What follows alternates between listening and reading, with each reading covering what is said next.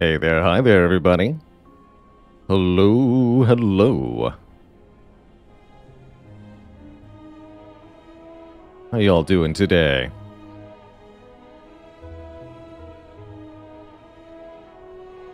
Let me just confirm, I got a little visual glitch on my end, I think. Audio, you can hear both the Slay the Spire audio and my voice at the moment, right? Those are both coming through on stream. How's it going, Classic Man? Tigerbot Hesh, Mark McCarr, all sounds good? Excellent. Bailey, Aubrey Angst, Air Ride, Waterlum on the Fruit, Blanket Blog Page, how's it going? Element Pride, Do Not Put Me on Pizza, Chunt, all my lovely lurker crew, everybody, hello, hello. It's good to be back in the ladder.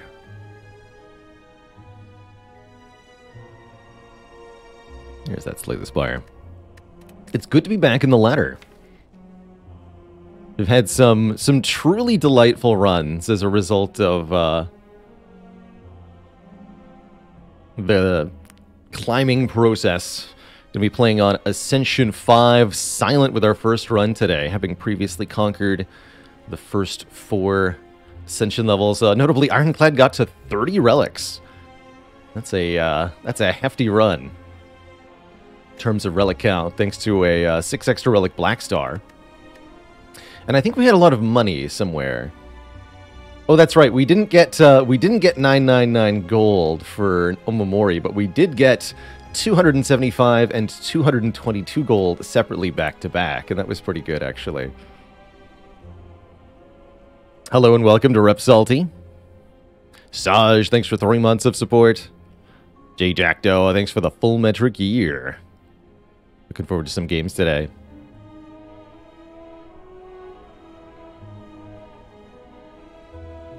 Watermelon. Actually, wait. Most people read watermelon. Yeah. Waterlem on the fruit. That's a tricky looking name.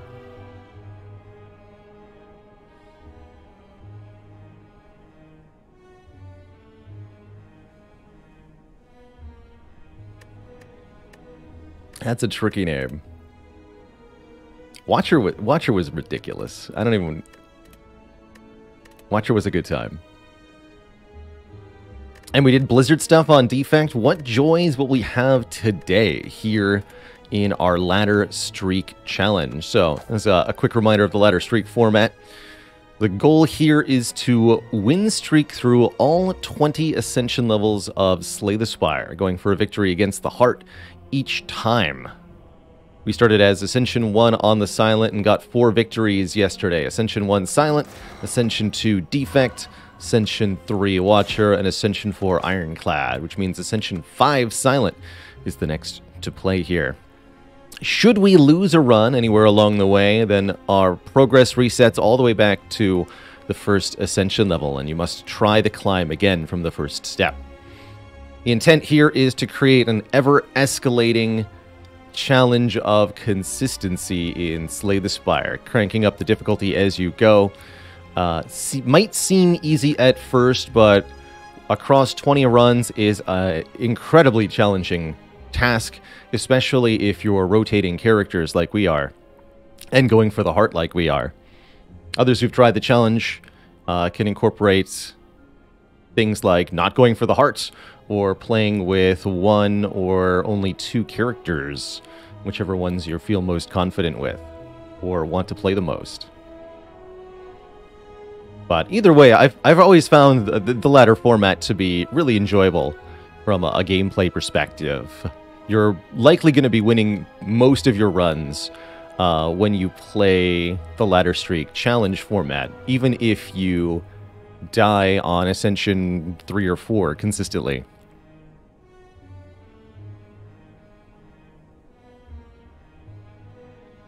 So almost no matter your skill level, this format can be really fun to play.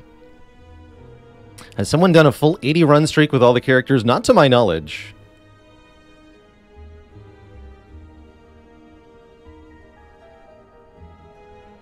Not to my knowledge. We have successfully completed the Ladder Streak Challenge format in the past, sometimes with additional restrictions on our gameplay, like not skipping any cards was particularly fun.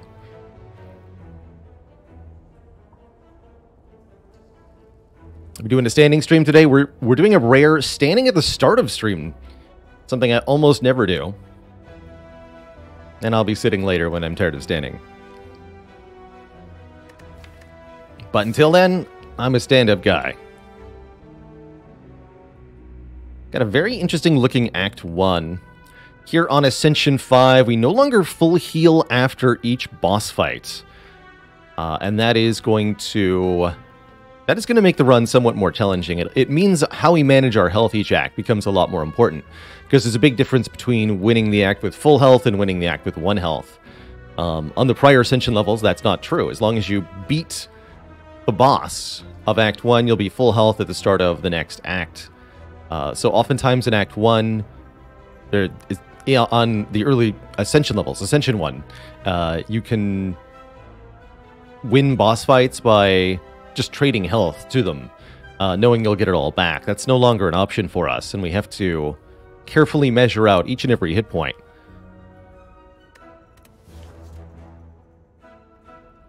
What this Ascension difficulty actually does, by the way, is you heal for 75% of your missing health. That's what it means by heal less. The amount you heal is proportionate to the health that you're missing, and cannot be modified in any way other than having more or less health that you're missing. So essentially what that means is that for every 4 points of health that you're missing, you'll be missing 1 going into the next act. So every 4 damage you take in one act carries over to the next.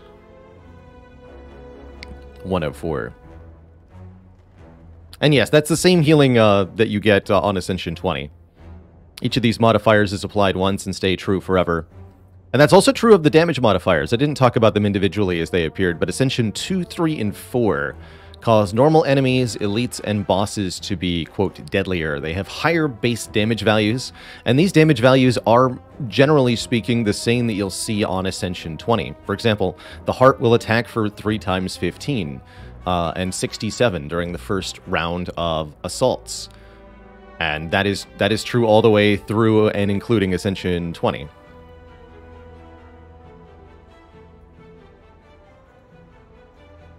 So, what's the choice of our starting options? I'm leaning Rare Relic here, personally. I think Rare Relic starts are, by and large, very good. One of my favorite starts in the game, and I think losing 7 max health is this lowest impact penalty that we can start with, too. Daimuda, thanks for the 7 months in the Prime sub. Although that's less true here, because we don't actually start with missing HP. So to lose 7 max health is not just to lose 7 max health, but also to lose 7 current health. That wouldn't be true on A20. So this starting pick is actually worse comparatively on this difficulty level. I do think it's still pretty good. Another interesting option here, we could go with a random rare card and try to embrace it. Some of them are quite good early game, some of them are not. But no matter what we get, I'm sure we could find a way to make it work. Let's go in Tactical Fried Rice. Yeah, it'd be like a... I don't know what would be a similar challenge in Brotato. Maybe try to win streak 1 win with every character on a difficulty level of your choosing. How's it going? This is a challenge format I created for Slay the Spire. We've completed a couple of times, but it was the bulk of my content for a long time, and it took me, I think, 9 months of trying to actually complete it for the first time. This is a very hard challenge.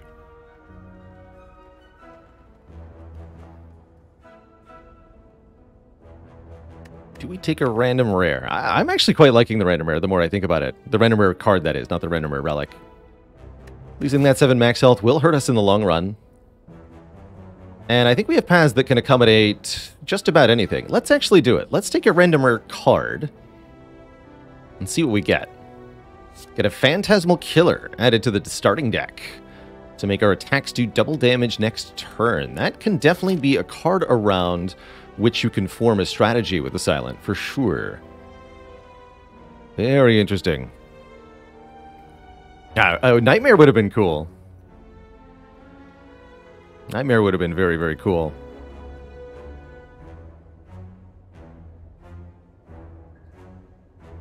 Isn't random rare not always helpful? Indeed. Well, not always immediately helpful. That's the thing with cards in Slay the Spire. All of the cards have a use in a particular situation. The game of Slay the Spire is acquiring the cards that are useful in a situation before that situation occurs to you. Not after.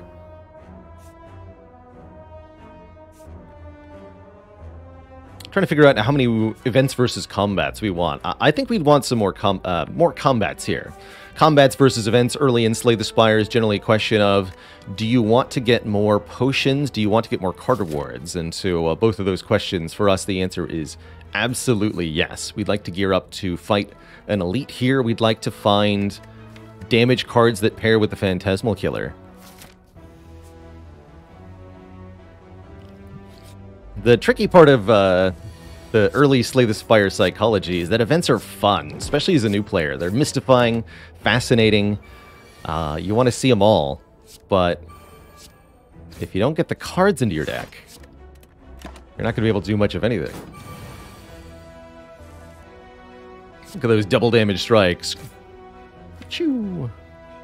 So, neutralize and 2 strikes will kill. 3 strikes would also kill. I think that means we get to fully block this hit here, since we're relatively likely to see a fatal draw.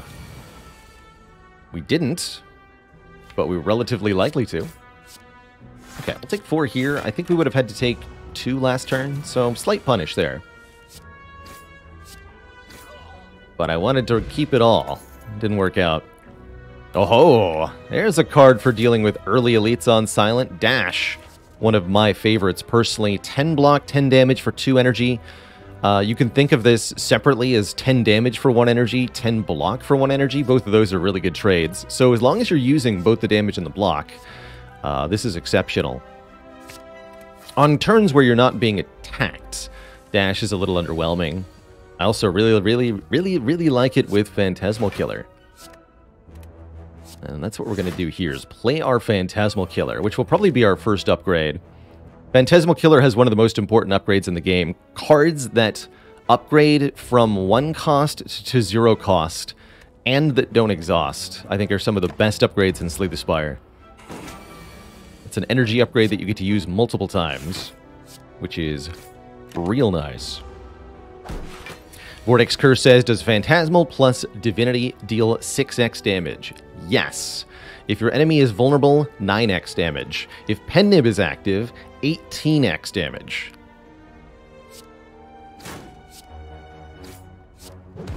Now that's a bonk.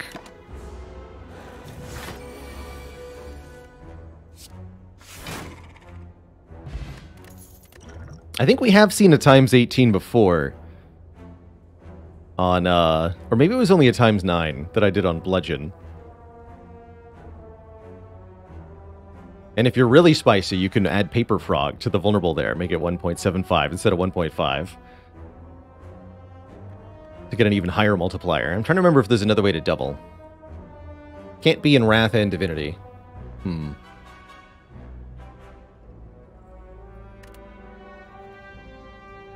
Quick Slash, underwhelming. Slice? Slice is nice. I actually like Slice a lot more than I like Quick Slash here. Talked a little bit yesterday about why Quick Slash is not a good card on Silent, whereas Pommel Strike is a good card on Ironclad. With the long and short being that Pommel Strike can draw more, can do more damage with strength, and can provide infinite combos to Ironclad, none of which Quick Slash does on Silent. But a 0-cost Strike is quite nice. We'd want to pair this with some card draw, but the Phantasmal Killer is already going to want some card draw. So I really like upgrading our Phantasmal Killer and then adding Acrobatics, Backflip. Wreath of Flame can boost the damage, but isn't a multiplier. It just adds a flat value. And that's the same buff that Akabeko provides.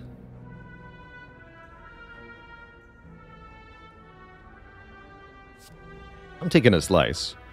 Prepared could be okay with an upgrade. We've already got some higher priority upgrades, though. The Phantasmal Killer, probably Dash is a good upgrade, too. My highest damage in one attack card. Ooh. Well, we did that Searing Blow plus 100 on stream once. With an Armaments Infinite. Hey, there's a backflip. So whatever the damage dealt by Searing Blow plus 100 is, that's what we've done. Several thousand. Some interesting options in this shop. Backflip plus card remove. We could actually remove a defend here if I'm adding a backflip. Keep all these strikes to be doubled by Phantasmal Killer, but also improve the draw of the deck by quite a bit. I like that. One of my favorite kinds of interactions to have at a store is to remove one of your starter cards and then replace it with a card that is just better than the card you removed.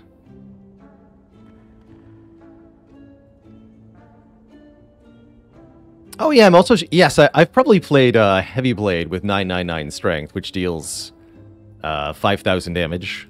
5,013 damage, I think. No, a little bit less than that.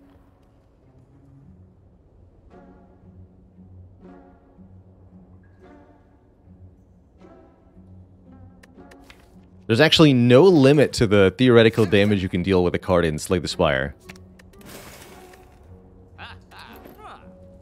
Other than the integer limit of damage in the computer program. But it's possible entirely to...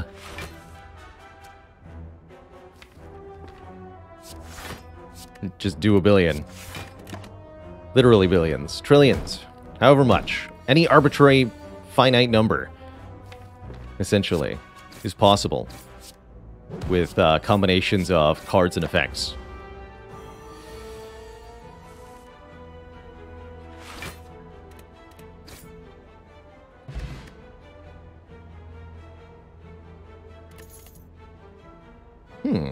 Masterful Stab.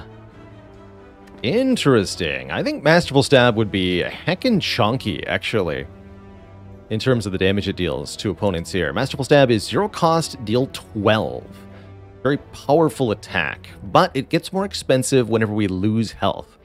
So in order for Masterful Stab to be good, you must be consistently able to block your foes' damage. And Silent, at the start of the game, is well positioned to do this, especially without Ascender's Bane being a curse here. Tend to find Masterful Stab, yeah, less desirable compared to, say, Backstab, but it's still quite beefy. And notably, unlike Backstab, we can draw this after we play Phantasmal Killer.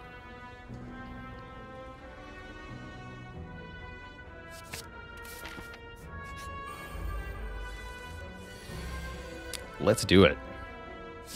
Draw first. See if we get... Not what I was expecting. We'll play the Phantasmal Killer, full block, and I think exactly what I said I wanted to happen will come true here, which is that we draw the Masterful Stab after playing Phantasmal Killer, the power. Boop. Bomp. Look at that damage. It's like we're Watcher. Except Watcher wishes she had a 0 cost deal 12.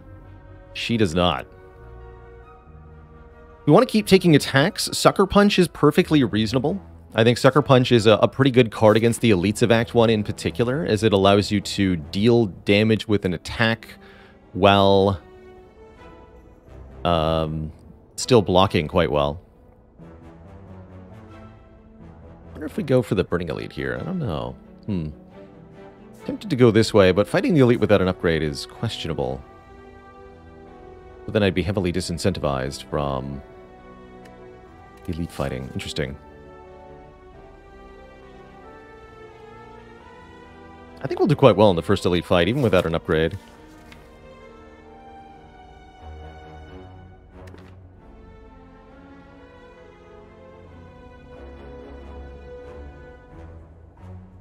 So, taking this Sucker Punch lets us defeat Lagavulin and Gremlinov a little bit easier. Works against Sentries, too. It's just another artifact removal card.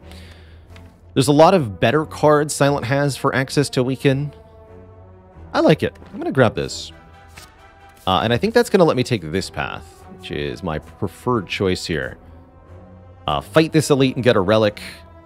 We'll upgrade as appropriate here, grab a second upgrade or a rest before fighting then the Burning Elite, which should be quite manageable with our superpowered attacks. I think this deck is especially well positioned to handle elites, and I think the Gambler's Brew will really assist with that.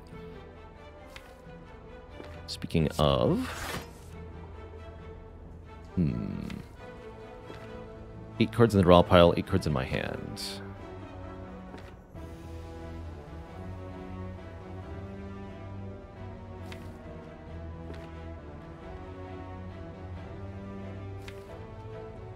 I'm going to discard everything except Masterful Stab.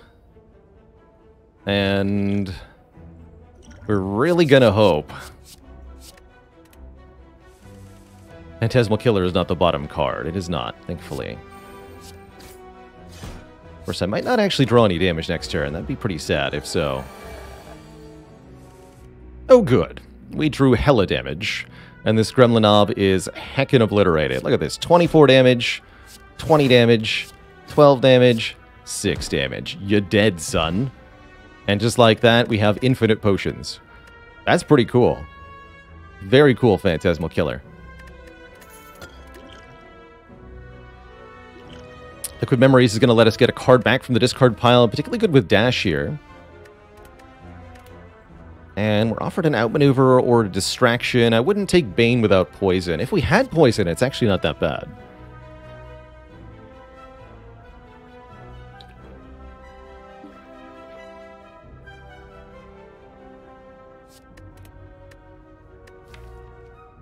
I don't think we want to take a card here. Let's move on. Alright, now we get our upgrades. Phantasmal Killer, like I said, that first upgrade, make it free forever. Yes, please. And the second upgrade will probably be either the Dash, because it gains both 3 damage and 3 block. We could also consider upgrading Sucker Punch for more damage and weakness, Neutralize for a little bit less damage and weakness, or Masterful Stab gets +4, but I don't know how I feel about that.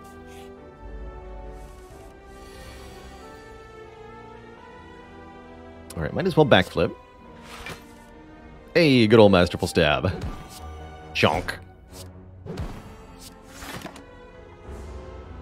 And I love that we have this backflip already and -1 defend. Hey, you're not allowed to strike me. I forbid it.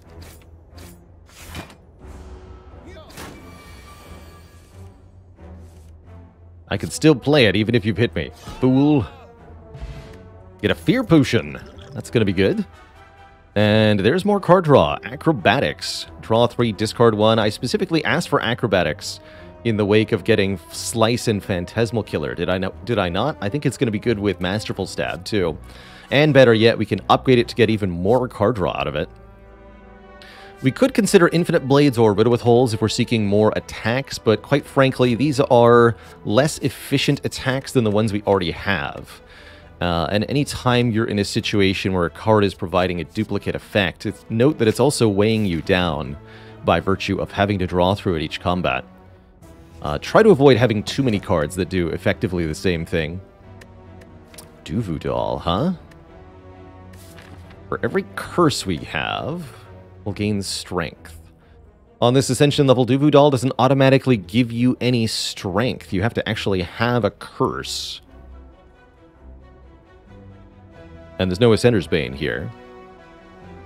Could take the blue key for free. That said, this is a run that would benefit massively from a little bit of strength. So I'm actually thinking, what if we take this and look for opportunities to turn it into some strength? That's not to say we're going to do a curse run necessarily. We've found before that trying to commit to that as a concept can have some really dire consequences.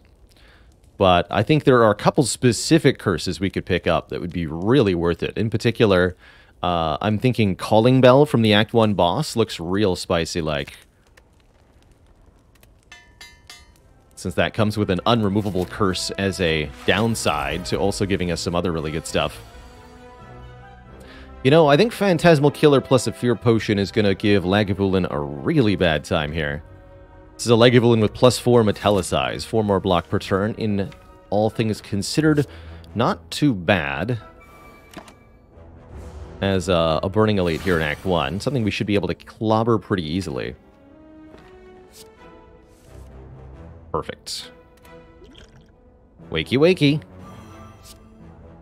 39 damage dash, 18 damage slice, and bam, 36 damage masterful stab.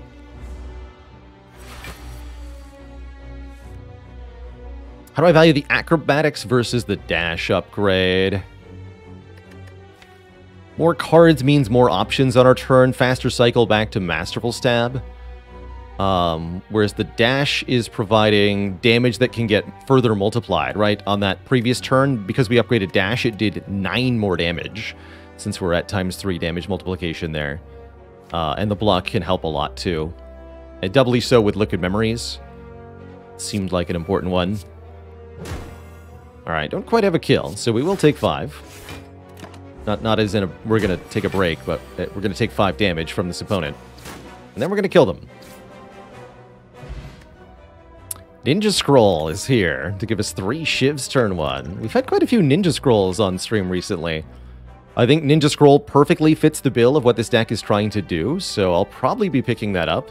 Although there are a few relics that could end up useless later. What if we end up skipping the Bag of Preparation for Blue Key? I hope that happens. Oh wow, and we're offered 2nd Acrobatics, 2nd Dash, and Blur here. Interesting. With the Phantasmal Killer Plus, I really actually enjoy a 2nd Acrobatics Plus, or a 2nd Acrobatics that we can then upgrade to Plus, to really get the card draw going. That'll also allow us to take any discard synergy cards we see, because we have such consistent discard. And basically also any 0-cost cards we see. I really like this Acrobatics take. I think we can get some amazing stuff done. I'm going to take a couple events here. I would love an excuse to be cursed, honestly. So, let's take a look at some events. If we get an event that offers us a curse, we might be in a position to take it. And if we get an event that doesn't offer us a curse like this one, it's probably a good event. Good old Remove, Transform, Upgrade. This seems like an excellent remove opportunity. Because the deck already knows what it wants to do, and it wants to do it even better. But Upgrade is also tempting. We could work towards getting both of these Acrobatics upgraded faster. I think this is just a removal, personally. I'm going to remove 1 strike. And I think we'll be removing strikes and defends in equal proportion here. Lose health for a relic? I'll do that. We don't heal to full after the boss fight, but I would love more relics. Ouch. Success! We now have a gambling chip on silent. This is a very powerful start to a run, to be sure here. Very, very good relics so far, while excluding the currently useless Duvu Doll. Gambling chip would also mean we can now take the Writhe Curse with almost no consequence. So, further potential for Duvu Doll to be good. I think we'll be taking a lot of events in Act 2. Speaking of, let's take one more event in Act 1. A curse? No, I'm gonna take the fight. This is not a particularly good trade for a curse. We get a heal and a parasite curse, which is not a bad curse to carry around compared to some, but is still going to be a dead draw each combat. Whereas if we Anga the Mushrooms, we'll get combat rewards and a relic that's quite useful against the heart by making the vulnerable less impactful. So I'm definitely going to take this combat, even though we could be getting a curse and 1 strength. I think the rewards we'll get are probably better overall. Alright, if we kill 1, we become vulnerable. I think that is what we want to do. And just full block. Then you're next, because you have the lowest health. For being attacked for 15. Can't kill you, not quite. But we can full block.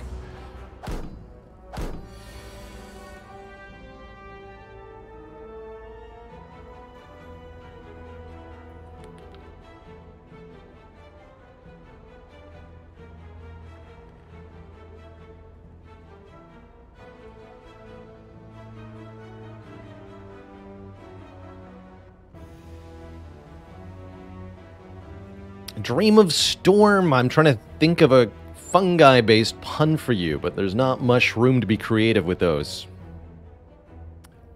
Fox Dude the Beast, 77, thanks for the Prime sub. Welcome to the Cozy Sub Club. What's the max amount of curses I've ever had in a winning deck, asks Regimeta. On Ascension 20, the highest I can remember is 5. That's usually the highest I've managed to get success with is 5-ish. Should be plenty of damage next turn. On daily runs, I think I've done maybe 15, 20.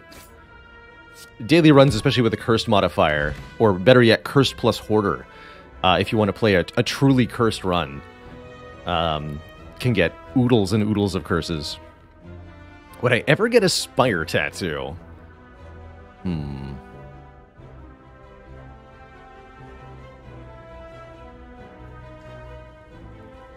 I think I would get the defect... The defect's orbs.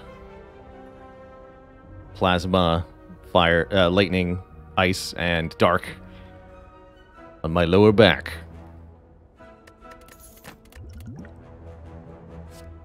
Boule time. Interesting option here. Bullet time with double acrobatics. Actually kind of a thing.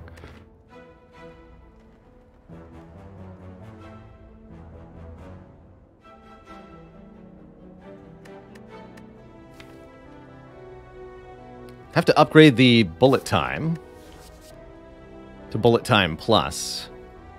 But the idea is that you play all your draw cards first, end up with a hand that's bullet time and a bunch of cards you want to play. This is also a great way to make Masterful Stab playable again. As if you've never used bullet time to make a 69 cost Masterful Stab free again, and then use it to kill the heart, then what are you even doing, really? We upgrade that right away. There's a small potential we take a Snecko Eye now because we have bullet time. And Gambling Chip. Although the Ninja Scroll is bad with it. For the Guardian fight, upgrading bullet time is spectacular. I'm going to upgrade one of the acrobatics. Depending on what boss relic we get, we might not have it up as pressing a need to upgrade that bullet time. At the same time, maybe we do.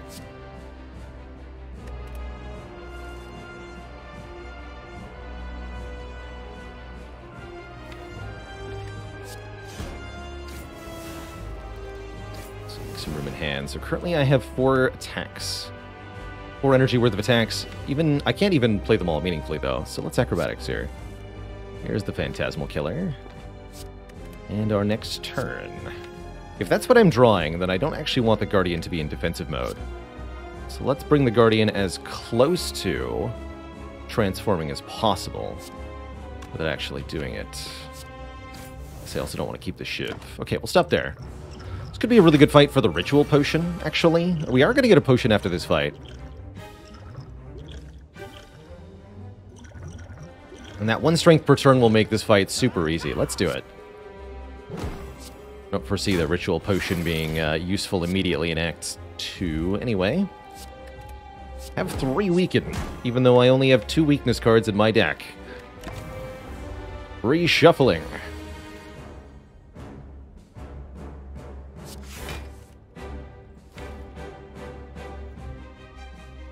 Next turn's the ×2 attack. That seems like a reasonable draw, but we could acrobatics here. Only 3 thorns damage, so I can acrobatics and still Masterful Stab. Let's do it. There's the PK. Perfect.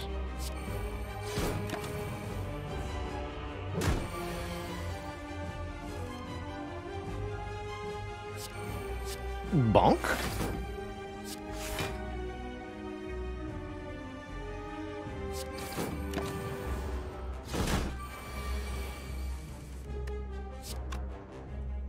We're still doubling damage. Guess we backflip rather than acro. We would like to be able to block this turn. Sucker Punch alone doesn't do it, so we can acro looking for Survivor. We should. Or we can do 28 damage. Hold on. No, we can just do this. Strike, Sucker Punch.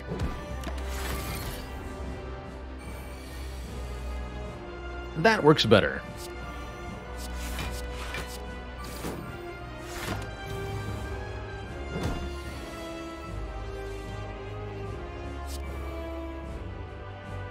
And 11. All right, here we'll have to take a hit. Figured it was likely that we would take damage at least one time during this fight. I accept that. Completely understandable.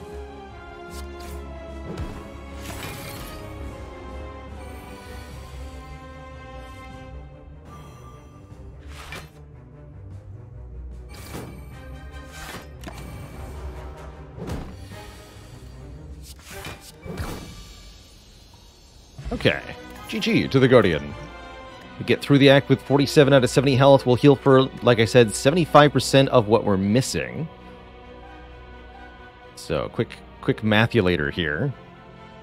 70 minus 47. We're missing 23 health. Times that by 0.75. We'll heal for 17 health.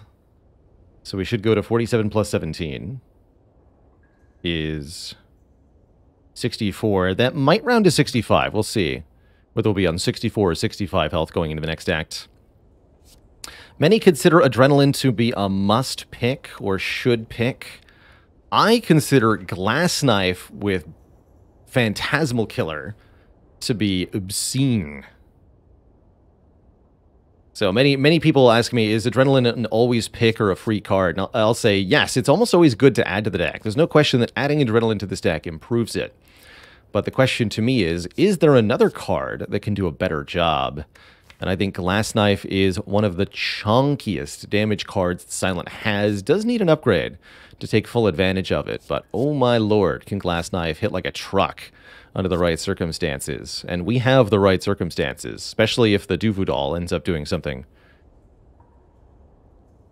Glass Knife will potentially be a little undesirable in longer boss fights, but I think we'll find it does so much damage that it makes fights not very long at all.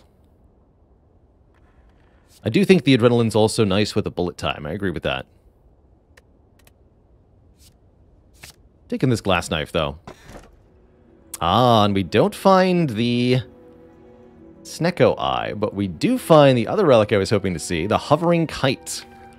If we discard a card, we'll gain 1 energy. Notably, Acrobatics is both discard a card, and our Gambling Chip turn 1 guaranteed can discard a card for us. So that is a very, very good kite, in part because of the Gambling Chip interaction here. Love that. And I would happily take a Tools of Trade, too. Other options, Sozu, no more potions, not with White Beast statue. That's terrible. Or Philosopher's Stone, which gives enemies extra strength. That could be rather tricky to deal with the downside of. And why bother when you don't have to? That said, we'd be pretty safe from at least the dreaded birds because of the 3 shivs we start with. Let's look at elites here. Oh yeah, definitely going to fight these two. Or these two, but probably these two. So, we want a path that can reach that, and ideally also gets to a shop. Unfortunately, that's not how it works. The good news is, I don't have that much money, so I don't really mind missing a shop, but a shop would be a crucial chance at a starter card removal. Another option here. Upgrades are also important, right? Can we optimize those in some way? There's actually a 3 upgrade path here. That's pretty juicy. Upgrade Glass Knife, upgrade Acrobatics, upgrade Bullet Time, and we're in business.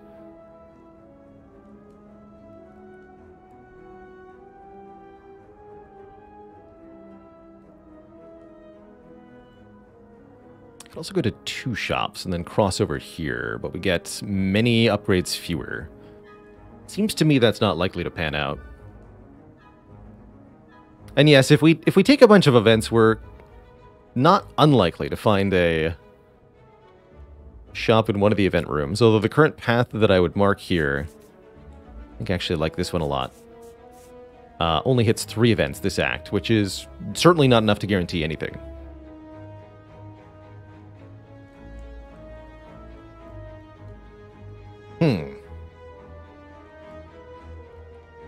Because there's also this path that goes through 2 stores, and that would allow me to remove 2 strikes or 1 strike, 1 defend, which would make me feel a lot better about the deck. But I think we really need the upgrades. We've gotten sufficiently behind on them with the cards that we've picked. So let's go this way. Get the better overall path.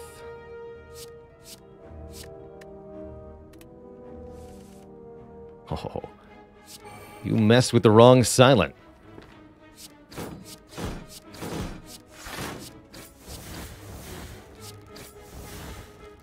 I'll get you next time. Apparently. There's Glass Knife. Look at that. 12 damage twice. And that's the bad Glass Knife. The unupgraded Glass Knife. Bliney Plus versus Deflect Plus. Actually, fascinating. I really dig an upgraded Deflect in this deck. We would like some better ways to block in the late game. With so much card draw in this deck, a 0-cost block is real nice. Now that we're in Act 2, we are relatively likely to see upgraded cards, especially prior to Ascension, I think 12 or 13, which halves the chance to see those upgraded cards. It's currently 25% chance per card that they randomly are upgraded, and picking the cards that are upgraded is a highly advisable strategy, if you ask me. I'll take that Deflect. I'm also going to drop the Poison Pot, pick up an Attack Pot. These potions are very, very strong and could be used to brute force our way through an Elite. Maybe we actually do this Elite instead of this Fire. We'll see. First event offers us Apparitions. 5 Apparitions. 5 turns of intangibility at the cost of 35 max health. Don't like giving up that max health very much, but Apparitions can be quite strong here, allowing us to essentially buy ourselves free time with which to set up our damage and assail our opponents. I don't think we need them here, but I think they would definitely lead to a pretty strong run. Likely a run that takes 2 or 3 turns longer in every single fight. I think that's often why I find myself declining these more and more these days. Certainly why I'll decline them here is the additional time added to each combat. Upgrading our strikes and defense can be very, very nice in Act 2 in general.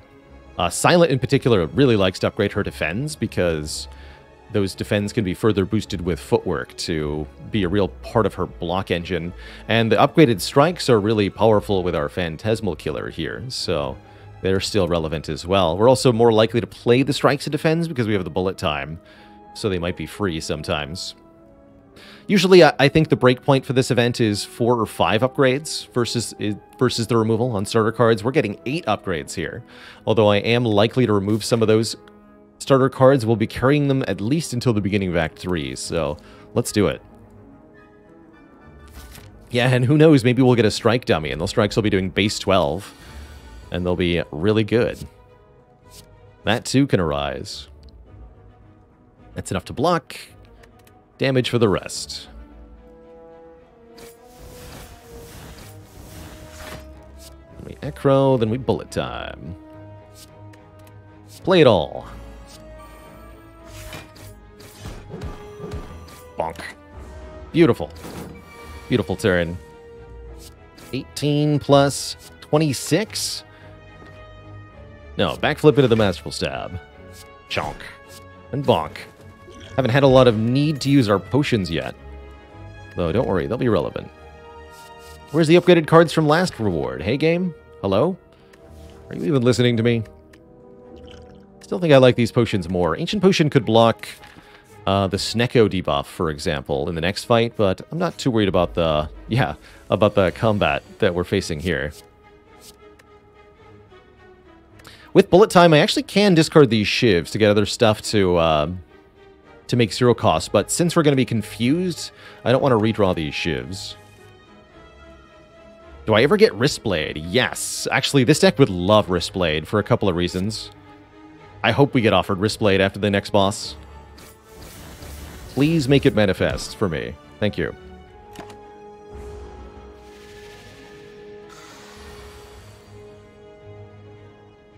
Alright, Neutralize brings us to 13, and then Dash blocks for exactly 13. Definitely justified in upgrading the Dash in this moment. Could use a potion. Don't feel the need to currently, though.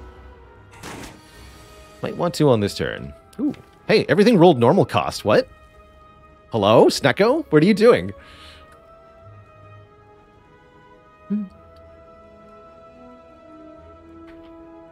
You forgot to confuse me.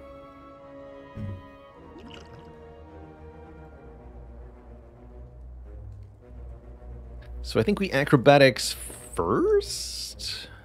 It takes away my ability to liquid memories the dash here, but I think that's okay. There's the Snecko I know and love. Alright, I'll discard that. If I got a liquid memories, that'll be my target. Oh wait, no, I'm a fool. Although this still isn't an acceptable hand, right? That wasn't a kill, surely. 27 plus 25. Dang it. Definitely had a kill in my hand.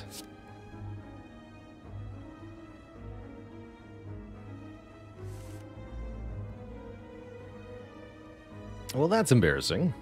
Alright, well, liquid memory is the bullet time. That's fine. Or backflip will draw something amazing. Actually, that qualifies. Cool.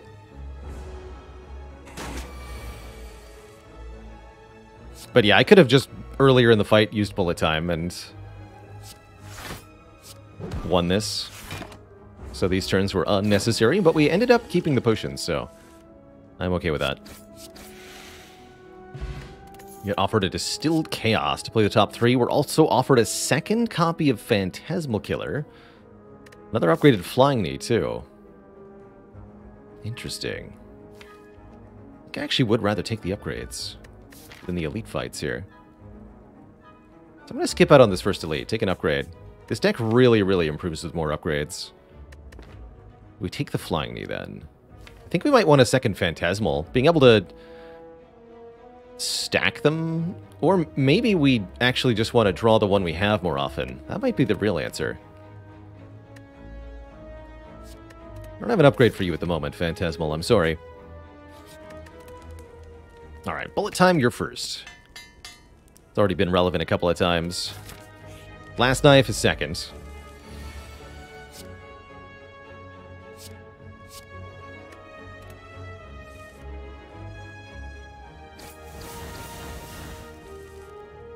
Hello, bullet time. We acro for 3, then we play the bullet time. And that's quite a hand.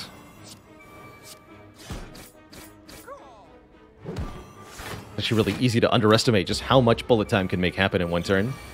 Holy moly. Chonk.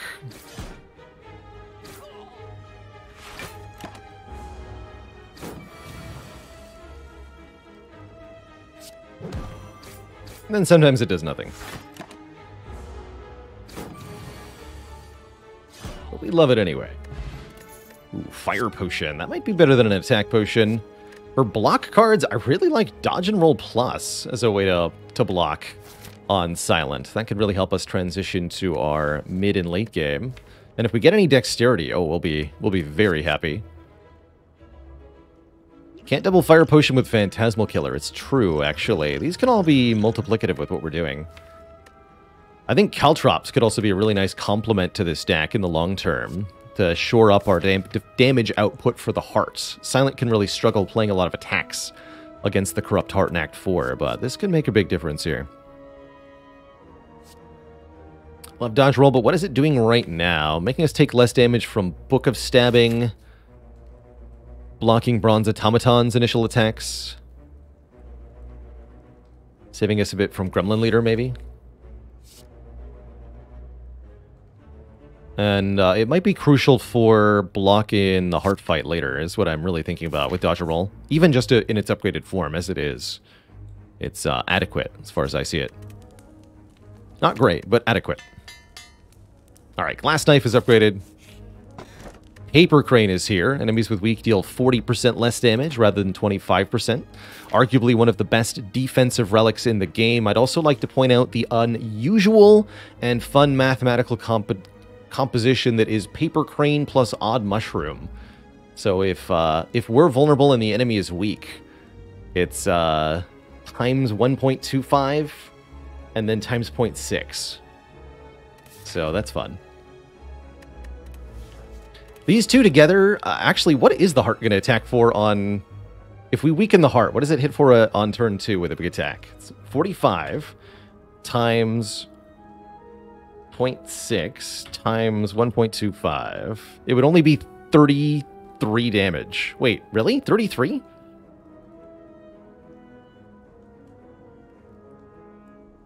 That's funny as heck. That's what you get if it's not weakened. If you're not vulnerable and it's weakened normally. That's funny as heck. 33 damage. I don't think I've ever seen the heart attack for that much for that reason.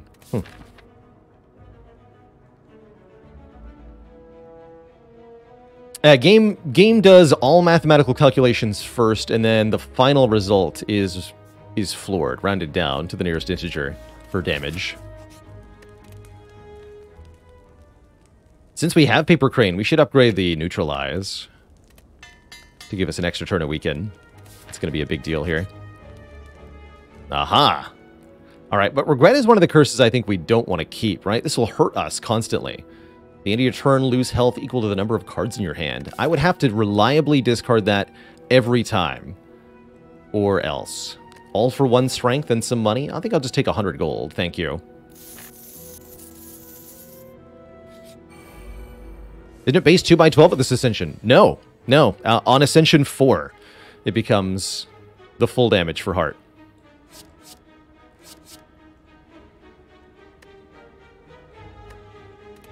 So we're already there.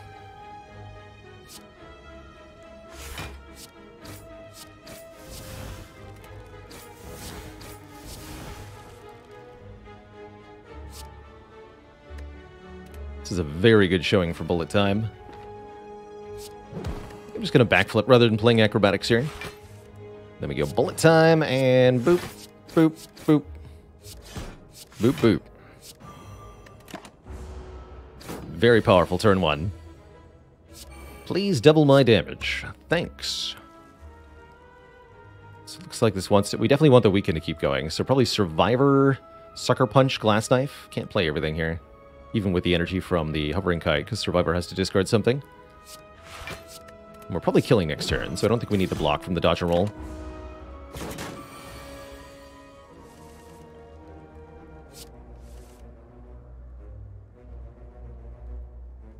I shouldn't need this either? Question mark?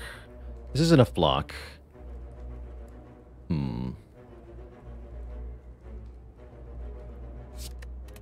shouldn't need that. Perfect. Yeah, because I can do 15 damage without Phantasmal Killer next turn. Easy peasy. This would also have been a good time to use our potions, but we didn't need them. Easy fight. Get a Centennial Puzzle. More card draw the first time we lose health each combat. And we're offered some of Silence attacks. Notably Unload here. Deal 14, discard all non-attack cards in your hand. Could be kind of decent with the Hovering Kite and the Phantasmal, but probably not. So for a situation where I'd skip Wraith Form, we've done it quite a few times on stream, Real Lance Gun, and won most of those times, too. I skip Wraith Form when I already have a very solid block plan. For example, if I have Dexterity and Paper Crane, all I need is 1 Footwork in this deck, and we'd skip Wraith Form, for example, because we already have a way to reliably solve the block half of the game.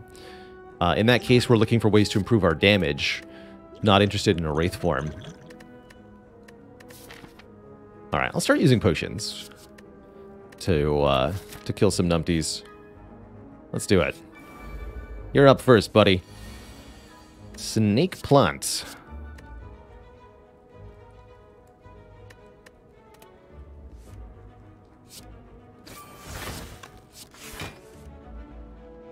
Alright, here's a situation where Dodge and Roll is doing something, maybe. Alright, to optimize damage against Malleable, an enemy like Snake Plant here, you ideally want to play attack cards that fail to break the block. Because the Snake Plant only gains block when it takes damage from an attack. So if you're going to play an attack that isn't able to bust through the block, you're able to get more damage out of your turn. Versus repeatedly striking for a small amount of damage and then giving it more block than it actually took. Quite bad. Alright, dash alone blocks here. We don't need this, obviously.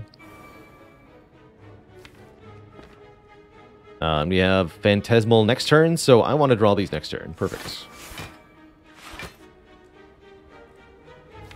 You stay weak, just in case that doesn't kill somehow. But it really ought to, right? Because Glass Knife, even with weaken here, is 18 damage twice. That's a heckin' powerful card. Well-laid plans show up for the first time, allowing us to retain cards from turn to turn. I think that's fantastic with what this deck is doing. Definitely going to yoink that. Super yoinking that. And we do, in fact, fight the 3 Slavers. Even going so far as to draw Bullet Time turn 1. That looks very promising. In that case, keep the block cards for the moment. Discard 2 strikes. What do we get? Masterful Stab. Got Liquid Memories, Dupe Pot, and Attack Pot this turn. Dupe Pot, most likely candidate for being good. We'll see. Play the free stuff, then draw. Alright, since I'm playing Bullet Time, I won't have anything to retain. I don't think we need the well-laid plans, then. That's what that says to me. Current damage in hand... 16, 20. So we're not killing the back one, but I am blocking for a ton, right? 8. Yeah, we're blocking for a ton, and we have weakness on both front and back here. Neutralize you, Sucker Punch you. So they're really not hitting for any damage either. Nor are we being weakened or harmed in any way. Actually, maybe wanted to find a way to take 1 damage on purpose there. However, it looks like things are working out just fine. You're dead. We're fine.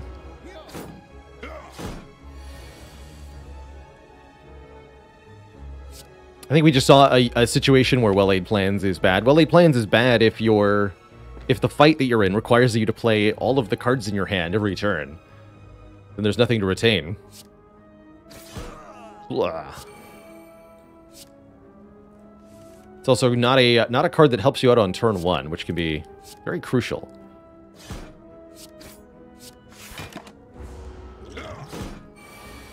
Alright, give me a double damage. Skewer. Yeah.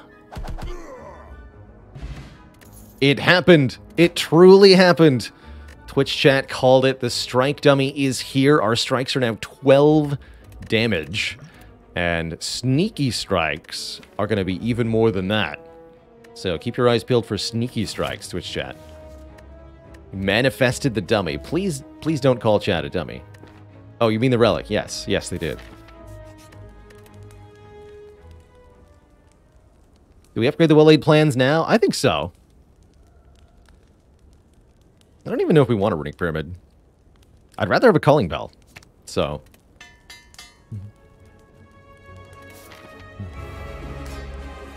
So yeah. Also note the consequences of avoiding shops for pretty much the whole run. We are going to be filthy rich next act. Just filthy, filthy rich. I don't think I want to play this Glass Knife yet. Bronze Automaton is our first real challenge, I think. The first time this deck is asked about its ability to do a very large amount of damage over a prolonged fight. Not only does the Bronze Automaton have 300 health, but there's going to be 2 minions with health as well. And they'll also provide block to the boss. All of these things have to be accounted for.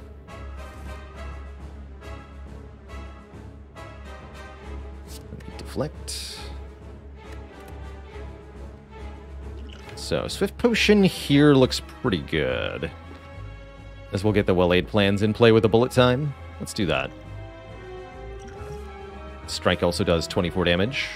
Oh, and I get to play this Acrobatics Plus? Even better. Here we go. I think this is a situation where... Oh, they're now stealing Glass Knife Phantasmal, huh? Alright, well, I'm going to need those cards. So... You must die.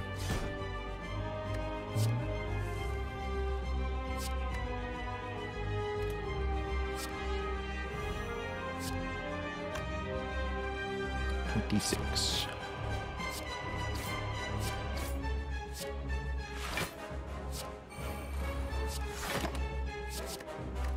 All right, good turn.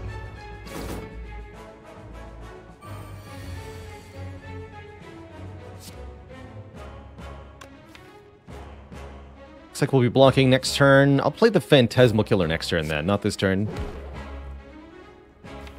Keep Deflect Phantasmal.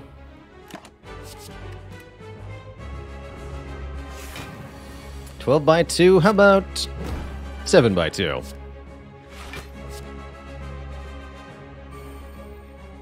Then we can retain the Glass Knife. I really like having the well-laid plans to set up these super damage turns here.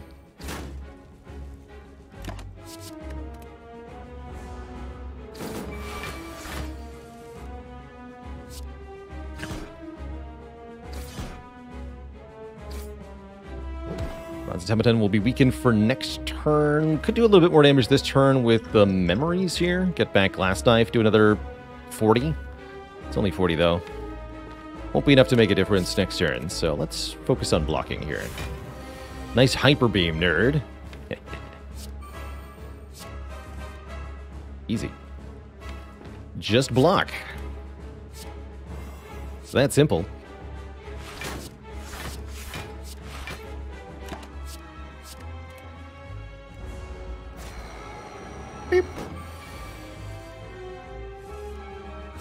My Glass Knife does more than that. My strikes do more than that, practically.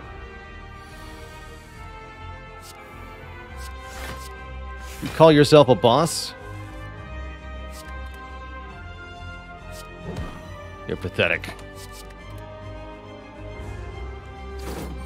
Get knifed. GG. Almost at 600 bucks here. We're offered Grand Finale again. And once again, we're actually really well set up to take it. We have well-laid plans plus. We even have one unupgraded Acrobatics. That's a pretty heckin' good Grand Finale. Grand Finale can only be played if there's no cards in the draw pile, but if there aren't any, it will deal massive damage to all enemies. Another reasonable option here, Malaise to sap strength off enemies. Can help us a lot against the Time Eater in particular. After Image with a Bullet Time also helps quite a bit. Do I still take Wristblade? Oh yeah. Oh, I am taking Finale. You kidding me? I'm taking Finale. I don't think I'm not taking Finale. Alas, there's no Wristblade here. There is Slaver's Collar for more energy. Always a welcome addition. Tiny House to give us some stuff. I don't think this is very good. Even the gold's not that good because we have so much stockpiled. Unlike card removes, every card remove is worth more than the last in Slay the Spire. Every point of gold you have is worth less than the last. At some point, there's nothing meaningful you can spend your money on anymore. Unless you have Courier. More energy is hard to go wrong with, that's for sure. Although the bullet time is kind of weird with it. It does mean we can play more draw cards before playing the bullet time. But I'm wondering if there's maybe some utility to the Ring of the Serpent, though. One additional card per turn. The loss of the extra card on turn 1 with the gambling chip's quite bad. But overall, the extra draw per turn is quite useful in making sure that we can see the acrobatics and such. Overall, one of our major goals in Act 2 is remove a couple cards from this deck. I might actually take Slice out of the deck because our strikes are so good. And there's definitely a couple other candidates for removal here. Ring of the I forgot about drawing 6 cards per turn.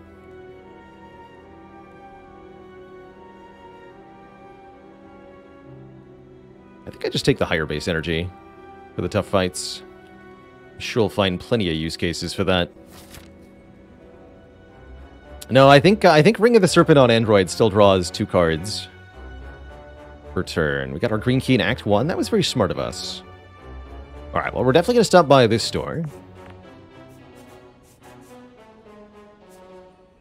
And then we have options. I kind of like this cross path that gets many elites. And then we can even get another shop and another elite. That's a lot of card removals we could be looking at by the end of the run here. That's our main goal here. Card removals. Card removals, card removals, card removals. What if I discarded... It's 8 cards.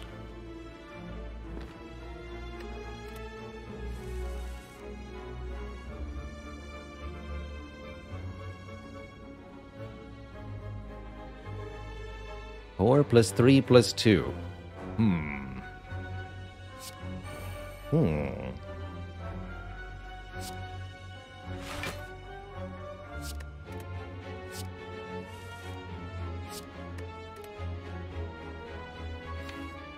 Oh, but I can't get all the cards out of my hand. Good thing I have an energy potion. Aha! Wait, actually, no, I can get all the cards out of my hand. Perfect. Grand finale! I like the exact kill on the spiker, by the way. And there's a card we've been waiting for quite a while. Love to see it upgraded. Terror Plus applies 99 vulnerable, allowing us to deal 50% more damage to our foes. That's pretty hype. All those cards were upgraded. Falling lets us remove a card for free. Still happy with 3 strikes. -1 strike. Amazing. A bonus removal, too. And we're only getting started here. We're going to remove another card here at the shop. We might want to consider Tactician, giving us more energy when discarded. There's actually quite a lot of nonsense we can do with that. More energy turn 1 with the stuff is good, too. Tactician might let us start to loop our cards. Let's get rid of that stinky slice. Probably don't need the bonus, but Sling of Courage would be a hilarious boost to our damage. I think this might be a situation where Sling is overkill, though. We're already likely to defeat the elites with little trouble. So investing money into a problem that's already solved ends up being a waste of our resources. Something to consider and avoid.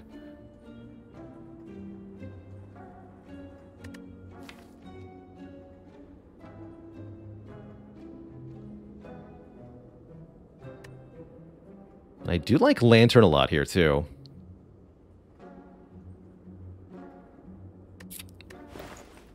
I would not say that turn 1 finale is consistently solved. We actually just saw that we pretty much direly needed energy to make that happen.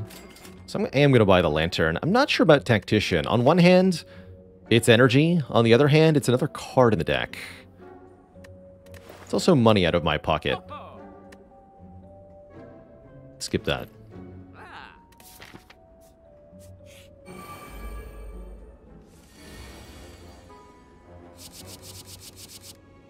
Good lord. That is some card draw. Hot damn.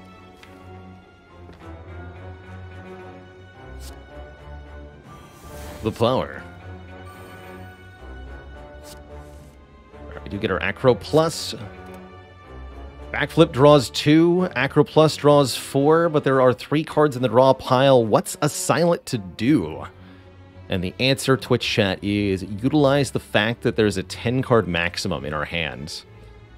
If we play 1 card, such that there's 8 cards in my hand, and now play Acro Plus, it tries to draw 4, but because there's only 3 spots in my hand, accounting for the Acro, which is no longer in your hand as soon as you play it, then 3 is the number of cards we draw, which is the right number of cards. Kerblap. Ooh, there's a draw 1. That's quite nice. It's even upgraded. If we hit a skill, 5 free block. Kind of useful in the late game. Or another acrobatics. I, for one, welcome the draw 1. Very useful little cantrip effects. In a grand finale deck, having a card that can or could not draw 1, depending on whether you do or don't play it. Very good. I think Speed Potion might also be key to our heart-defeating strategy. If we can't get can't get dexterity any other way, using something like a speed potion plus an ancient potion could be a really good way to get victory. Surprise chest containing a meal ticket. Meal ticket healing us at shops. Nice, but I don't think actually necessary here. I'm going to skip this so that we can take whatever relic we get from this chest. Hopefully not the Bank of Preparation. Is it time to upgrade the grand finale? I think it is.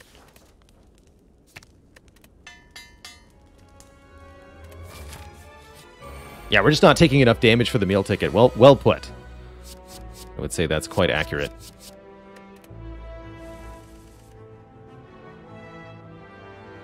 All right, again, 3 plus 4 plus 2 equals 9.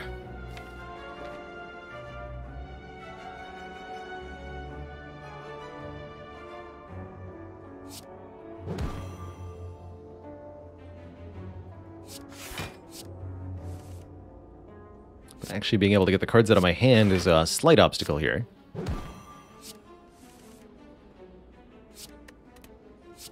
Hopefully only a slight one.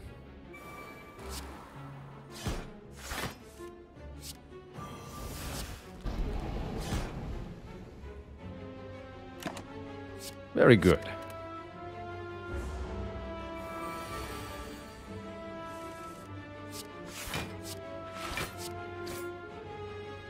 $36 damage strike, by the way. Second speed potions here, and there's the footwork. Okay. I think I'll just take the footwork.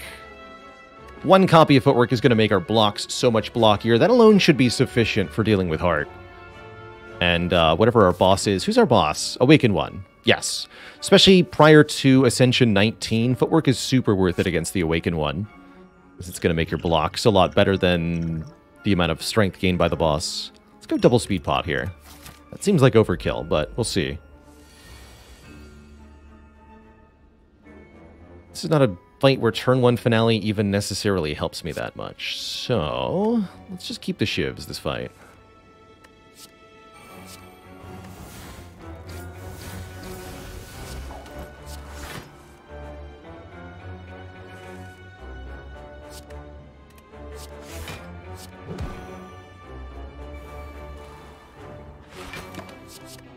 Let the damage begin. Alright, here's the true power of the glass knife. Look at this. 36 damage twice. The chunkage. The sheer chunkage. Second copy of Terror is here. Blur is here. Blur to allow us to retain block. Now that we have footwork, Blur looks pretty reasonable as a way to keep our health intact.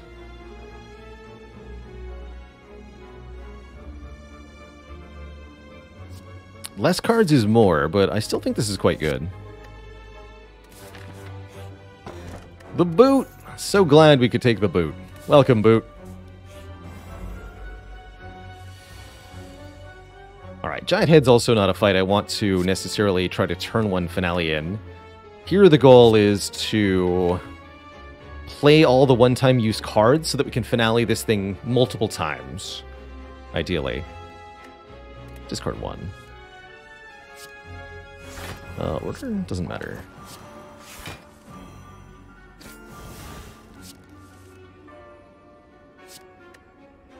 We don't even have the Will-Aid plans in play, so just play everything here. Actually, I should have discarded Finale. Without the Will-Aid plans? That's fine, though. Get the stuff in play.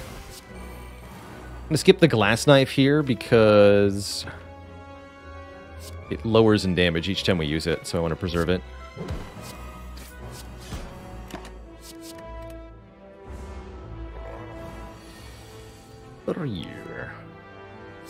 Alright, next turn, Giant Head.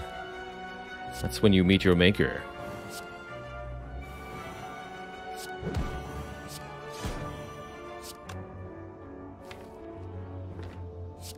Keep Grand Finale Glass Knife? Yes. Oops. Not quite what I meant to do.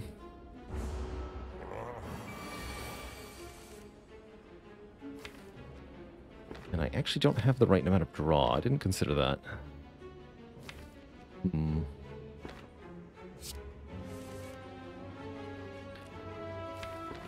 Well, that's a good use case. No, it's dupe pot, right? Not liquid memories. We can still use the dupe pot to get a finale off here if we want to.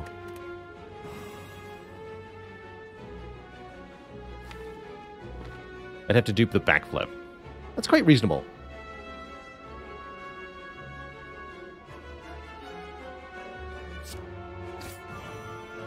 Alright, I believe this works. Application potion backflip. Perfect. Then we get to bullet time. And oh boy, are you in trouble, Giant Head.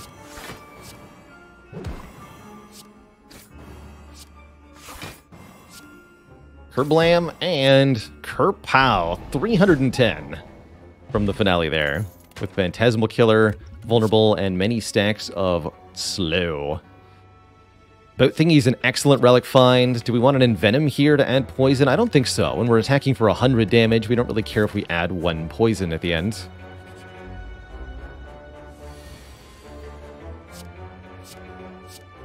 Blur's actually... no, we don't need Blur because of the thing. Okay, cool. I think I should just be discarding Finale turn 1 if I don't draw it alongside well-laid plans.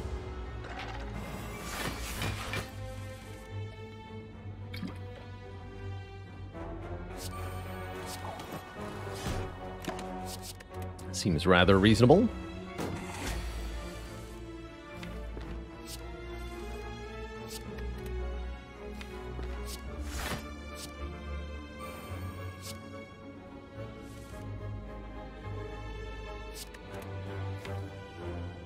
See, 10 cards in draw pile could work out.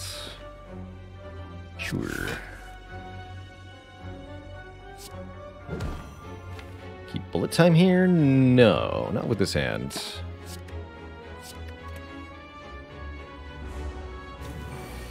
Maybe bullet time dash would have been okay. Ooh, can I full block this? We're not weakening the foe. Yes, we are. We have a weak potion.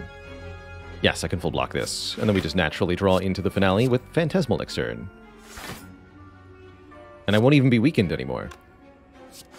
Lovely.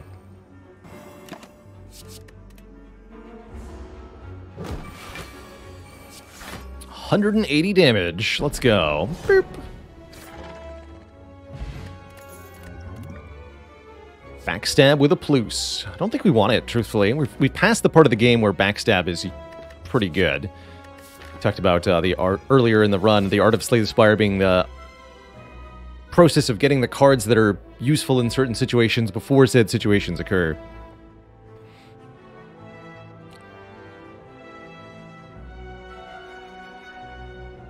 How's it going, Glowane? Yeah, the Spire extension, alas, is down for a prolonged period because of the hosting service it was being hosted on is being decommissioned. So I believe it's looking for a new permanent home at the moment. I think it'll be back, but it might take a little bit this time. Quick Slash Plus is also there, but not particularly appealing. Let's take an event! Poor Duvu Doll has not ended up relevant, unfortunately. We never did see the... Oh, there it is, Panacea Speed Potion. Perfect. And I'll take a Good Instincts if that's what I'm doing. Take a Panache. Am I playing enough cards for that to be worthwhile? Sometimes. I think it's overkill, though. And we're fighting the Awakened one, so let's not take a power. Panic Button also works with the Panacea, it's true. Oh man, there's lots of good things in this shop. There's also an Artifact Potion. And a Strange Spoon, which could allow us to keep exhausting cards. What does that include here? The Shivs from the Ninja Scroll. That's pretty bad. Terror, the Panacea. I don't think we want to keep exhausting cards. Because yes, it works with Panacea, but the Shivs, oof, the Shivs.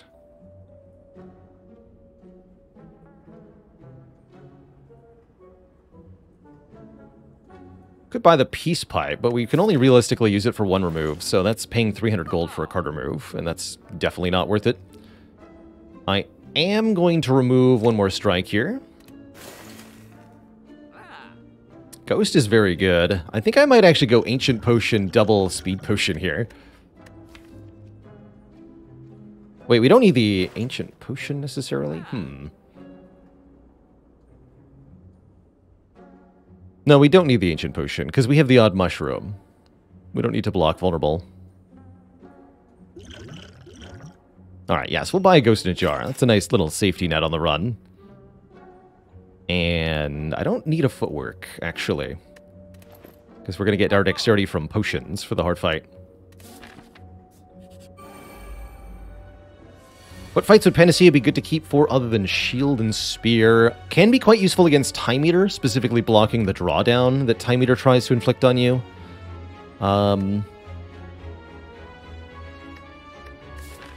In Act 3, it also works quite well against not Writhing Mass, Spire Growth, the enemy that tries to constrict you. It's quite useful against there, too.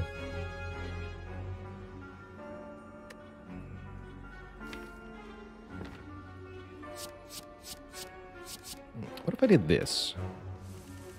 That's still in vogue?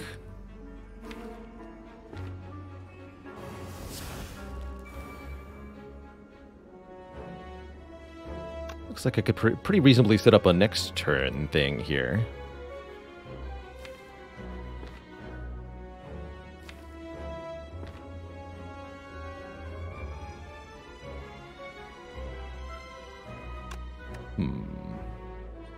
It's not enough to kill, though.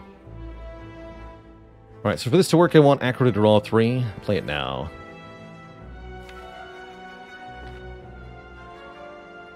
Cool. Still can't kill that, though. But I can block for 8/8. That'll work. Take a small amount of damage on purpose here, in order to let the Centennial Puzzle draw us the remaining cards for this grand finale with Phantasmal to work next turn. Crucial that I don't play Survivor or Dodge and Roll. Yes, we could draw 3 with Acrobatics, but if Acrobatics is in the bottom 3 cards, we won't be able to land the finale, where it's guaranteed if I take the 2 damage here.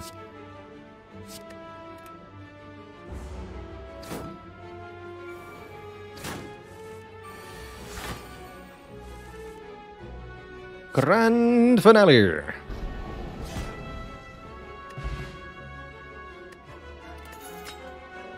We get Incense Burner. We're intangible every 6 turns. That's a beauty there. Tactician offered to us again. I think it's even less necessary than before, now that we have the Slaver's Scholar and such. Don't want a Crippling Cloud. Love these potions we have. We have to recall. Can't upgrade here. Don't upgrade the Panacea yet. We upgrade that in Act 4. Got it.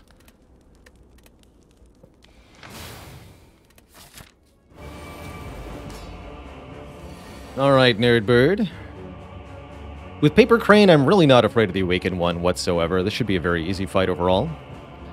It's going to be a long fight, so let's focus on getting the exhausting cards out of the deck here. Do I keep the finale? Yes, because we do have plans this time.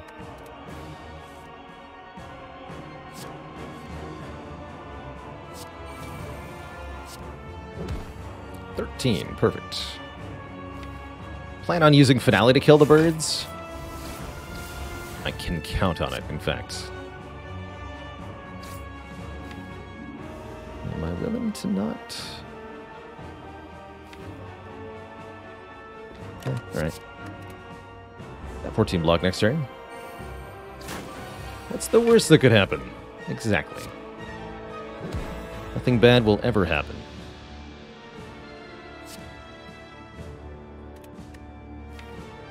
Cards. We draw 5. That means we need to draw 7 more. 3 plus 4. Okay, it's easy enough. Incoming damage, 12 plus 13. Can easily full block that.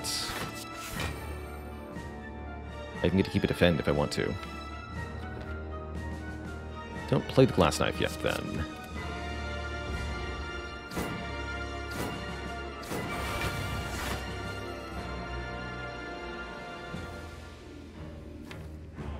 Depending on where that Acrobatics is, this may or may not work. Let's backflip first.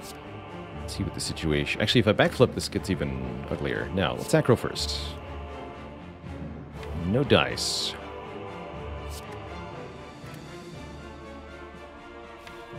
But I get 2 more chances here. Definitely no dice. Okay. That means I'm not playing the finale. That is deeply problematic, because I planned on using that to kill the birds.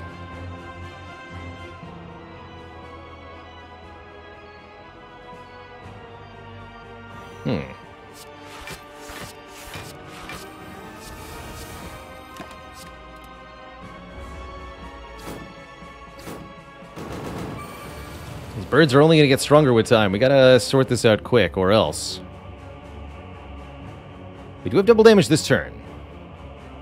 That should simplify matters a little bit.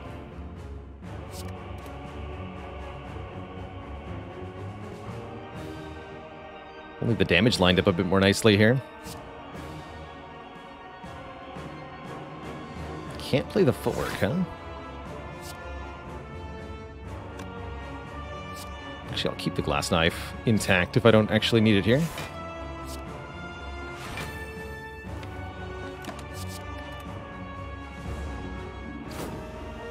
We do take a nick. I'm okay with that. Let's keep playing at the draw pile. Okay, let's not play the backflip then.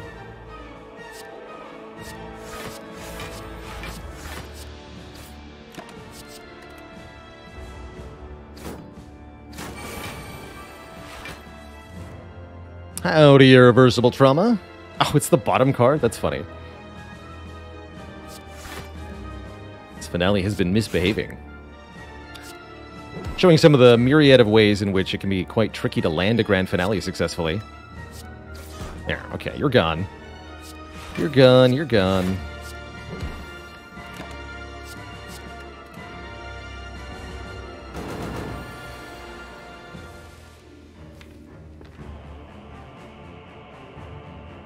I think when we pull it off, it'll be a grand finale, right, Irreversible?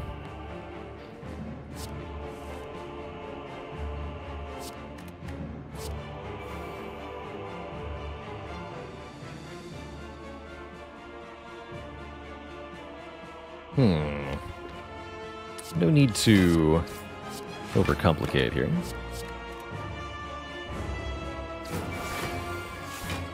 Alright, let's focus on actually landing the finale. 16 cards. 15 cards.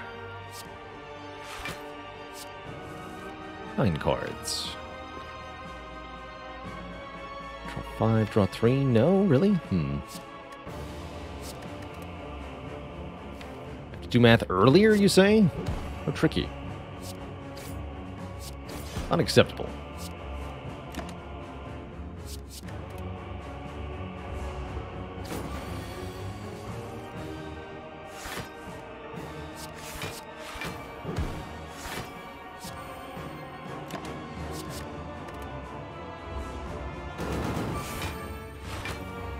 I think we added 1 or 2 too many cards, ultimately. Currently how I'm feeling. However, Awakened One is currently feeling very bruised. That's perhaps more important here.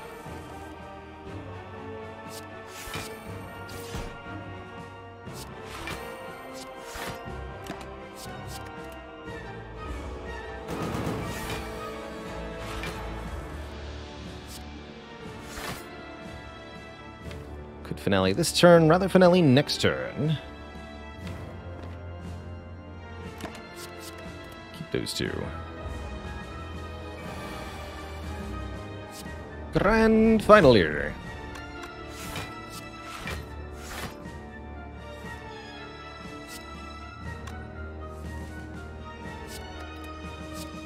And weakness. Good stop. Keep the bullet time, the PK. Maybe wanted to keep deflect, actually, but here we are. 8 cards in the draw pile, so Acro next turn should, in theory, accomplish it.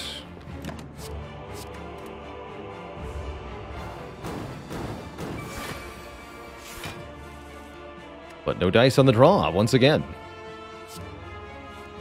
Don't know why I'm surprised.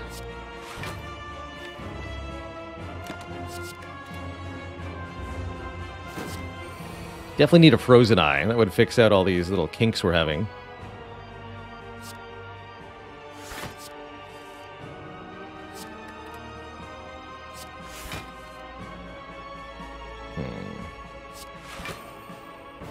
Actually not quite fully blocking this yet.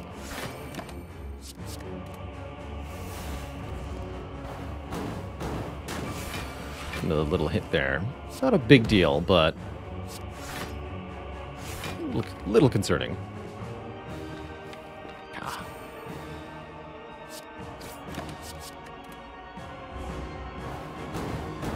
was going beeps. Beep, beep. Life is good, or at least it will be when I land this grand finale. Heck. 12 cards in the draw pile. 10 cards in the draw pile. That's the correct number.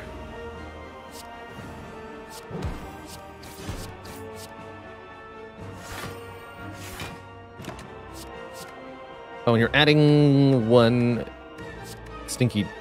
I think that's part of what's messing me up here. We're getting voids added that have to be accounted for. This one I can at least actually account for.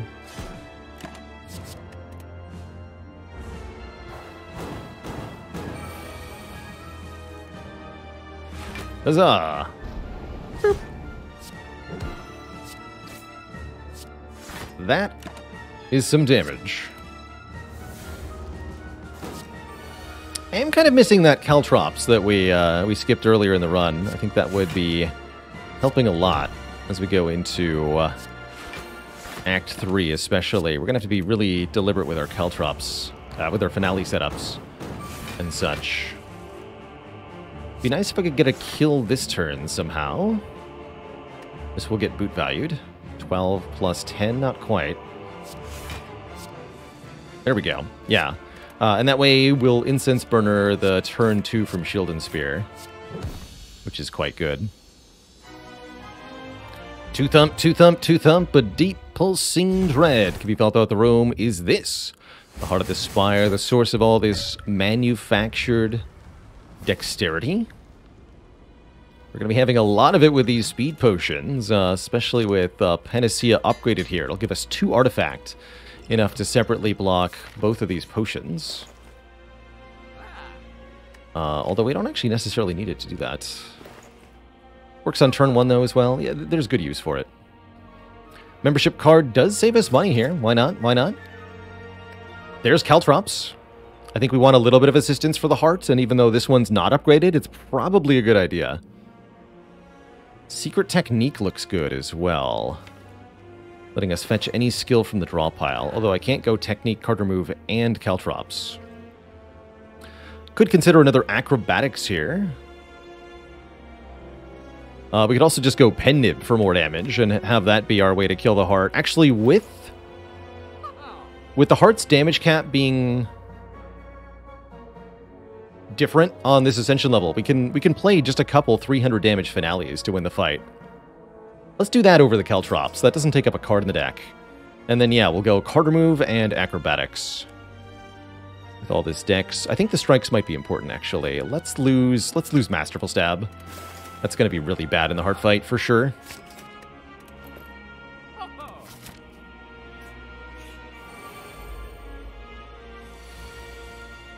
Ah, and you do, unfortunately. Do the things that I don't want you to do. You two. We're looking for block this turn, first and foremost, so I'm discarding basically everything here. That looks good.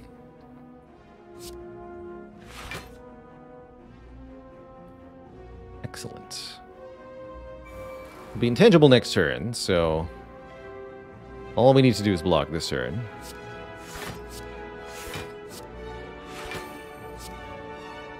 We've got that sorted quite thoroughly here. Break 1 artifact off each of them? Question mark? Or keep the neutralized to weaken for turn 3. That might be even better.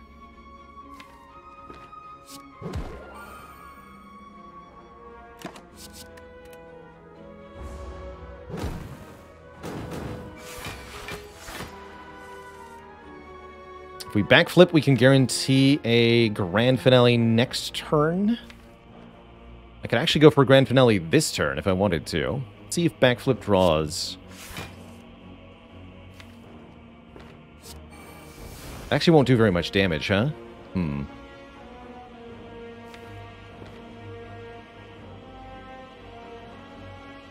If I acrobatics, I draw 3. Go to 10, then we're down 2, which means the other acro would also draw 3. So I can't acro. Looks like I kind of have to finale next turn for minimal damage here. All right. Good talk. Good talk.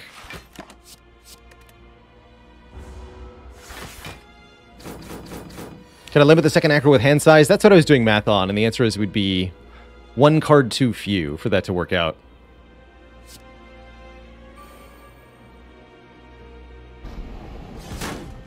Please put the 0-cost blocks back in the draw pile. Thank you.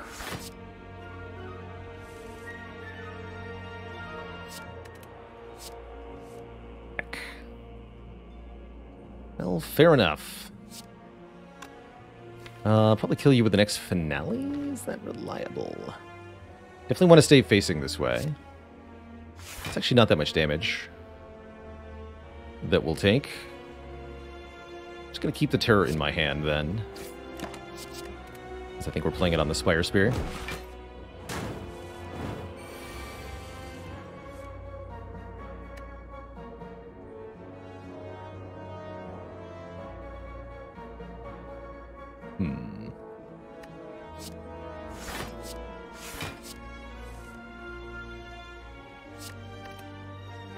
Alright, that allows me to get terror down on Spire Spear. Or I might need to weaken it for next turn. That seems like it could be more important. There is Sucker Punch here, though. We could also make the shield vulnerable and go for a shield kill this turn. It's an interesting possibility. Little 5, thanks for the 9 months of support. Oh yeah, I've heard of FTL in Xtrix. I've streamed about 500 hours of FTL Faster Than Light over the years. Most of that long ago. But we've played quite a bit of FTL.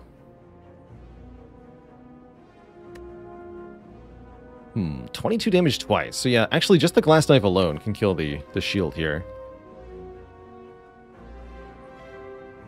Killing the spear is actually more relevant. We go this way.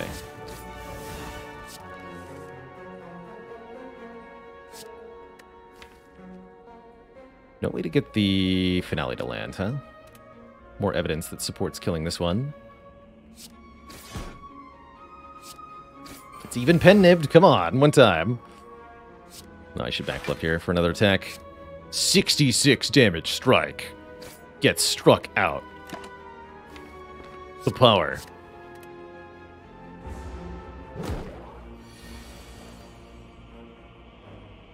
Alright, winning next turn would be ideal, if possible. Instance burner on 4 for the heart.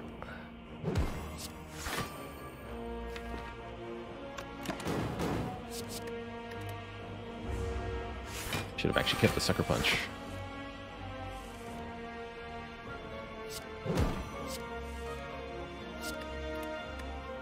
If we can't kill this turn, we should delay several turns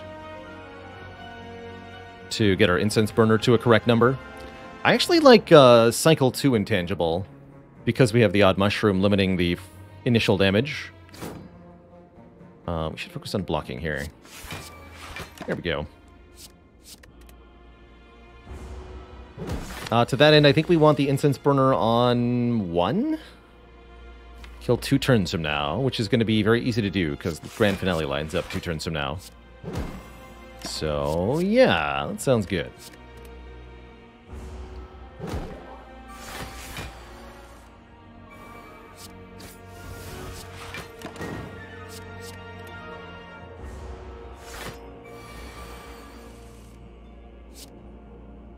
Do I want the first attack against Heart to be a Pen-Nib? Probably not. I actually like 6, because then I can play Shiv, Shiv, Shiv, Pen-Nib. Get Akabeko. First attack each combat deals a little bit more damage. Offered a Reflex. That's a lot more desirable to me than a Tactician. If we discard it, we get more card draw. Something we're loving more of. And a Colorless Potion. No need. I like the potions we have. These double speed potions are here to be used with the Panacea, and I can actually block both effects. I'll show you how that's done here momentarily. We lose the shivs.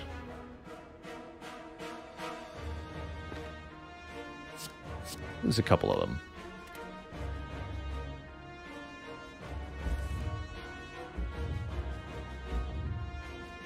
So, first you drink both speed potions. The debuffs will stack together. We have 10 dexterity and then 10 dexterity down. At the end of the turn, lose 10 dex. Then, we play the Panacea, giving us the 2 artifacts. What's going to happen at the end of the turn is that the 1 stacked debuff is going to eat one of our artifact charges, leaving 1 for the Hearts debuff. Poor Odd Mushroom, not helping out today.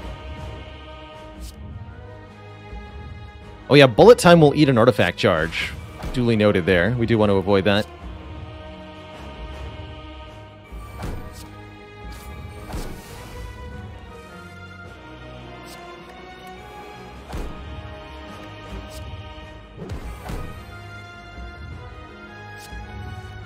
No sign of well-laid plans. We have one more draw to get it, but no matter what, the option to do a finale is hosed, which means we'll have to do Pen Nib, Phantasmal Killer, Glass Knife, which I'm completely okay with.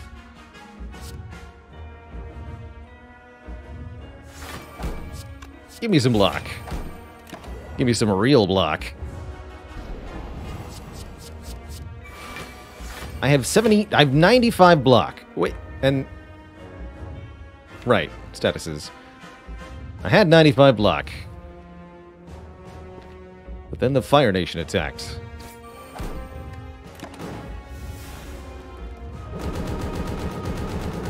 Chuckenly, thanks for the Prime sub. 45, huh? Let me tell you what we do with 45ers around here. We punch them. And then draw a bunch of cards.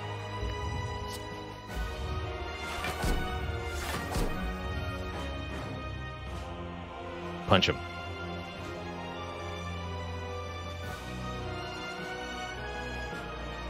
Alright, Glass Knife's not happening.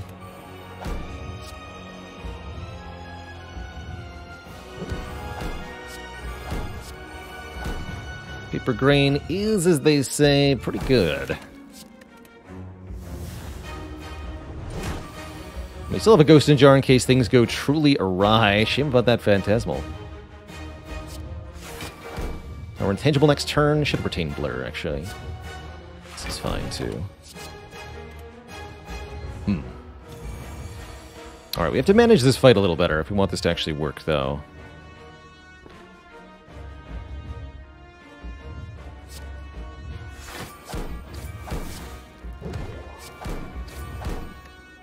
Getting our strikes in where we can. No weaken for next turn. Could be problematic. Our blocks are sufficient, though. I think all will be well. So, Backflip, Acrobatic, Escape Plan gets there, or Backflip and Acro Plus. Either of those are fine.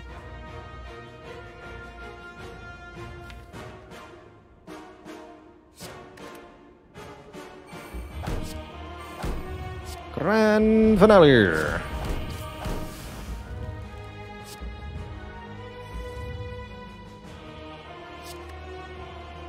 And then I could Bullet Time here. Let's just discard the burn. I will Bullet Time.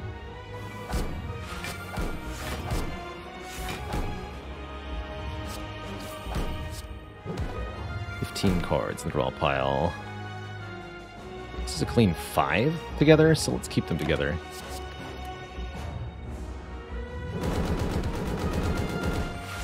Alright, Pen Nib is charged. I think what we'd like to do is set up a Phantasmal Killer Pen Nib finale, if possible.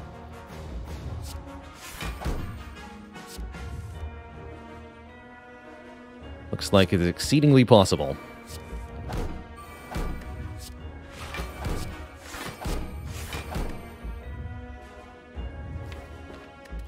Excellent. Keep Sucker Punch for weakness. 360 damage.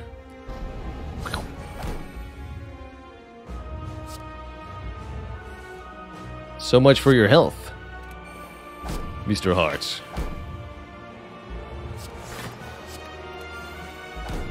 There's Blur, perfect. The Blurricade.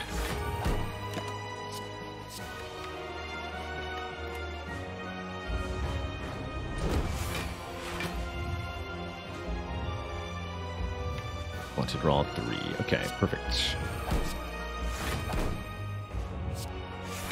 Block plan covered.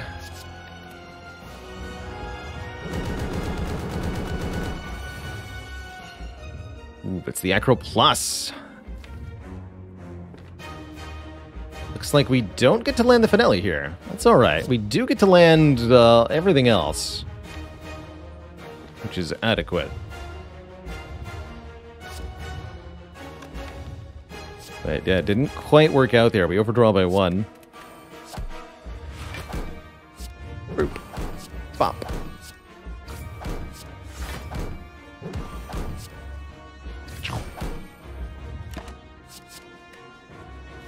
Maybe there's a hope next turn.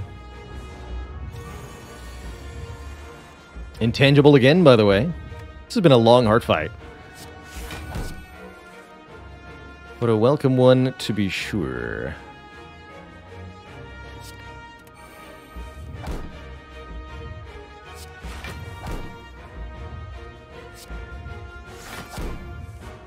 GG. The grand finale.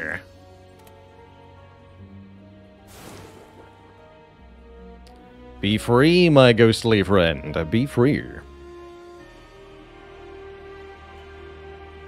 GG, folks. That's a bit of a tough one to string together there. It wasn't quite a smooth-running grand finale deck, but it was able to make it work. And that was enough in the end there. Only needed to land 2 to kill the heart. GG. GG. Fan Grenalier.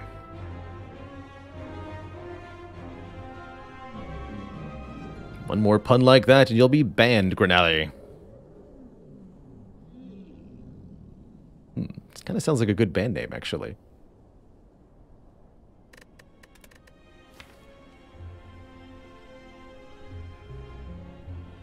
And I think that Glass Knife also served pretty well. We hit for almost 100 with Glass Knife a couple times. And it did a really good job. Overall, a beautiful run showing off how Silent can lean into physical attack synergies. Shame we never got our Curse for the Duvu doll. Would have had to take the Parasite from the mushrooms. Don't think that would have been it. If I had to guess an exact number for my win percentage on regular ladder challenges, historically speaking, like 5%? From 1 to 20?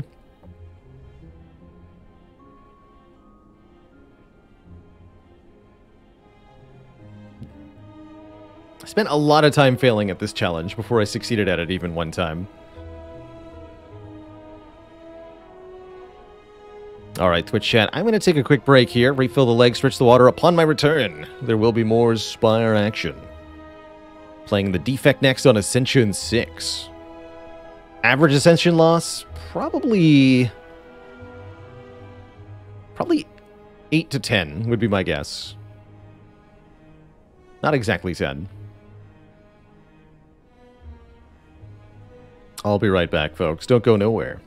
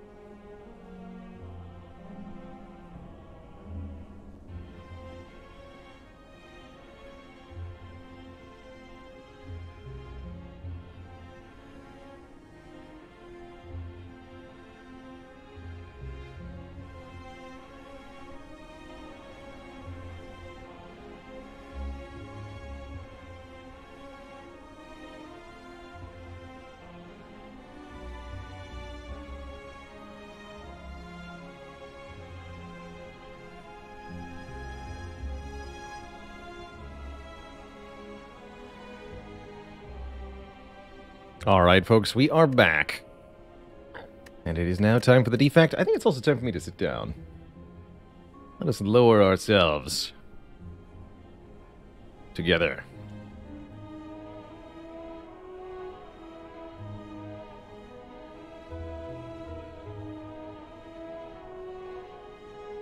We had to restart for a loss yet? Yes, we did lose with the Watcher on Ascension 3 to the Transient. Just KOing us outright. Because a deck with lots of block cards just can't beat Transient. You just really can't do it. And we found that out the hard way with that Watcher run. So, Ascension 6 now. On Ascension 6, we start each run damaged, missing 10% of our maximum health.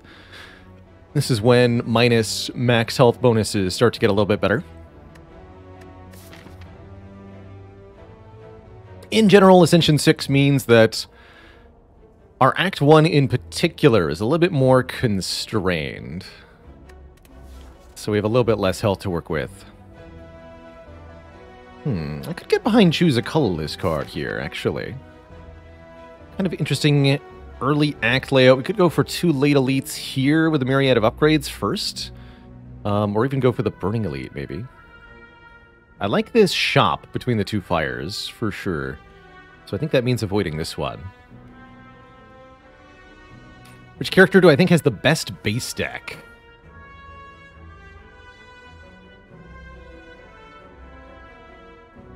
Say that'd be the Watcher, with the defect being a close second. Both the Watcher and the defect have only 4 strikes and 4 defends. Neither Ironclad nor Silent can say that. They both have 5 strikes. And the added cards in both cases are quite good. Defects, upgradable to 0 cost amp and dual cast, can be quite potent. With their orb mechanic, and Watcher's stances are of course, very breakable.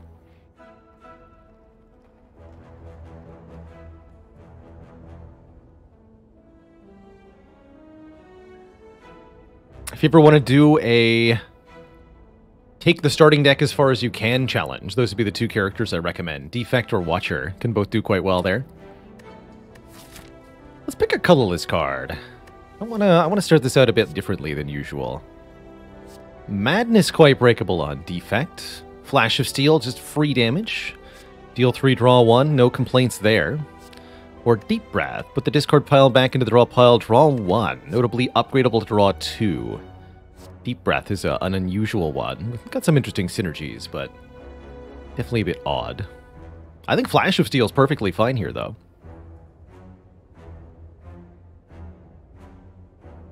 Earthquake says, is there any way to tell what daggers on Reptomancer are going to suicide when you're intangible? Other than remembering which ones attacked you last turn, there should be a faint green swirl on ones that are adding a wound to you. Those are the ones that are not self-KOing, whereas their intent will just be a 1 sword without the green swirl. If you if it's their first turn. Frekanine, oh my gosh, 1 year! Time really passes fast. You subbed when you started working for your medical specialization exam, and it's been 1 year since you started working, it seems. Watching you makes you relax and empty your mind. Keep up the good work. You gotcha. You never started choose a colorless in your life, and this is why you might underestimate what Flash of Steel can do for me. But yes, sometimes you do get very mediocre offerings there. Not all the colorless cards are particularly useful, alas.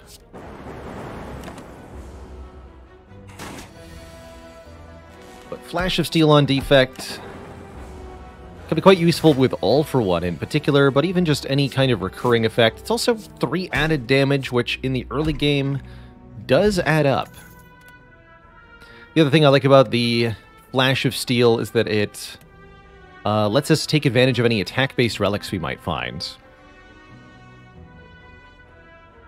B says, if your discard pile is empty, will the draw pile still shuffle with Deep Breath? No, and you will not activate either the Relic Sundial or Abacus. if there are no cards in the discard pile when you play Deep Breath.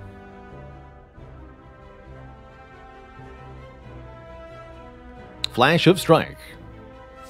Tough call here for floor 1. I don't think I would take a Compounder first, but Chill versus Streamline. Oh my. Chill is an excellent early way to get Frost Orbs. Meanwhile, Streamline, when played multiple times, can be an absolute bonkers source of damage on Defect. Truly bonkers. And actually, this could be a really good run for showing off what Streamline can do. I'm going to pick it up and upgrade this early Streamline. I'm also going to take the Golden Idol in exchange for some of our maximum HP. Nice. That's because we don't lose any current health, and this money over the course of the run will be, I assure you, very useful. Keep taking events, or what? I want to go more elites this way. Tough choice. Give me one more event. Alright, those are pretty good potions. Well, now I'm even more confident in an early elite fight. Maybe that means we can go this way. And then we could go for the Burning Elite or take these two on. Let's think about that.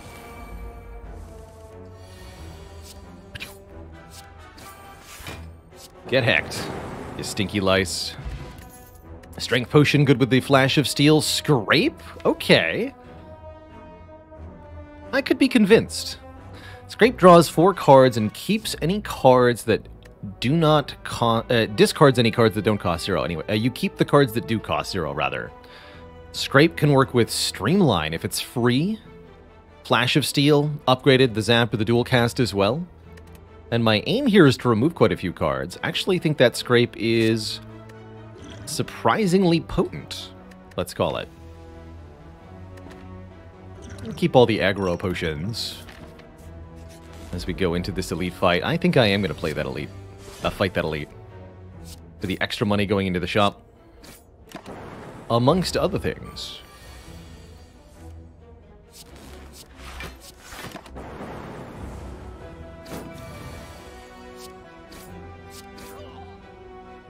You can see we're actually easily able to defeat the early combats. Here's a Claw to go with Scrape, although I think with the Streamline, we're actually not going to need a Claw. You heard it from me. We're not going to need a Claw if we just use this Streamline to its max potential.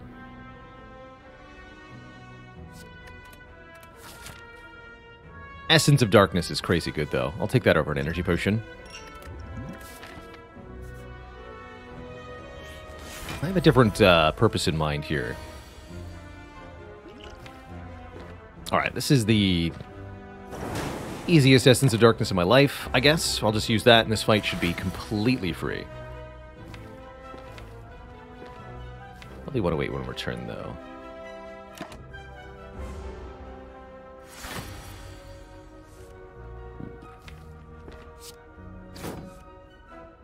That's good. Then stuff.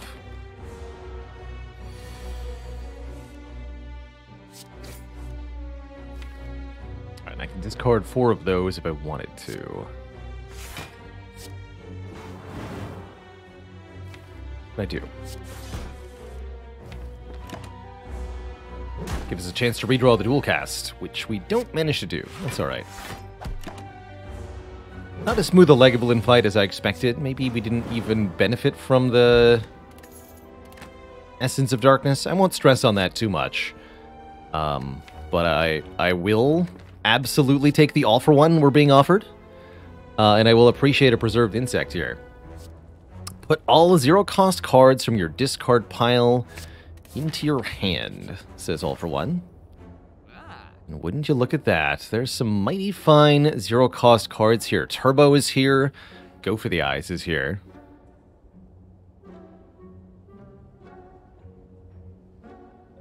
Yes, words to live by, Smite Machine. The following run that you're about to witness on Defect is what happens when you don't take a Claw.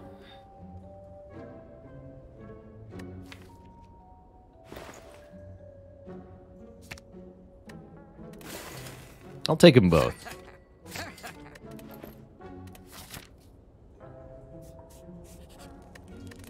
Smooth Stone was also quite nice there, actually. I do like the Smooth Stone. We upgrade Zap? I think we're upgrading the Streamline first. This is our main breadwinner at the moment. And card draw is always welcome in any deck that likes cheap stuff. So what do we think? Burning Elite and the extra upgrade or more relics? Burning Elite should be easy with the Insect. That could set us up for more elites in future acts.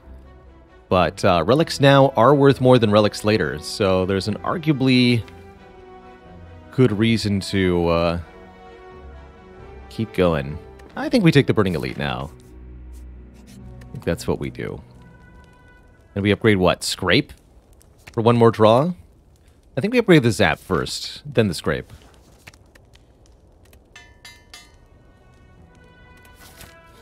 Make another zero-cost card, essentially. The 3 Sentries. They metallicize, but less health. Not particularly threatening.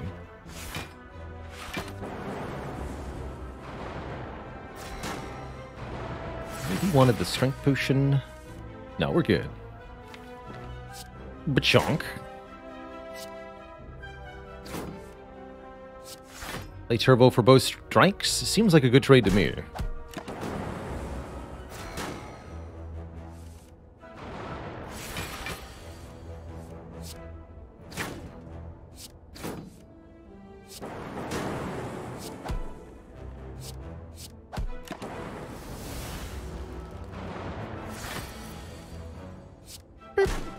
Very good Sentries fight. Get lots of money and 7 max health. We're offered Streamline, Static Discharge, Cold Snap. None of those really fit into what the deck's trying to do here, which is take advantage of zero-cost cards more effectively. I mean, we could take a second Streamline, but I don't think we should.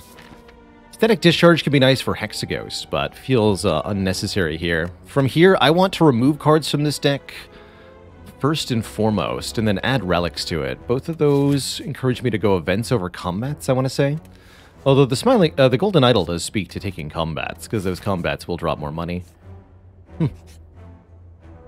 But chests will also drop more money, and there's the first relic that's really going to activate the power of the all-for-one Scrape synergy, and make Flash of Steel look pretty dang good, actually, which is Shuriken. If we play 3 attacks, we gain 1 strength, and oh boy, is that going to be fun. Unlike this combat, which is not going to be fun. What is this? Why is this happening to me? Help! I'm being robbed. My dignity and my health, and also my money.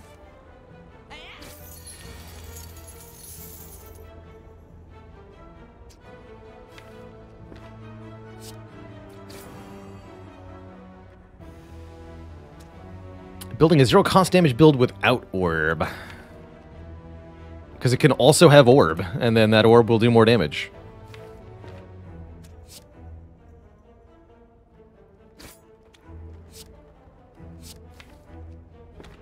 And I think we actually want to scrape before all-for-one here. It's not a question of one or the other. You can have both. And if you can get zero-cost Orb cards, you can actually make a really good zero-cost Orb deck. For example, here, all-for-one, returning the Zap. Let's get 2 Lightning Orbs this turn, which, coincidentally, gets the kill. Ignore the fact that I've got Turbo Strike. No, the Orbs are getting credit. Stuff. Claw is back. What about Rebound, though? Or what about, even better, dare I say it, Skip. Fluctuation EM, thanks for 36 months of support.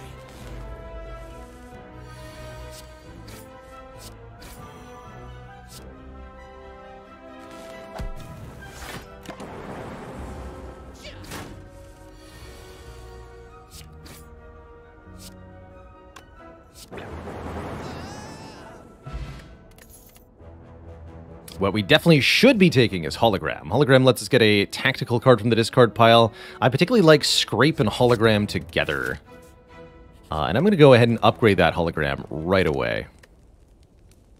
25 health going into Hexaghost is a little questionable. This fight could go a little weirdly if our draw order isn't good, and it looks like it's not. Strength potion would make this fight shorter. Don't really have any defensive potions. Sure, we'll commit the strength potion. Sir JGT, thanks for the Prime sub. Welcome to the Cozy Sub Club. Scrape, you gotta save me. That qualifies. Weaken it. Draw a card. That card wasn't hologram. Disaster. It's okay. Don't take that much. You have a 1-cost Streamline, 1 Void.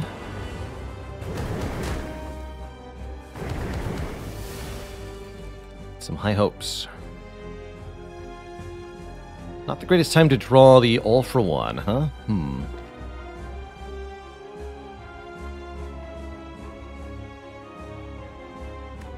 So here's what I'll do. I'll play Turbo. All-for-one gets back the Turbo. Hologram then fetches the Void, so we don't actually have to deal with the consequence of drawing that later. We get some damage in, but it doesn't cost us a thing. Alright, this would discard Streamline, which I'm not exactly about. But guaranteed draw, zap, go for the eyes.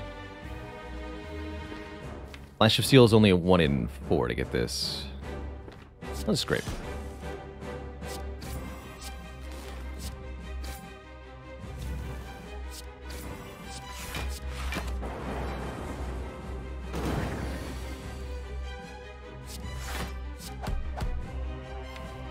Alright, next turn Hexaghost will buff, so we don't have to draw any block here. The turn after next is the troublesome one. Hologram all-for-one, huh? Those are not what we're looking for at this moment. Do I dare scrape here? Ooh. Hologram guarantees I survive next turn. I think I just play Dual Cast Strike.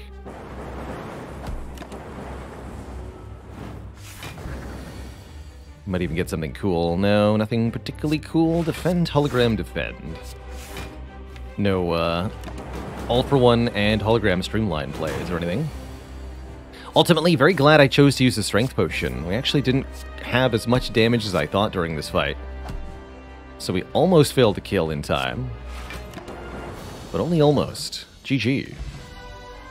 Get mad, stacks of cash. A buffer, a bias cog, a thunderstrike, or a skip. Definitely respect buffer's ability to bias a turn here. We don't have a lot of block options in the deck. I'd prefer a 0-cost block option like Steam Barrier, but hasn't appeared yet.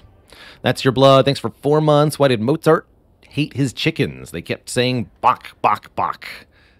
Very good. Thanks for sharing that with all of us. I'm going to take the buffer. This is like an orbless run. It's a run with less orbs. Does that qualify? Not that we have no orbs. We just don't have many. Get some very interesting options here. Pandora's Box transforms all of our starter cards, currently 7 cards, turning them into potentially stuff that's 0 cost, potentially stuff that blocks for better. Or we could outright remove some of those starter cards with an empty cage. Remove 2. And I think that does serve us quite nice. Although Pandora's Box might well be better. 7 transforms versus 2 removes feels probably advantageous. We're likely to find draw or energy gain or something. Or lastly, Inserter, giving us an orb slot every 2 turns. Not very useful here. Although it could let me get more lightning orbs in long fights, maybe. It's not very good. I think we should take the Pandora's Box. The empty cage is quite good. And I would happily remove 1 strike, remove 1 defend. But what if I could remove all strike and all defend? And replace them with hyper beams? Wouldn't that be good? I think that'd be pretty good.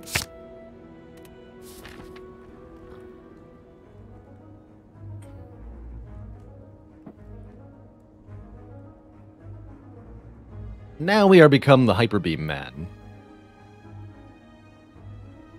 Overclock's kind of interesting with with our draw effects. Maybe we'll find a way to make that not awkward. Medical kit would be cool. What are we doing on shops? Oh my, we can go to many shops. Many late shops. Ooh, I like this. Get thee to a shoppery. Upgrades and card removals are exceptionally valuable after you've taken a Pandora's box. Usually the random mixture that you get is some combination of good for your deck and useless, and you want to upgrade the good and remove the useless as best you can. Looks like we can do that quite well. Yeah, if I go to this shop, I can't fight this elite. So I want to go this way. That feels pretty comfortable to me. Can upgrade our card draw going into Collector, or maybe our Orb synergies. Buffer's good against Collector, too. Let's go, Nailaroo. Welcome, welcome. Joining us for some Ladder Streak Challenge, where the goal is to win streak through all 20 Ascension levels. Every win makes the run ahead more difficult. Kind of a celebration of completing our year-long challenge.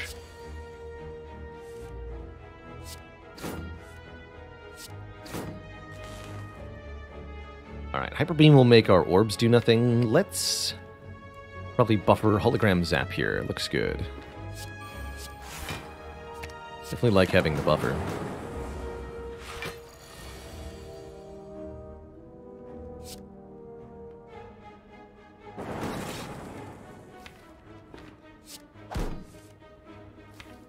Bottom card, Ultra One. A little awkward. Could play Scrape. Scrape can draw voids, but you don't want it to.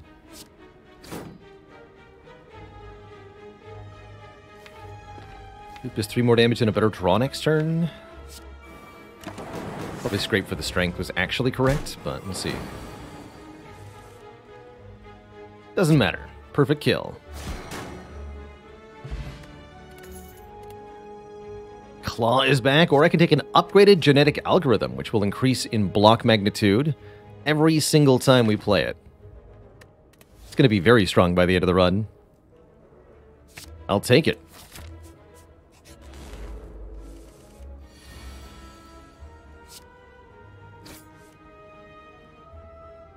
I will take it.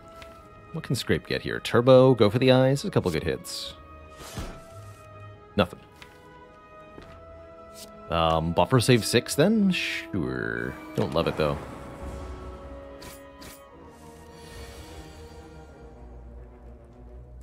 Is it not a bit scary with only hologram buffer and cool-headed as block? Yes, it is. It is very scary.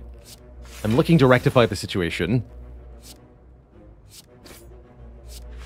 But it's not optimal. I'll be honest with you. It's not optimal. The triple streamline in one turn. The power.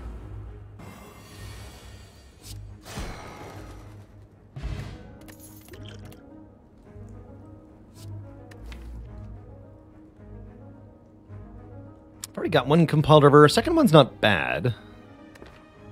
Not amazing, though.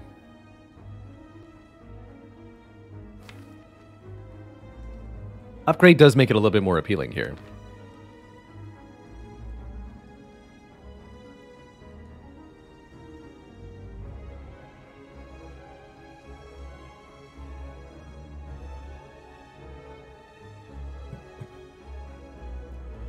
The Rock, did you hear that the Defect got their own smartphone? It's a bullseye phone. I'll be skipping these, though. Hey, card removals. I was just asking about these. What would we like to remove from this deck? I think Hello World's a little bit weak. I think Loop is also currently pretty bad. Although if we added Focus to the deck, Loop could become very good.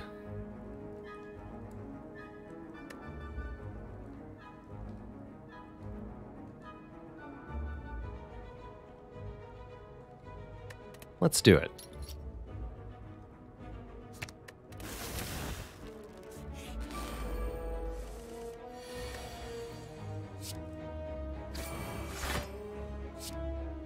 I do apologize for that last joke. It was a load of bull. Zai.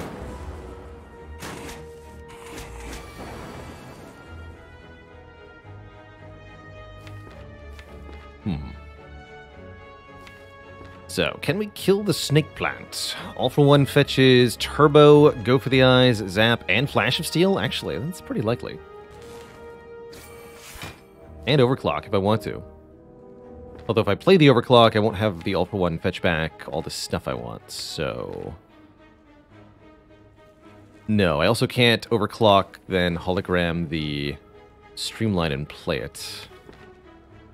So just play the All for one. Let's go from there.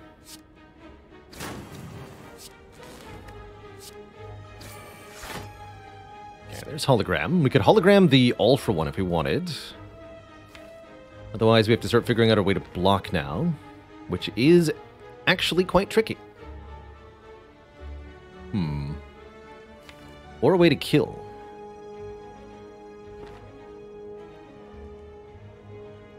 Hologramming the All for one does quite a lot for us here. Let's do that.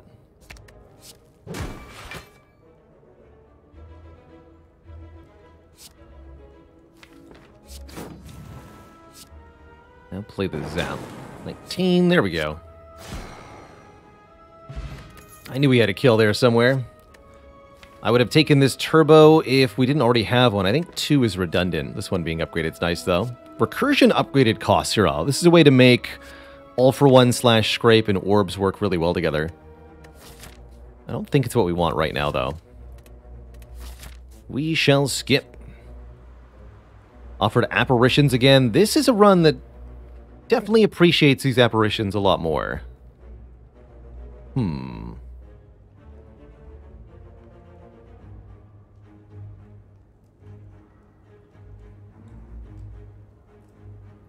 Plasma, yeah, actually Plasma Orb could have been nice with 2 Hyper Beams and Compulsiver. I can see that.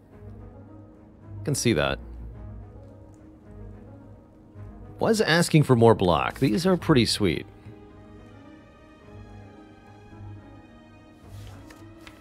Five, a lot of Apparition. Sure, we gotta have at least one old-fashioned Apparition run in the streak. Why not?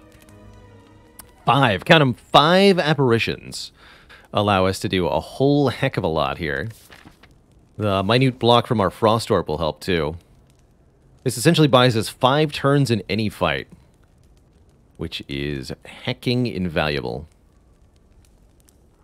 I think we're going to upgrade the buffer first, but I'm not actually sure what our correct order of operations is here.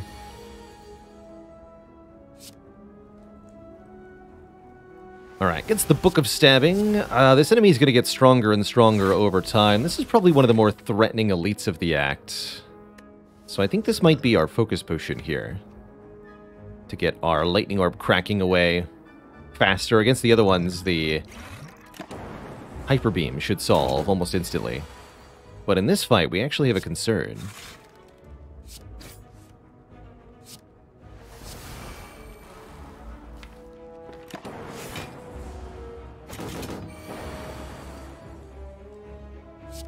Beautiful.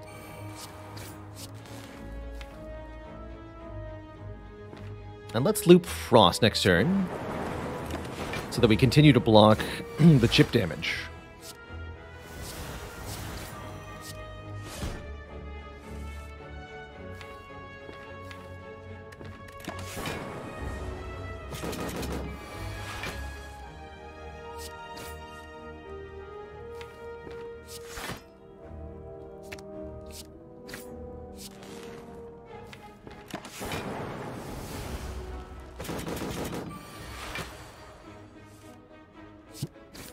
And just like that, we have a flawless Book of Stabbing. Sundial, very interesting with a small deck of cards. Although the Apparitions add to our overall deck size, they ultimately exhaust, so they don't count against Sundial necessarily. I don't think I want any of these cards, not even the Darkness. Not even the Darkness. But Darkness is tempting. With a Shuriken, we shouldn't need it. The skull bursts into flames. What is it you seek? What is it you offer? In sync with its final words, the door behind you slams shut. This event, we can repeatedly trade health for boons to the Knowing Skull, and we have to trade some to get out of here, too. I thinking about trading 180 gold here, but next floor could be pretty spicy. Especially if it's slavers. And we don't have a lot of good ways to heal, so maybe I'll only click one time on money. Could also get a potion. Let's just do one money. One money and leave. Leave ourselves with 26 health. Orichalcum is amazing with apparitions. If you enter turn without block, gain 6 block. Perfect for becoming a spooky ghost and then not taking a bunch of damage afterwards. That's brilliant.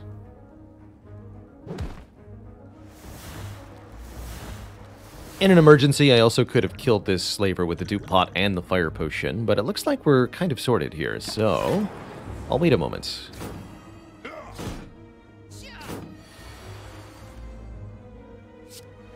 Alright, 4 turns of intangible. I guess being entangled isn't the biggest deal. Have some random blaps. Wait, I can't play Hyper Beam. Maybe that is the biggest deal. But we could play Hyper Beam next turn. And wouldn't you know it, that's just as good.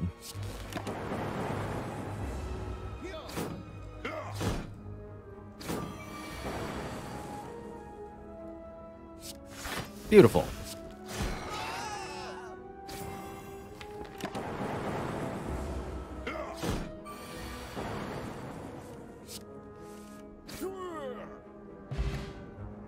Poopsmith says, with Tungsten Rod and Bloody Idol, can you get infinite gold from Knowing Skull? No, because the price increases each time. However, you can do that. Ooh, Potion Belt and Fruit Juice. Nice. Gain some of our max health back. And, you know what's one of the most broken cards in the game alongside Apparition is Echo Form. We can duplicate even one apparition, then we buy ourselves more turns of intangibility. Steam Barrier no longer as appealing because we were getting a new way to block here. Energy via Nunchaku could be very good. What about one artifact per combat? Well, especially if I buy a Flex Pot or a Speed Pot. Souvenir could be very good.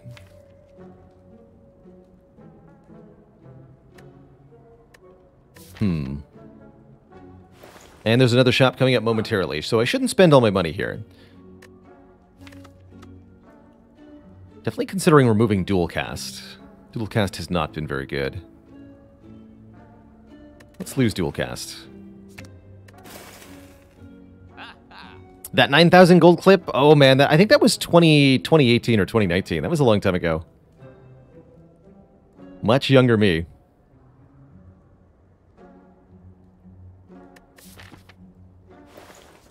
Alright, I think we can do better? What about Beam Cell? Beam Cell's okay, but I don't need to pay 49 gold for it. No need. Could upgrade one of these apparitions. I think the turbo upgrade is most pertinent at the moment.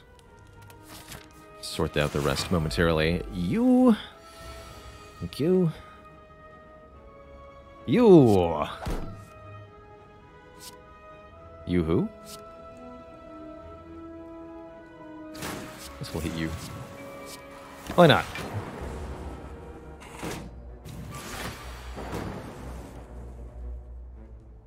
Spooky.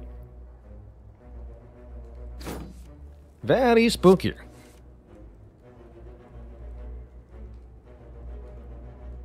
It's Hyper Beam Apparition. We're really likely to block. We want to get this Echo Form in play, though, and I can do that. With the power of Turbo.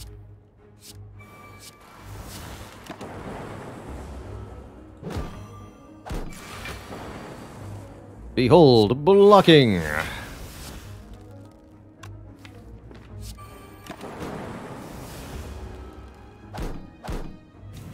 Behold, more blocking.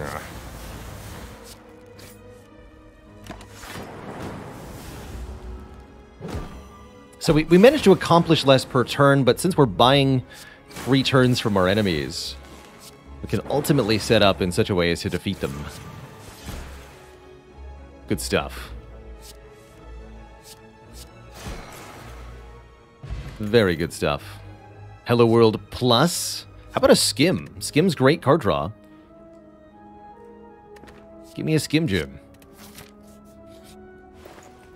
Ooh, and it's even better with Frozen Eye when I can know exactly what turn we'll draw apparitions on. That's incredible. Might be also incredible to pick up Art of War here. Extra energy if we didn't play any attacks on the previous turn. Other things that are also amazing, Master Strategy with Frozen Eye, or card removal. Scrape? Oh, Scrape just got amazing, too, with the Frozen Eye.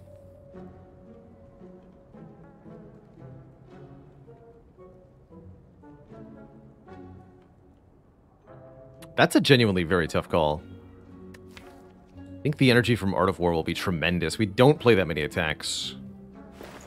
Is there ever a world where pairs are goodbye because of the low max health? Probably not alongside energy, but yes, max health is definitely a bit more valuable, given the current level we're at. Could buy the charge battery. I'm not going to. What I am going to do is actually upgrade Overclock, I think. All the more valuable for knowing exactly what it'll draw. We could also upgrade Scrape for +1 draw, Cool-Headed for +1 draw. How am I beating Collector? Shuriken plus Echoed Apparitions is how.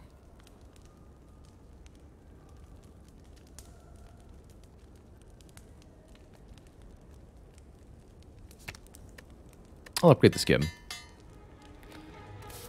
As my draw upgrade. Oh man, we got Echo Form turn 1. Nice. Next turn I draw the Algorithm, or I can just double Hyper Beam. And then it's double Apparitions all the way home.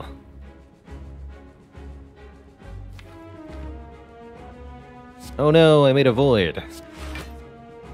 Ha. What did that accomplish for me? Don't worry about it.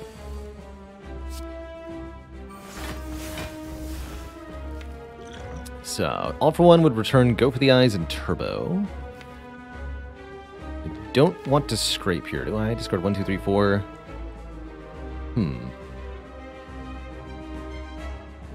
Actually, maybe scraping is a good idea here.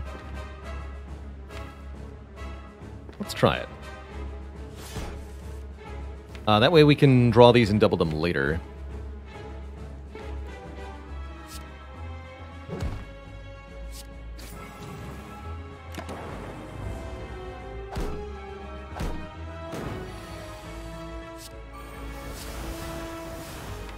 Now I'm intangible.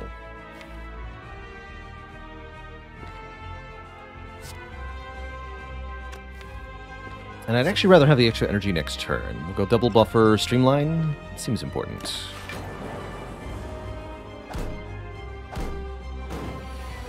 Or I could actually go double streamline buffer. Maybe that's smarter. And then it's kind of a goal. Because we have the Frozen Eye, we get to line up the Echo Form each time. It's pretty cool. So here I know I'll draw to Turbo, for example. Then next turn we get Hologram, Apparition, Go for the Eyes, Flash of Steel, Loop. We can double Apparition again. Or I can draw a bit more.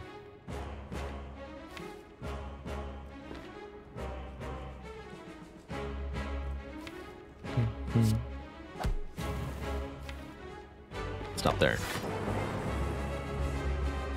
The power. It's gonna be time to start Echo Forming Hyper Beam soon. Actually, maybe it's now. Look at these orbs. We're here to kill stuff.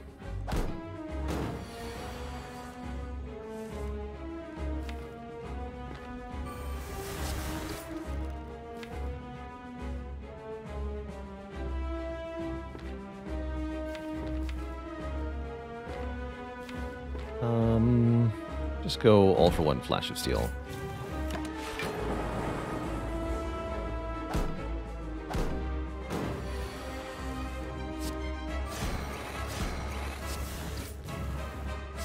The power. Or something.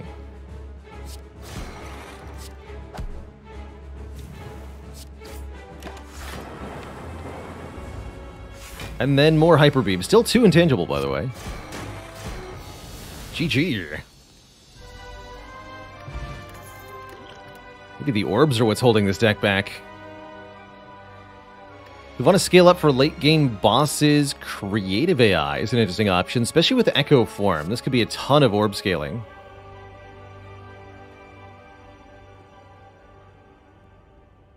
Would I ever not pick apps on low ascensions? We skipped it once this ladder already. We've skipped it before.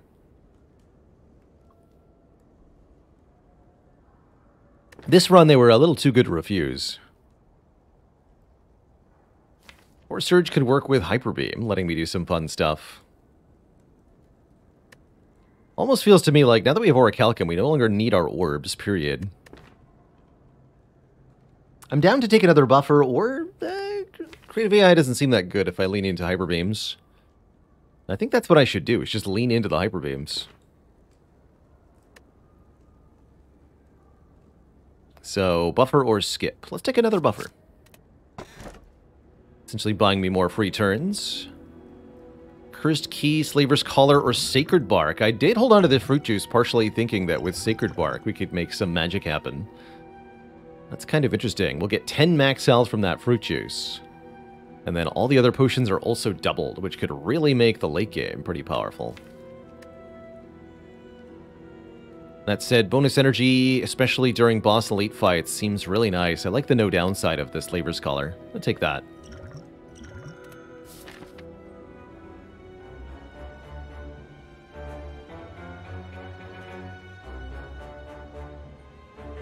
I can fight 3 elites this act? 3 elites this act.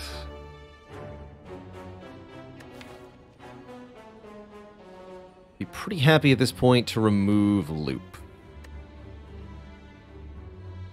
Although I can at least play Loop but not draw it again. Can't say that of Cool-Headed. I'll think upon that.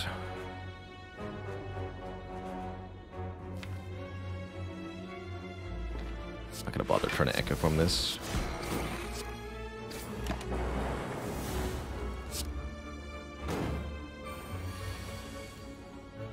Would I take an upgrade all now? I would definitely think about it. Upgrading all the apparitions would be pretty strong.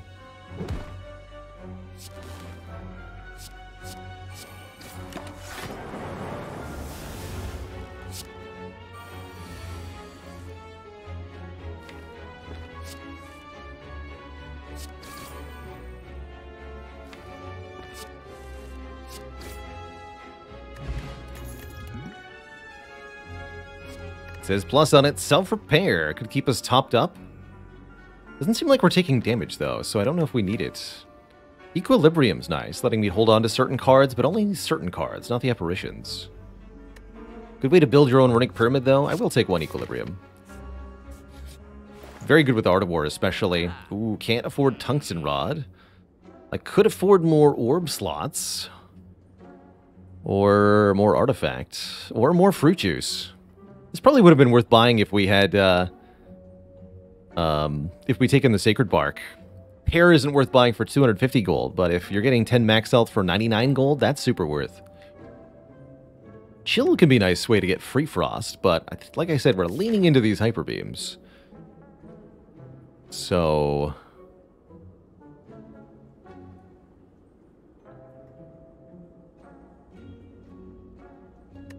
we're not going to have any focus.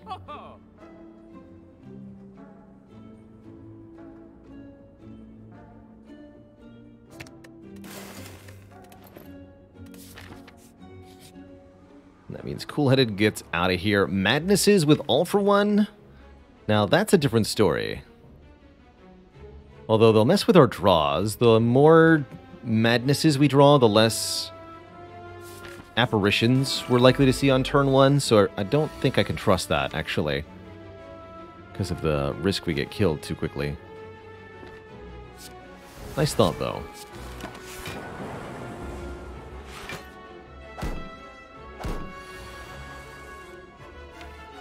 So next turn we can Echo Form Apparition.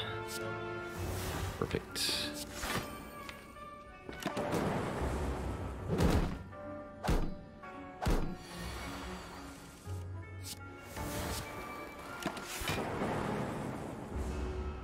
Then this turn we can double the genetic algorithm.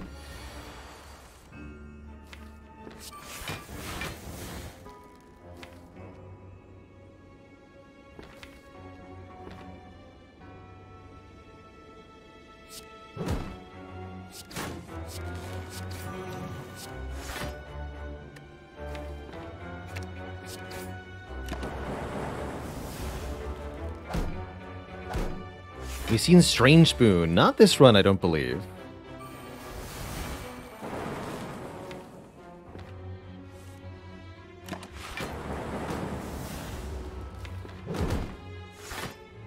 Behold your doom.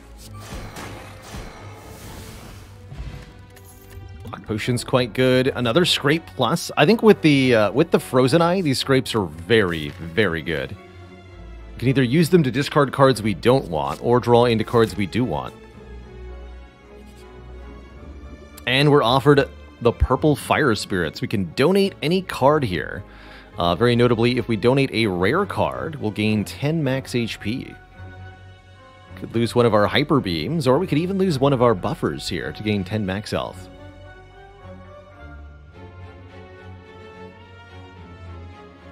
Actually, I think I'd rather lose the buffer than the Hyper Beam.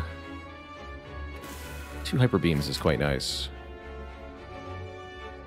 Loop to full heal is an option, but we won't gain 10 max health if we give up the loop. Not good enough, if you ask me. Recall now. For options, we'll fight a very, very small nemesis. App, Echo Form. Definitely don't play an attack this turn then. Got it.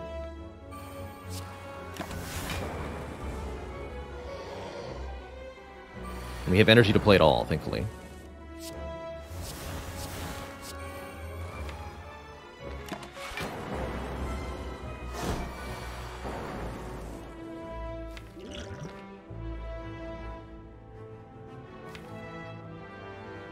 Might as well just double. I'll double that.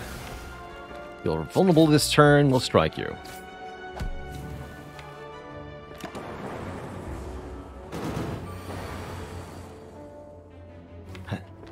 Barely has added any burns so far.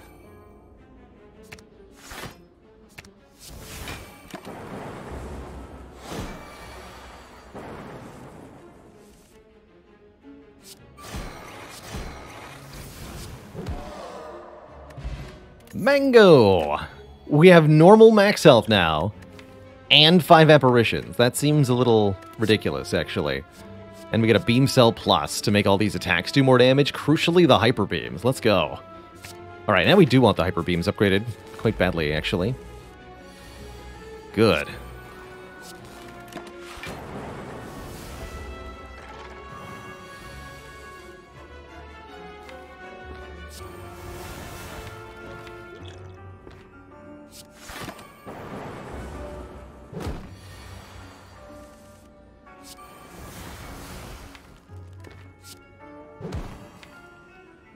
Scrape gets the overclock. It's not really worth it.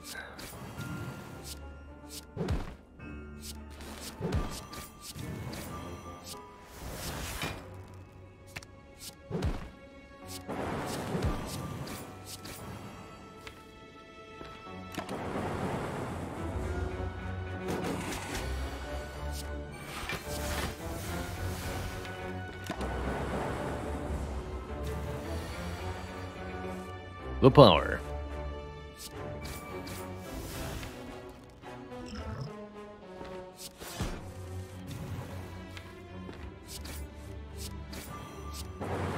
Overclock draws Beam Cell Void. Skim gets everything, including the hologram and turbo. Then I can overclock, get all for one. Oh my goodness, Frozen Eye is so good. Look at that streamline, 37 damage. Get out of here. Get out of here. Already got a turbo, so I don't need another one. I think I'll keep taking relics over more upgrades. Seems like the deck's functioning perfectly. Balth Ammos, thanks for 25 months, 5 square months.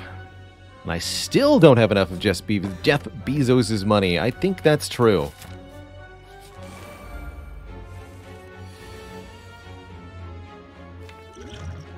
Please keep it up.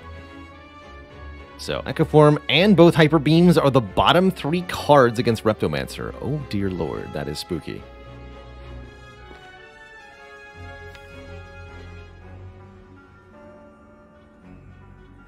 Script draws 1, 2, 3, 4. Actually, that's not bad at all. Okay. I take back my assertion of spookitude. It was unfounded.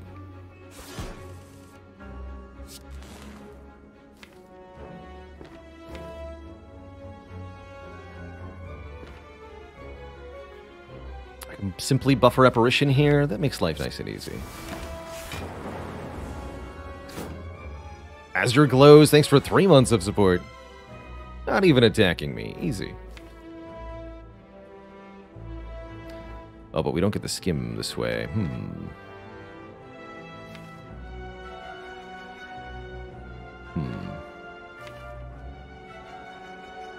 Okay, noted. Duly noted.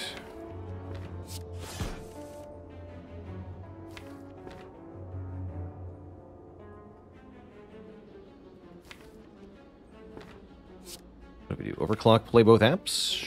Sure. Kill you. So no wounds. This one will just die to our block here. Let's play the loop. That'll do.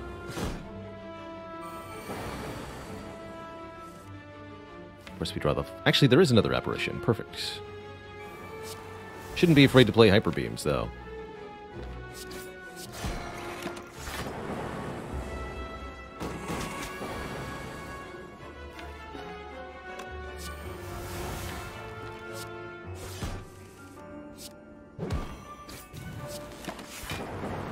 Where Zap is no longer really contributing, although it sure seems like it is trying its best.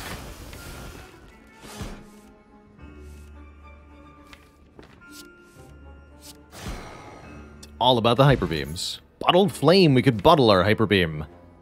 Don't think I want to do that. Storm is also bottled, not particularly helpful. Bottled Flash of Steel seems fine, though. Bottled Scrape. Bottled Scrape Plus. Okay, yeah, I can see that being pretty good. With the Frozen Eye, we'll know whether it's good or not. Frozen Eye very, very strong in this run. So I draw Flash of Steel, Beam Cell. The Flash of Steel then draws Overclock, which draws Streamline. Only got 3 energy, though.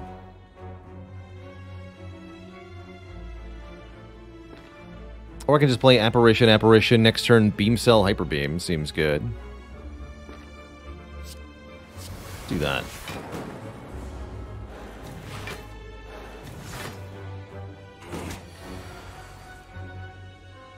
More like Fartivore.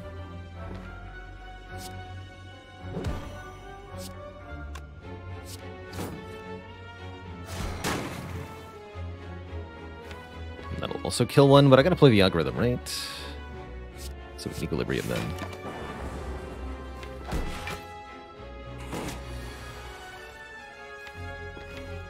Turbo's in the draw pile, whatever. Don't overthink it.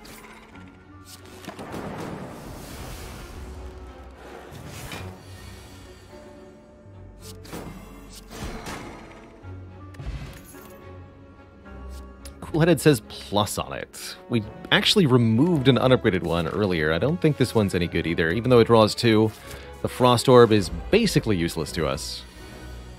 So I, for one, am not particularly interested. I draw this next turn instead? I don't know, seems fine. We just stack intangible. Whatever.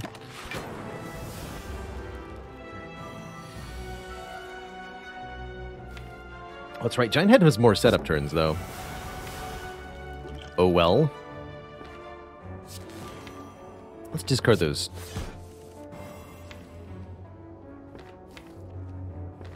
Double that next turn. Actually, double buffer's better. Alright. Double buffer next turn. Get these out of here.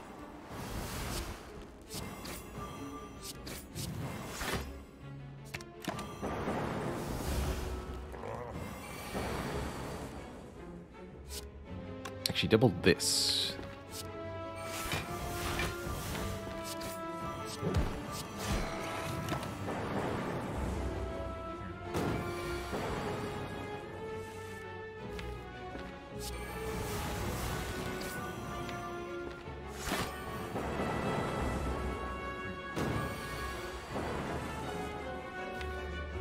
I'm a ghost.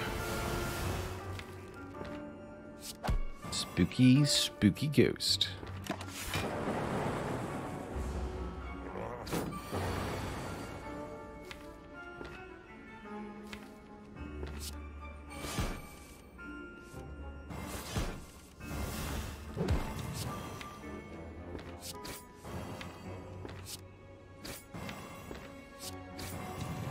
Alright, can't get the Ultra one, unfortunately. That's fine, because I think the Hyper Beam's kill.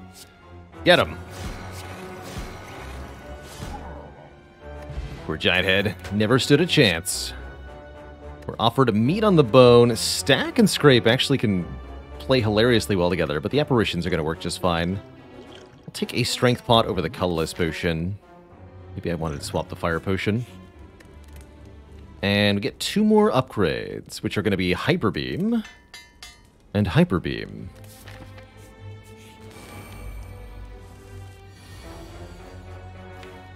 More like Diaper Beam. Wait, no, that's Bronze Tempon.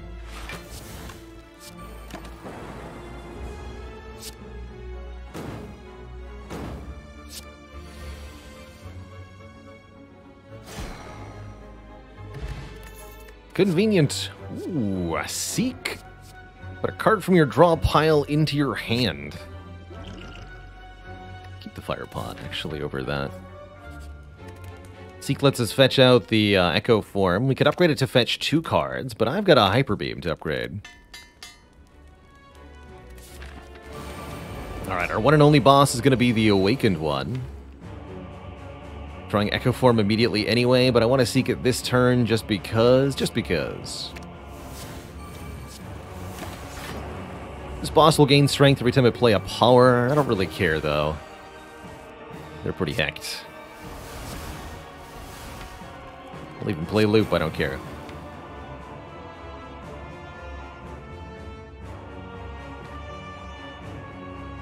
This too.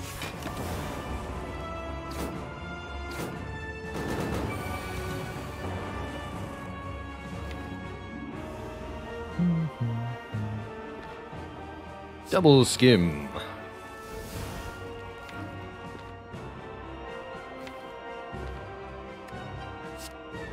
Words need to go.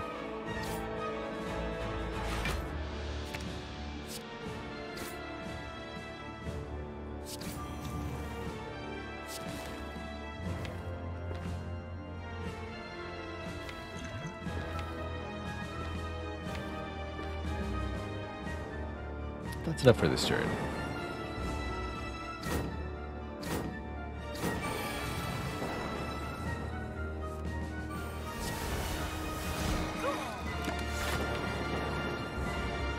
Scrape first there. Get some options.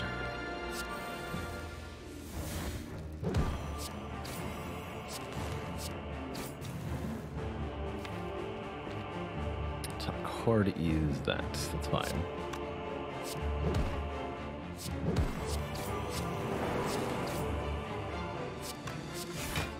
And again.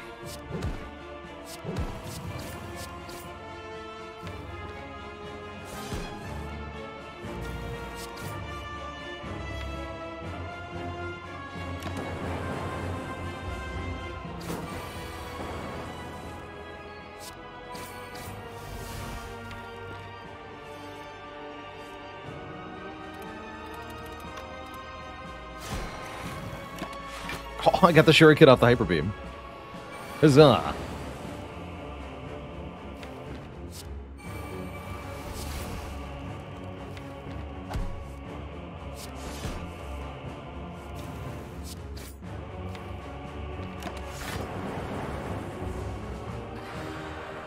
Beep.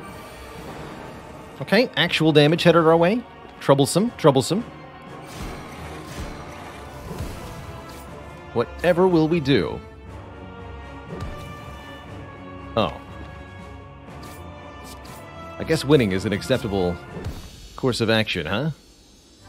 GG. 10 strength, negative 12 focus, 4 stacks of buffer as we go into Act 4 here. 2 thump, 2 thump, 2 thump. Is this the heart of the Spire, the source of all this intangibility, while still having a completely normal max health? What the heck, defect?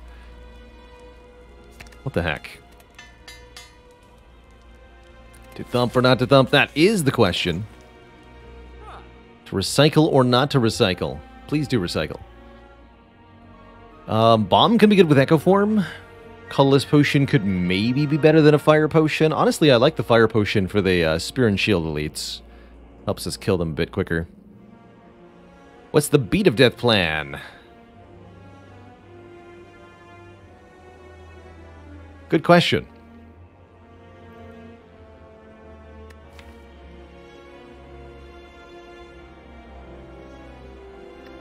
I don't have a plan for that.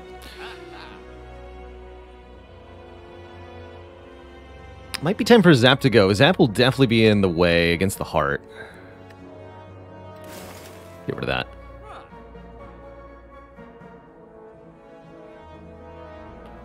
Panic button could have helped. I think the power potion, the block potion, everything we have should help out. I'm not too worried about the heart. Actually, I think 65 health will be sufficient. And Hyper Beam is the top card, you say? So yeah, remember when I said,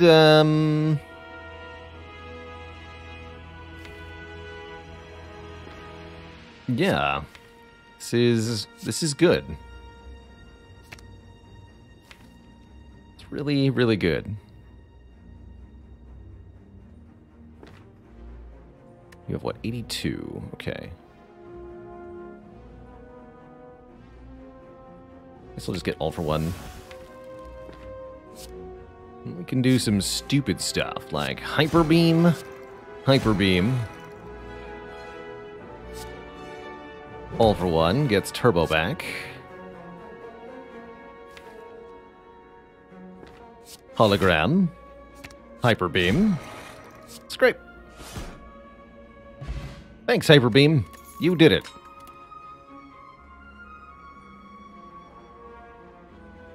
Got some orb cards here. Darkness, Chaos, or Loop. We're still going to be hyper beaming against Heart, though, so no need. No need. Yeah, plus 25. Well, about that. Oof, this ain't the turn one. Ooh, it is the turn one. Aha!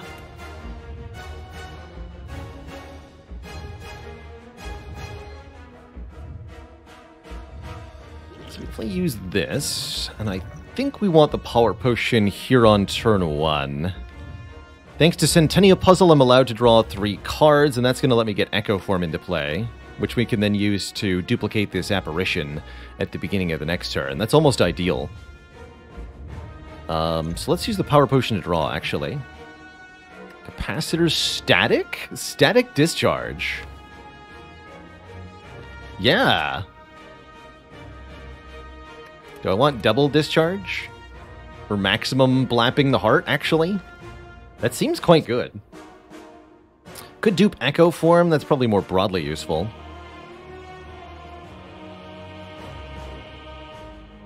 But honestly? No. I'm gonna double this. I like where we're headed here.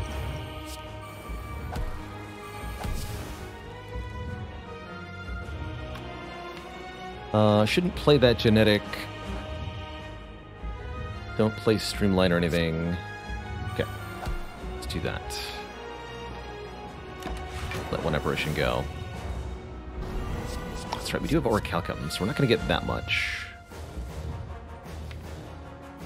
Still good, though.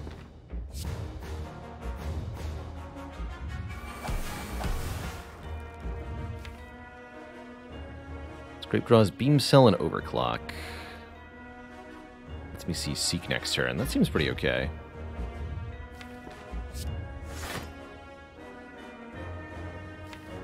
I can also play this Streamline to make it cheaper.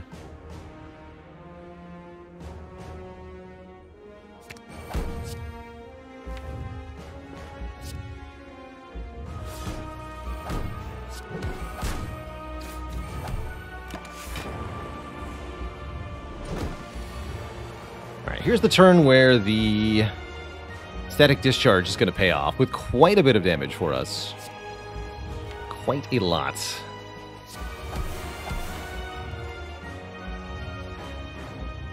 I actually could have used the block potion to optimize it a little bit better, huh? Still could? How many cards can I play here? Not enough.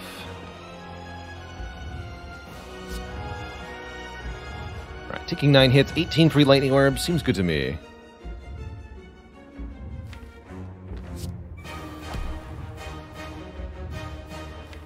Keep this for now.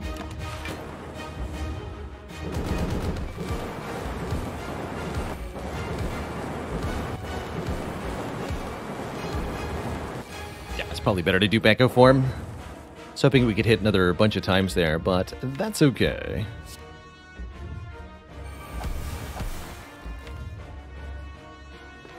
Just gonna equilibrium this. Because we can actually do that again upon review. That's pretty good.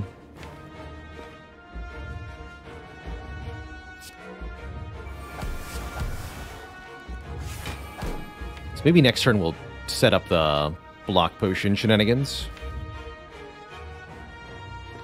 Let's see. Scrape is not getting anything useful here or next turn, really.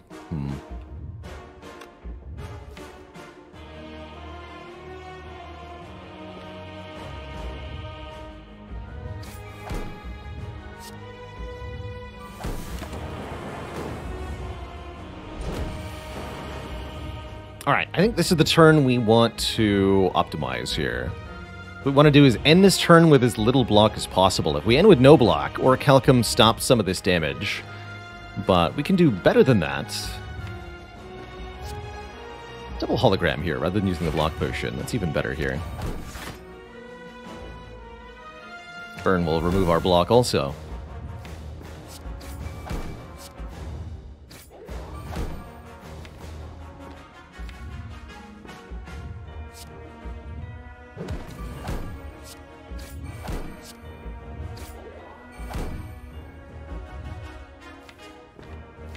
Can I end with 1 block? That'd be, like, actually ideal.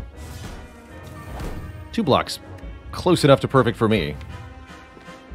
We're not being attacked next turn. That's correct? That's correct. Hit me. Even more orbs than before. The power.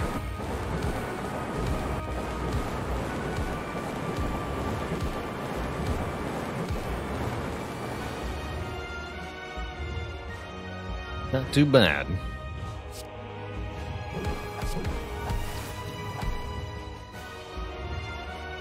Can overclock and then seek? Seems like the reasonable play. Seek, equilibrium. Let's see. We're still intangible. Okay. Well then.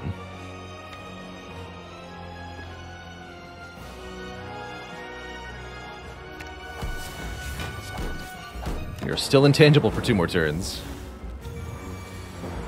In that case, well, I think we know what to do.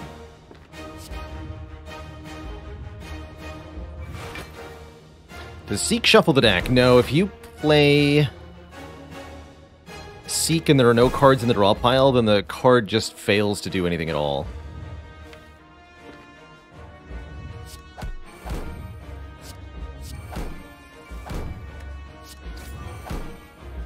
Alright, Mr. Hart, hit me.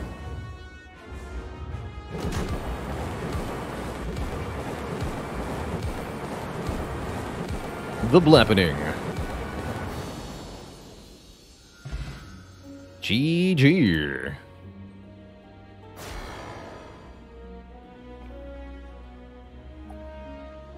GG.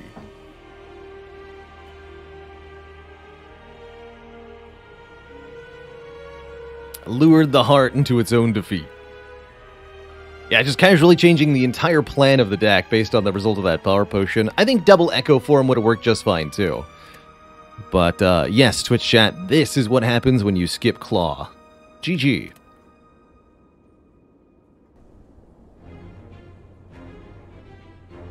GG. Now what has it been done? The Spire sleepeth, but I shall not. No, no. Oh no. Instead of skipping Claw or sleeping, we'll be playing another run with the Watcher on Ascension 7. That's coming up next. First, though, I'm going to take a quick break, refill the leg, stretch the water, eat some crackers. On my return, more Spire. Be right back, everybody. Don't go nowhere.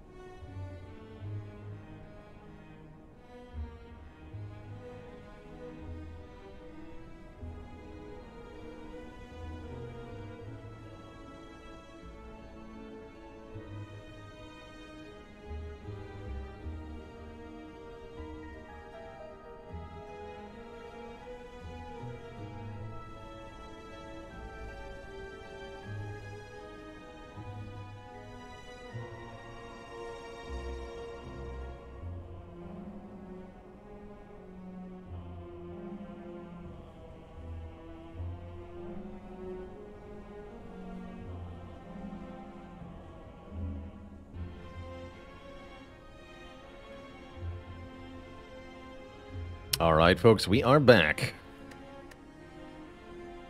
What won us this run? Ultimately, 5 apparitions, especially combined with Echo Form, won this run. Although you could very easily make an argument that Frozen Eye won this run by allowing those aforementioned 2 things to work together spectacularly.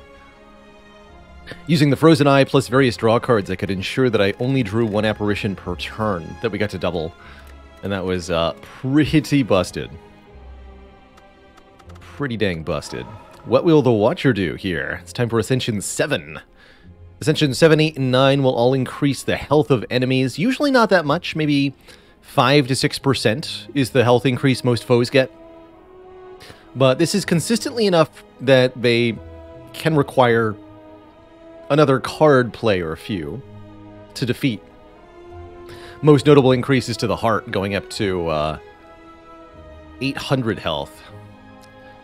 There is actually 1 enemy that doesn't gain any... Actually, no, I can think of 2 enemies that gain no additional health from Ascension 7, 8, and 9.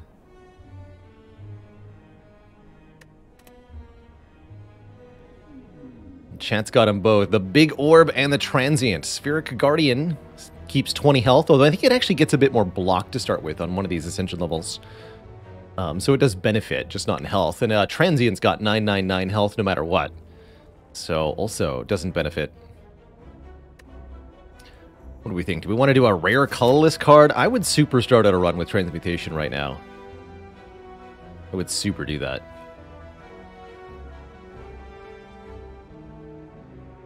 And it's my money, right? I'm not even planning on going to that shop. Yeah, lose all gold for a random rare color. For a choice of rare colorless card. Could be Hand of Greed, could be Apotheosis. There's a lot of things the Watcher can use to her advantage here. What do you got? Master Strategy, Metamorphosis, Magnetism. Master Strategy seems particularly good. Just 0 cost draw 3 on a character that loves card draw. That's exceptional. Tamaliborg says, which of the Burning Elite buffs do I find the most consistently challenging? Sentries with anything in Act 1. In Act 2, Slavers, again with anything, just because the buff is applied to each individual enemy. Any multi-enemy fight with the buff is pretty nasty. Book of Stabbing with additional strength or additional health is extra scary too. In Act 3, Giant Head with plus health can be really, really nasty. 650 hit points. No, yeah, 625. 625 health. Which can be really tough to get through. We actually lost a max health Giant Head recently on a silent run that was too slow. And I've actually noticed that Nemesis with plus strength is particularly nasty because it means that anytime Nemesis attacks, it's for more than 30. And that's really threatening really quickly. I'll take the Master Strat. I like that a lot. Don't trust Metamorphosis much on Watcher Mystic Otter, since it gave me multiple concludes and a signature move at the same time. And I will never forgive it for that.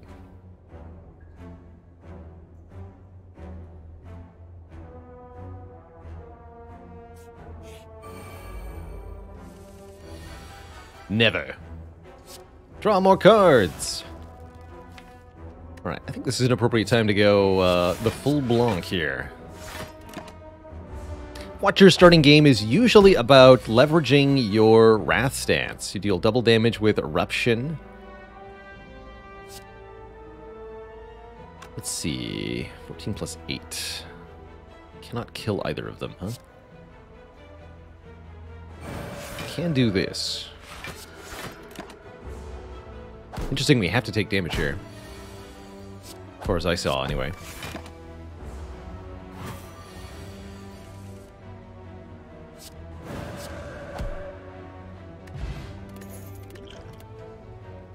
First pot, Block Pot's pretty good, and I quite like Fear No Evil as a way to get into the valued Calm stance.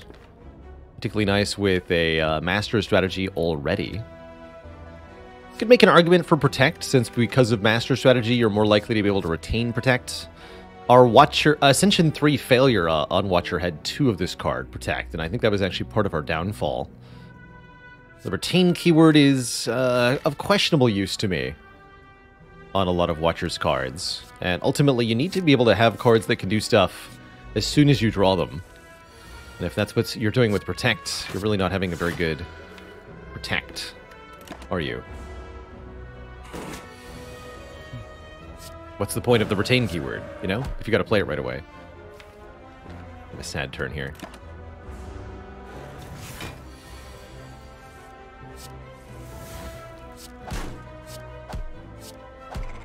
Gandalf, thanks for the full year of support.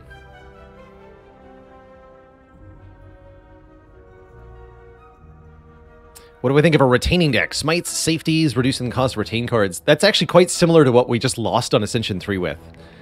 It worked in theory. There is a lot of ability to get value out of such a deck. In practice, this deck basically requires enemies to give you free turns. And unless you've got multiple copies of Vault, you're not going to get those free turns in a fight where it matters, and your run will be over. The name's Bond. Gandalf Bond. Brexter, thanks for 16 months of support. That's right, why do you need retain cards if you've got Runic Pyramid? Although, as far as retain cards go, I do like Sands of Time. I've also come more and more to really like Crescendo as a first Wrath card. Or rather, a second Wrath card, because you always have Eruption. Retaining, and very notably, upgrades to be free, which can be very spicy-like. Could be cool with either of these. And my instinct says, take the less picked card here. I'm going to grab this Crescendo as our Wrath entry. And we're going to speed towards this first elite here. Snag a golden idol as we go, taking 5 max health of damage. Dig in the ooze for a relic, too. 1 reach. Ouch. 2. To get an old coin. Suddenly, we're filthy rich. And with nowhere to spend it all. What a shame.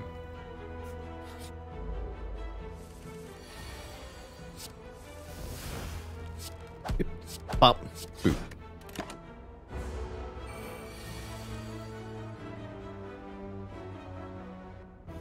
Couple fun ways to get lethal here. I like the exact kill with Crescendo into Miracle Eruption Strike. It's one of the neat things Crescendo lets us do. Play Eruption for double damage, and look at that. We get the Sands of Time in addition to the Crescendo. I like that. Could also take Foresight for every turn scryed. Something that's not to be slept on. Scrying away your starter cards especially is a really good way to make sure you're outputting really good damage each turn. Good against Hexagos too, but so is Sands of Time. Let's grab an early Sands here. Sands should let us wallop this Elite Gauntlet pretty dang well. And I think with the Crescendo, we might want to upgrade the Sands of Time before we upgrade the Eruption here. Although Eruption upgrade must surely come next.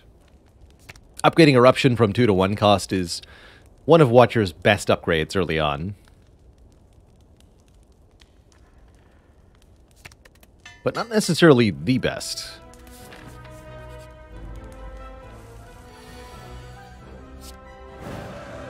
Ka-chunk. I'm going to keep the Miracle so that I can play the Sands of Time if I need to.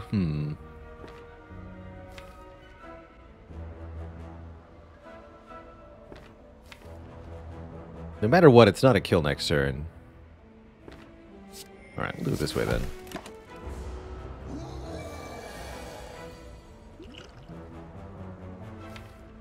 So we want to master strategy into Vigilance here. Next turn we play Crescendo, then Sands of Time. That will kill, so I can play Vigilance Defend here. Which means we take 9. That's not very bad at all. 9 and then win the fight. I could use the block potion to take 0 here, but I think I'd rather just keep the potion and lose 9 health. Not too bad. Oh, I was hoping we'd see this. Teardrop Locket starts us out in Calm here. This deck is now ready to take a Like Water. Can I take a Like Water, please? Truly, not a block card I'm usually happy with, but this would be a time for it. Starting us out in Calm means that we can immediately get energy by playing Eruption or Crescendo. That's going to be extra good to play Sands of Time earlier in fights when we want to. Thoughts on Meditate. Very, very good card. It's energy gain and card draw in one card. And the only downside it has is that because it ends your turn, you can't play it multiple times in one turn. That's really the only downside. It's pretty good. One of the best Watcher cards, especially of the stance change stuff. Take a Flurry of Blows. Flurry, it's okay. I'm not a big Flurry lover, although I do think that on Ascension 7, Flurry will be a much better card overall. Alright, let's get that Eruption upgraded. Not sure what the next upgrade is. Ooh. We can bottle the Master of Strategy? Yes, please. Yoink. Or, well, that's my next upgrade, then. And I'll buy your potions, lady. Give me a Dupe Pot and a Blessing of the Forge. That should be enough to absolutely clobber the next couple elites here. You can also go for a bunch of upgrades, but relics are definitely better, especially when we're getting 25% more money. We have Bag of Prep at home. We have Blessing of the Forge at home. Alright, it's Wrath time.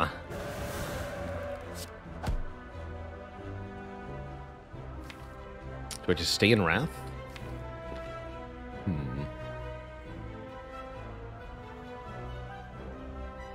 I think I just kill multiple of them, right?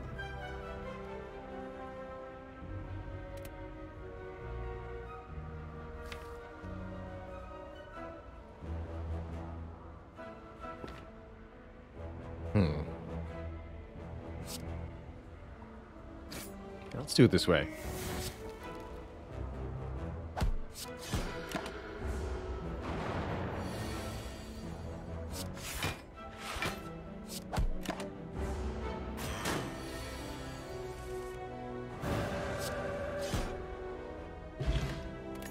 The Regal Pillow will heal us more if we rest.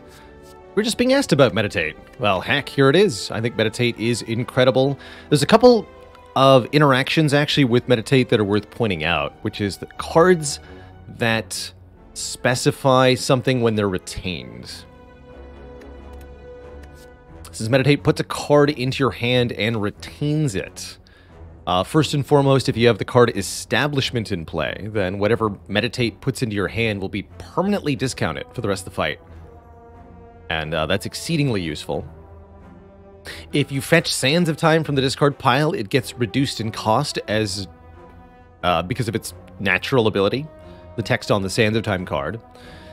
And the same is true of Windmill Strike and Perseverance, both cards that, if pulled out of the discard pile with Meditate, will scale their numeric effect. Meditate's also a very good upgrade from here. The options. The options. Squish. Here's Signature Move again. Don't think I'm going to try to build a deck around Signature Move again. That didn't work out so well last time. We could absolutely take a Consecrate for some area damage. Or we could pick up and Evaluate for a bit of block and draw. Without an upgrade, I don't think the Consecrate's all that good.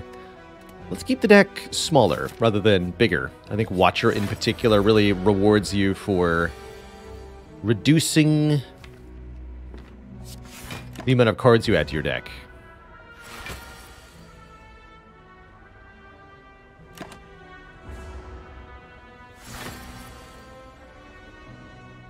Alright, pretty good order here. So actually here I can showcase. If we play Eruption, then Sands of Time, and use the Meditate on the Sands of Time, the Sands of Time goes from 2 costs to 1 cost.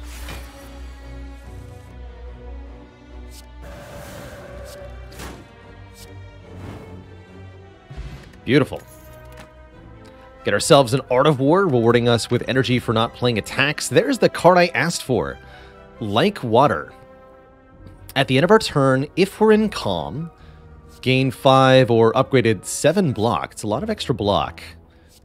Being in calm, normally a little bit of a difficult requirement to manage, but we start combat in calm, and we have 3 different cards that can put us into calm.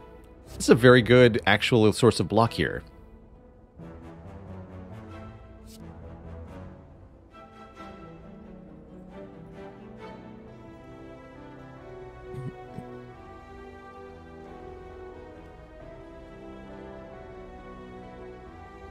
Sweaty Laws, did you hear about the Watcher that got a shoe sponsorship? She's now trying to sell everybody on Nike water.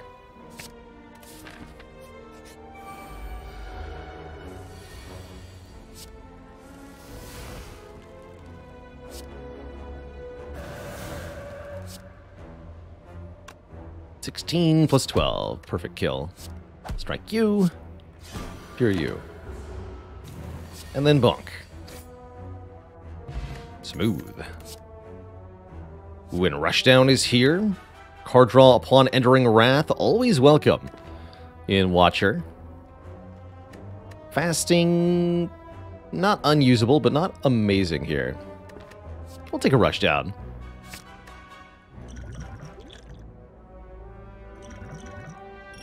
How's it going, Silly Squirrel? This is run 7 of an attempt at our Ladder Streak Challenge, where we try to beat all 20 Ascension levels back to back. So if we win this run against the Heart, we'll move up to Ascension 8.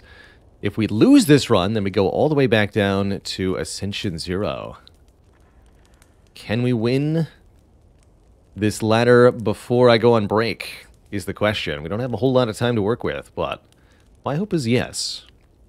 Now I've got a ton of good upgrades. Upgraded Master Strat Bottled, Meditate, Rushdown, and Like Water. I'd like all of these upgraded. I think we start with the Meditate for the second card of our choosing that comes back into our hand. That's particularly exceptional, if you ask me. Is it time for Crescendo? I don't think it is.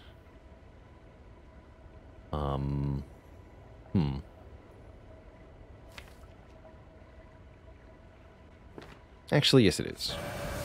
Upon review, yes.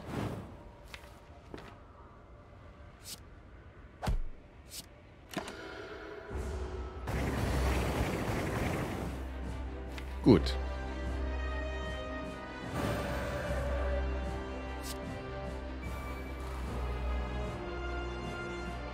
This might be a reasonable time for the block potion. We'll be in calm here. We can play both defends. It's really not worth playing a strike here. Let's see, we block 15, incoming 24. We're 9 shorts. Same trade as last time. This block potion's worth a lot more in Act 2 than 9 health right now. Since we heal 75% of our missing health, transitioning between acts. 9 damage taken now is only going to be 2 or 3 health going into next act.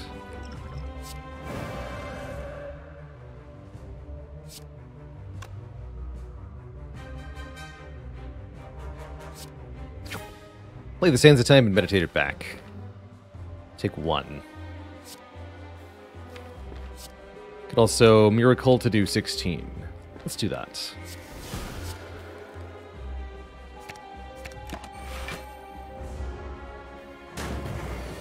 This turn we get multi-attacked. I actually don't think I should enter Wrath here.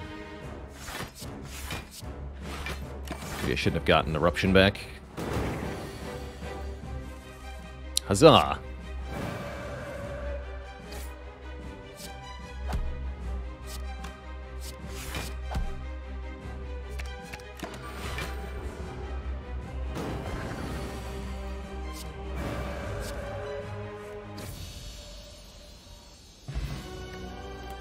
And now we're rich. Richer than before, anyway. Here's Establishment. When a card is retained, get it cheaper. With the Meditate. And Crescendo and Sands of Time. That's actually a very good Establishment. Is it better than Vault? The Vault would be much better if we already had the Establishment. But man, Meditate with this is quite something. Whereas Vault gives us more immediate utility. Kind of buys us a spare turn, makes Sands of Time cheaper. Notably, cannot play Vault and Meditate in the same turn. That actually sounds like I want the establishment. I do want this establishment. I think it's actually genuinely very good. I like that. I like that a lot. And now we have a choice.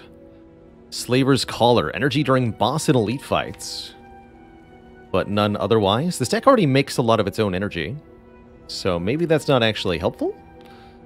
The Busted Crown. Gain energy at the start of our turn, but future card rewards have less cards.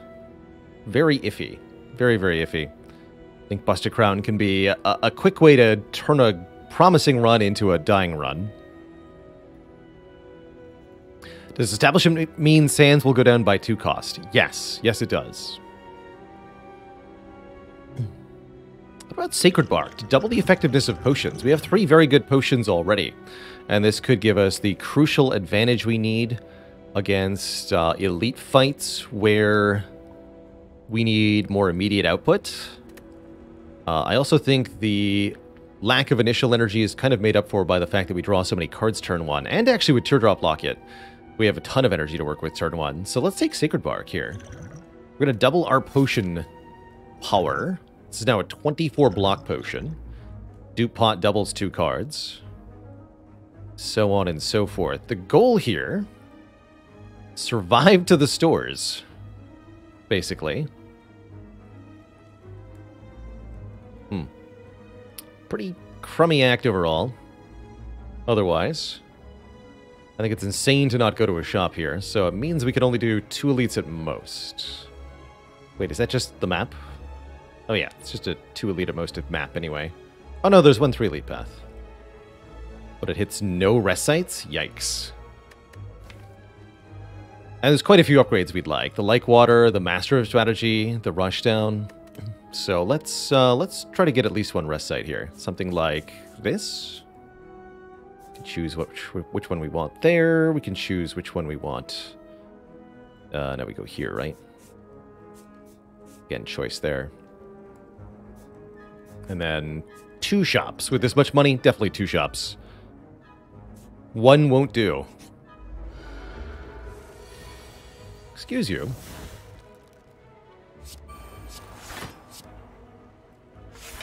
Alright, so behold establishment plus sands of time. If you watch closely, you can even see the cost decrease 2 separate times, because the timing is slightly different on each trigger there.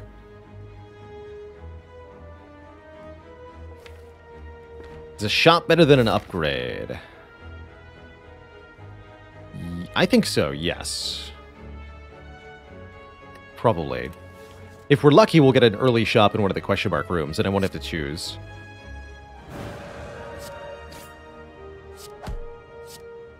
Please enjoy your chunkening.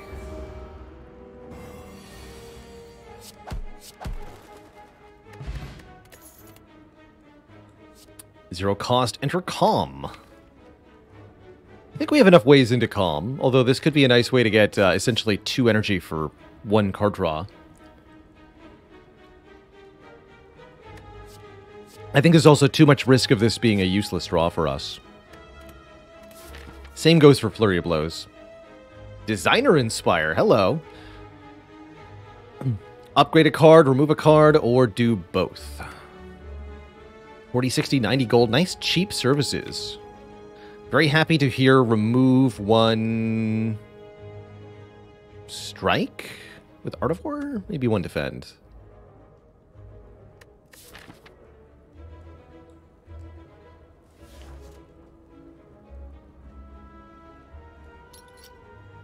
Let's lose a strike first. That way we're less likely to upgrade a strike. And we upgraded a strike. Good job.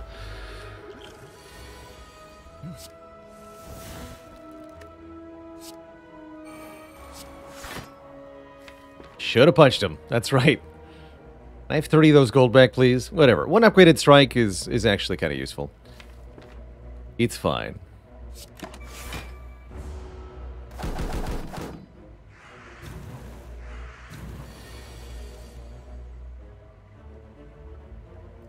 Three hits to knock a bird out of the air. I guess the 15 damage one is the worst of the bunch here. And then we have what? 26 damage headed our way. I can only block for 18. So, that means I should use either the attack potion or the block potion.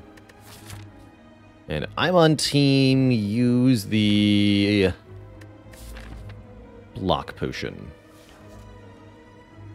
Because the attack potion is very good for an Act 2 elite.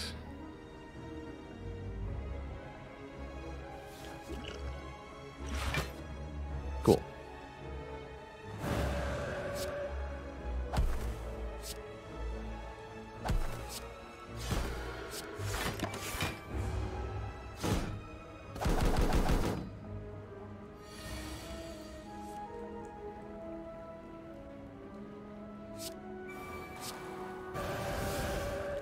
There we go. So 12 plus 4.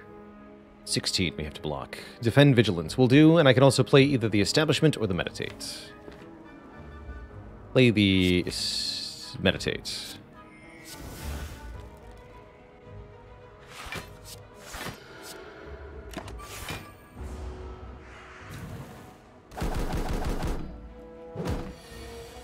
Okay, much more reasonable here. Can knock another bird out of the air. Let's get you gone from here.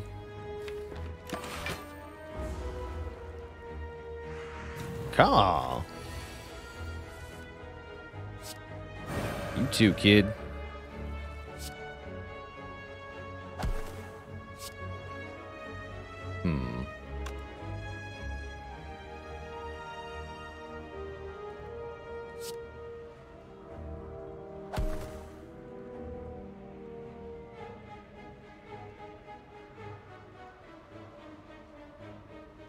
Take 8 if I use Sands Attempt to kill you. This has not worked out the way I wanted it to. And if I defend Meditate, we block 10, take... Again, 12 plus 6, 16. 12 plus 4, excuse me, 16. But also play Vigilance. Block 13. Take 3.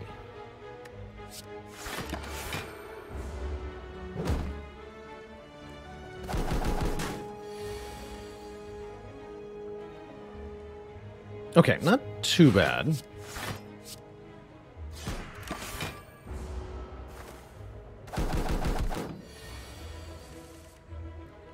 Could have been a bit better, but not too bad.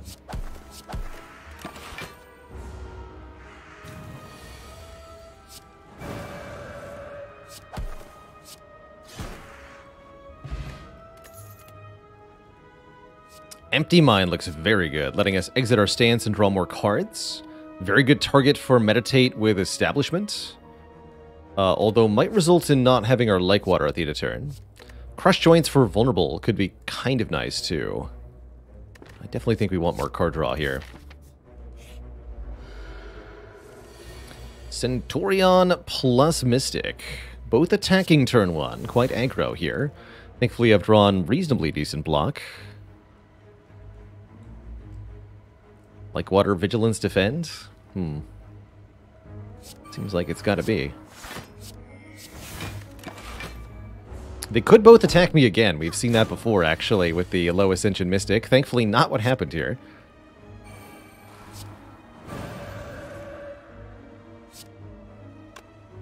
Not enough to kill you. Not much block there, though, huh? I think we'd better take a little bit. Just a bit. Not too much now.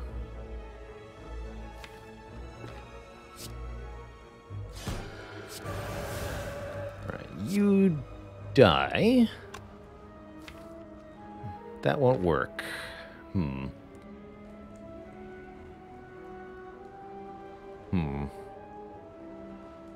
My intern and rat, Centurion's gonna make my life pretty hard next turn. Attack for 10 by 3.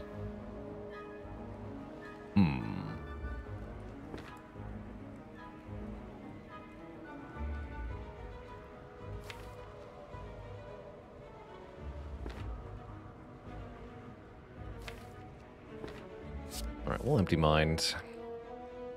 That didn't go well. Ugh, I regret my choice immediately. Think? Oh no. Double defend, or we can play Eruption now, or I can use the attack potion, which I really ought not to do.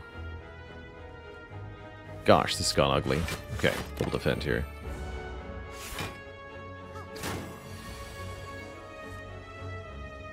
Heck.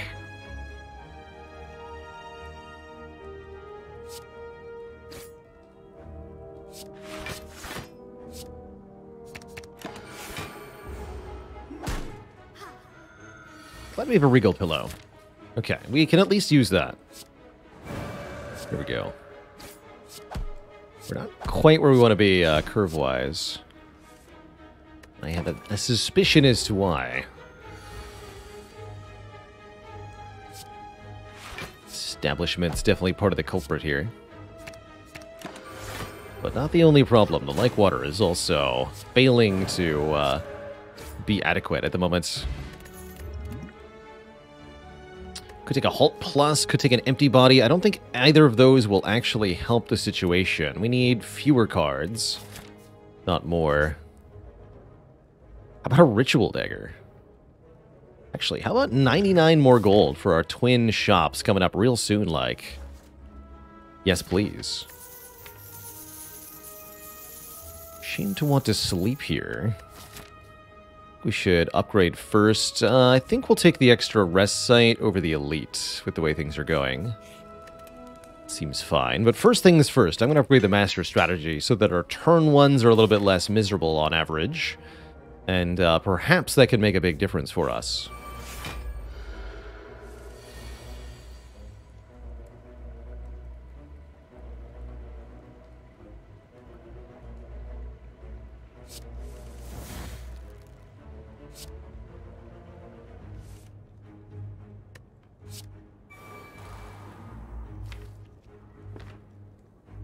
Yeah, drawing a lot of cards turn one. Very good. Defend, meditate, establishment, huh?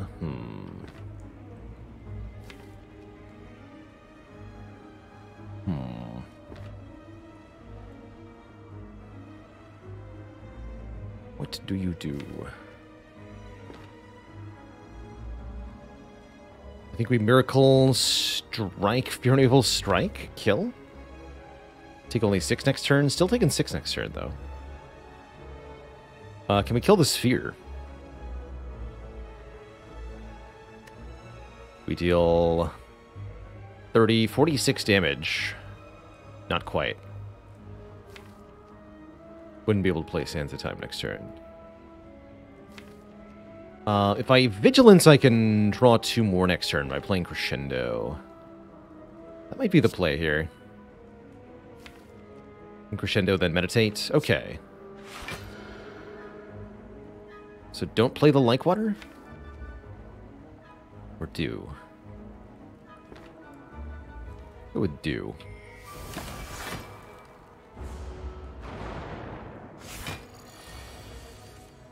Got into some tricky situations here. Defend, defend, establishment, meditate. It'll have to do. Makes me want to use the Ancient Potion to block this effect, though. Ancient Pot's also really good against Collector, actually, with the Sacred Bark. Actually, we're going to hold on to this potion for Collector. For sure, Z's here. Alright, no potion then.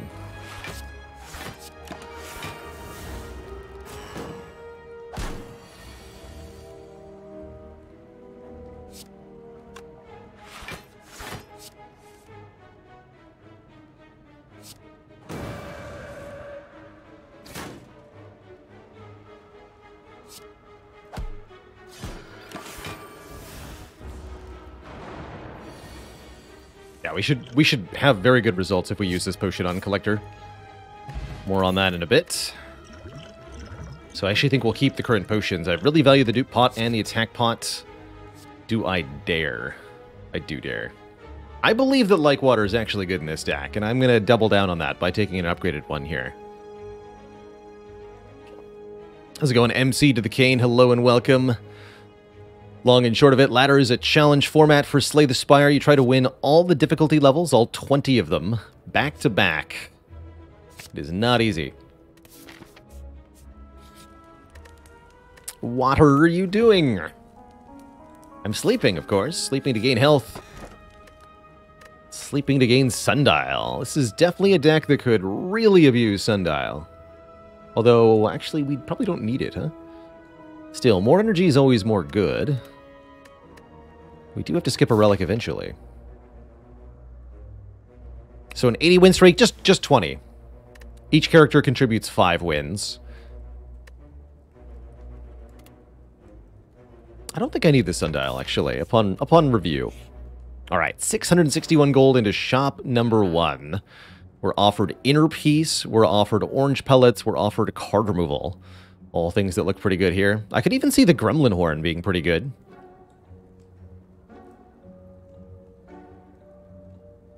Makes that Speed Potion quite something. Orange Pellet says if we play a power attack and skill in the same turn, we can remove all of our debuffs. Very breakable with a Sacred Bark, especially.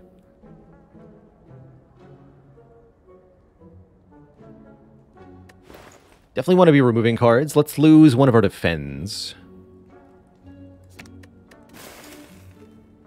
Take the Orange Pellets, take the Inner Piece. And then we have enough money for any relic in the next shop. We could also consider Bronze Scales for a bit of passive damage. This is particularly good again Act 4. So if we're worried about our Act 4 matchup, this would be a good head start on it. Although I think with Pellets and Sacred Bark, I am not worried about my Act 4 matchup. This is pretty good.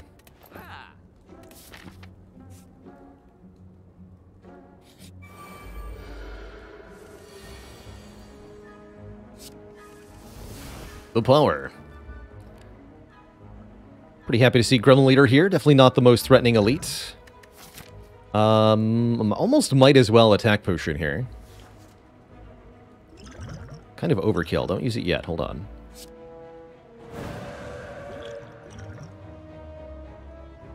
Double free sands of time. Let's just go bonking. Bonk. Bonk.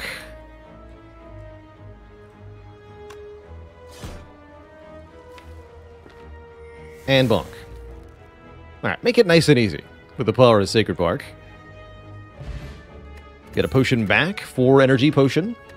A boat thingy for block on turn 3. And Indignation can apply vulnerable to enemies. As well as being another Wrath entry, or we can get second Rushdown. I actually quite like Indignation, especially with the free upgrade here. Seems really good. Yeah, really regretting not taking the Gremlin Horn, huh? This is why overkill's not always something to seek out. Can get a third Lykewater. Kind of believe in the Lykewaters. We're going to need to really make sure we can end it in calm, though, if I want Mass Lykewater to work as a strategy. Normally, in this kind of deck, I would advise Mental Fortress as block, but this can work. It can absolutely work. Baron Fell, thanks for the 34 months in the Prime sub. Heck yeah. Try taking Lesson Learned. Purity is actually quite nice to let us exhaust cards so that we don't draw them again, especially with the Meditate stuff. That's pretty good.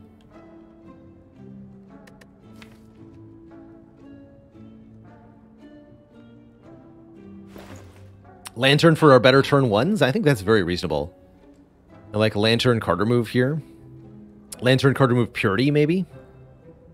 Is there always one power in the shop? Yes. Every shop contains, from left to right, attack, attack, skill, skill, power. That's always the layout for the top 5 cards. And if you have the Courier, which replenishes things in the shop upon purchases, you'll get the same category of card as the one you purchase. So with Courier, specifically the power, every time you buy the power, there'll be a new power behind it. Because you're buying a card off the power stack.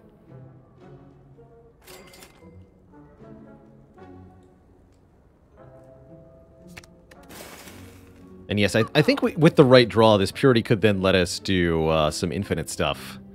Seems pretty good. I am going to buy that purity.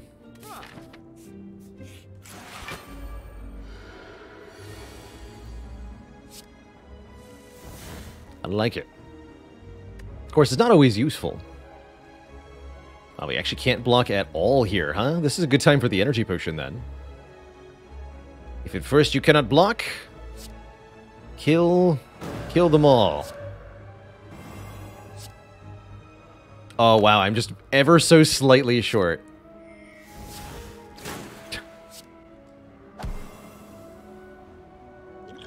Amazing. All right, well, energy potion saves the day. Good talk. Cut through fate, not bad, not necessarily helpful. A skip. I'll take an upgraded cut through fate, though.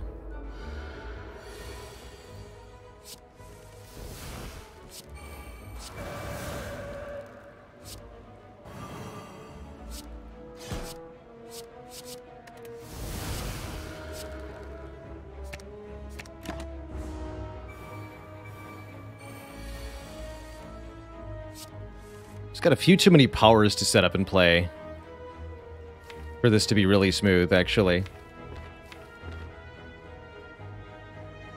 Interesting.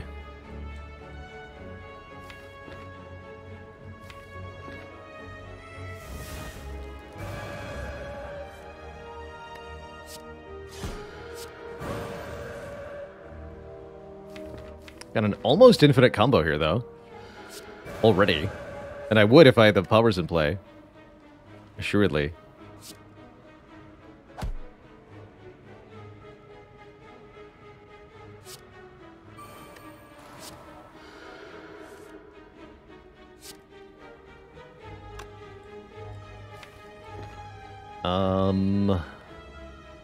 We go Lake Water, Fear and Wave will be full block. Or Lake Water, Meditate even. 12 block at the end of turn.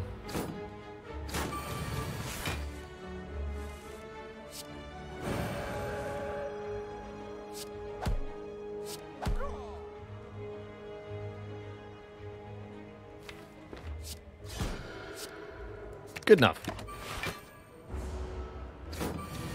Alright, well, this fight definitely convinced me we shouldn't take any more powers. Unless we get a scroll or something. What we should do is work to improve our card draw cards and reduce the energy cost of our setup. So, making Rushdown free is good. I'll upgrade the Empty Mind first. That's always going to be +1 draw. Sometimes when we play Inner Peace, we're not using it for card draw. Although I might be right now. Looks like I will be.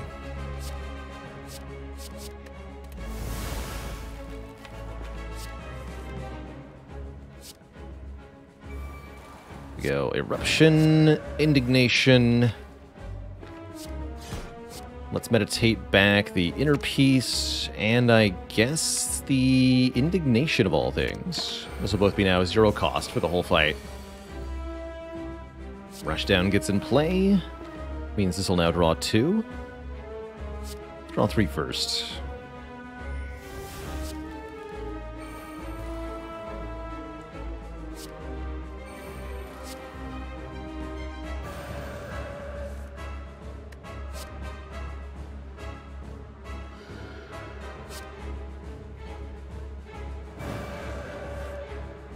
Here we go. Alright, so we get 12 block at the end of the turn. We're being attacked for 21 plus 7 plus 7. 35. There's no way I could full block that, right? Not reasonably. Can kill one minion with Sands time, though. Can also keep generating energy this turn. Fear and Weevil plus Empty Mind. Oh, we might be able to just keep going, actually. Hold on, what am I talking about?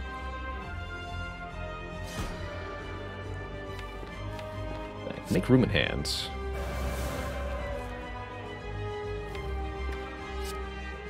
Yeah, we might now be infinite. Let's see.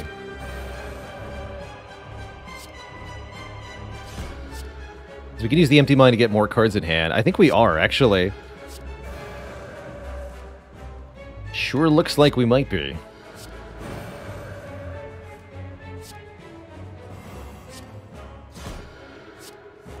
There's a lot of nonsense I can do with this, too.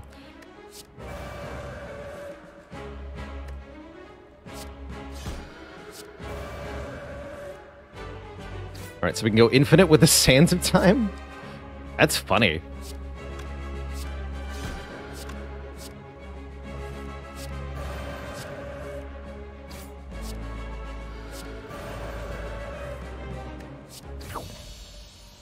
Play Sands of Time 3 times. I don't even have to use the Ancient Potion that we took specifically to block Collector's Vulnerable. I guess I'm glad I didn't talk about it, because it didn't end up mattering.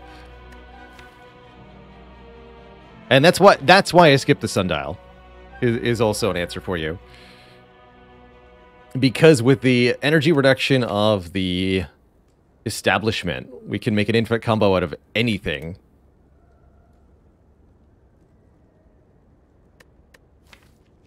I don't think Conjure Blade does much for us. I'll skip all these.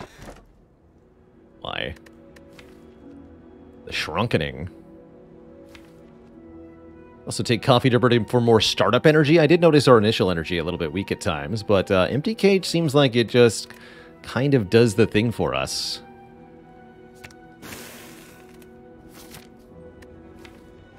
Less cards we have to draw through for the initial setup, the better.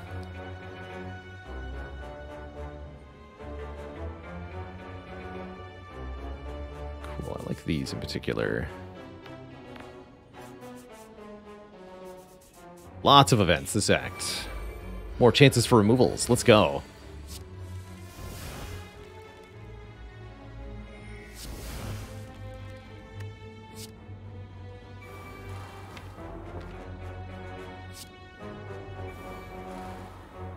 Turns like this can be tricky, though.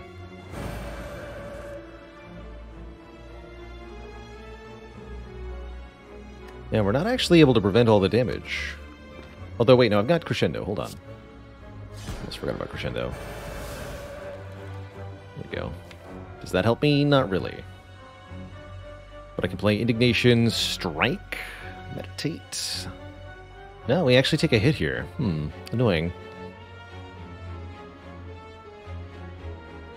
Like Water Defend Meditate's even better, actually. Could use the Ambrosia to save health here? That doesn't seem wise. Dupe Pot saves good health here. Saves a full 10. Get more potions. Let's use this now.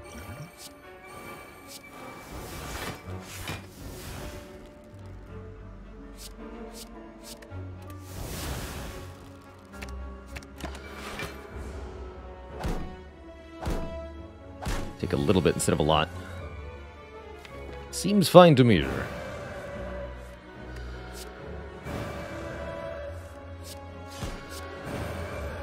Sure, this will be a lot faster.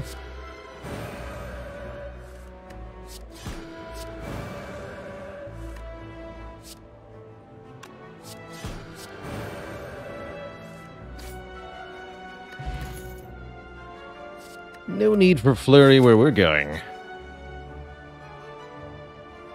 What about Madnesses? Kind of seems like we've already got that sort of covered. Let's not. Second copy of a card in our deck. Ooh. We could duplicate the Master of Strategy Plus here, which is very potent. I also kind of like Juzu Bracelet. I'm taking 4 events. No, that's not worth buying. Whetstone would upgrade 2 random attacks, which is just Fear Renewable, apparently. Alright, good talk.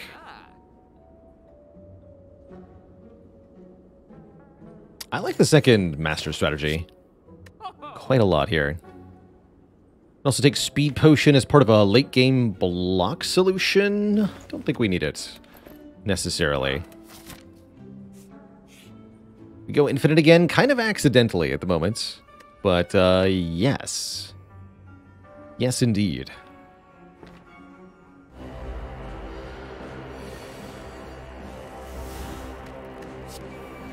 It's more like a turn 2 infinite, though.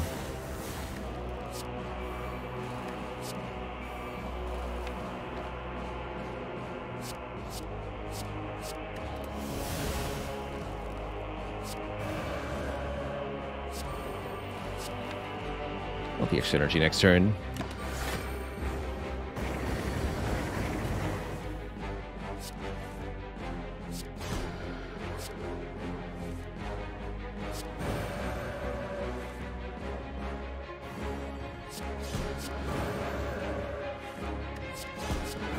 Yeah, we just are able to do that. Interesting. Not what I was looking to build with this, but once again, the Spire kind of handed it to me on a silver platter here. Not going to say no.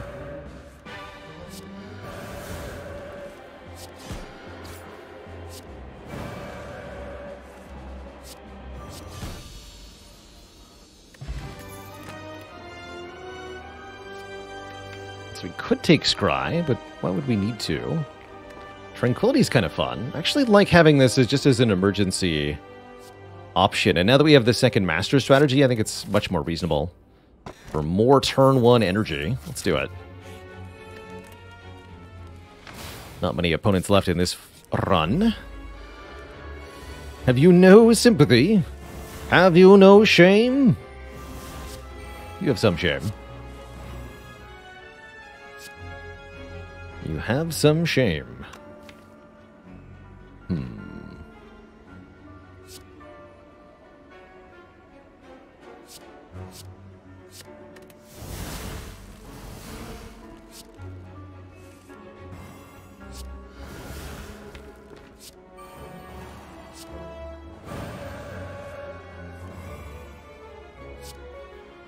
Ooh, but I can't get back into calm.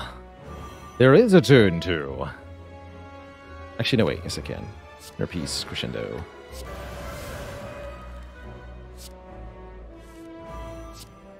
There we go.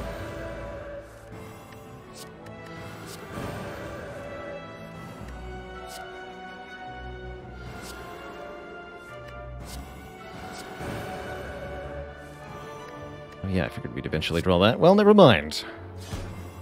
There's a limit after all.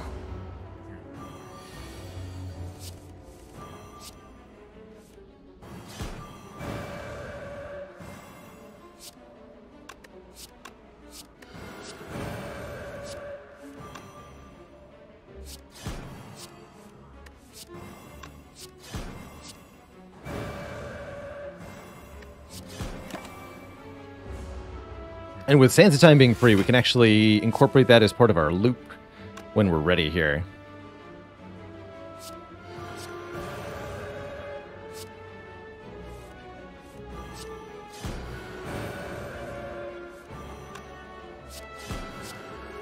Interesting. Courrier's good. I was hoping. The hard transition. We're now a pressure points infinite, Twitch chat. Are you ready? Are you ready for this?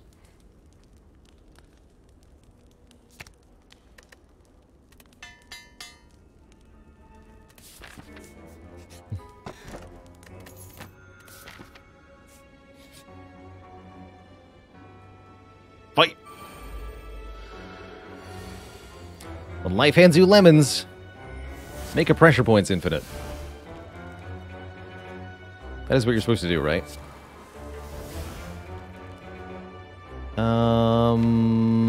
Let's see. We are done the turn here, yeah? So let's crescendo indignation.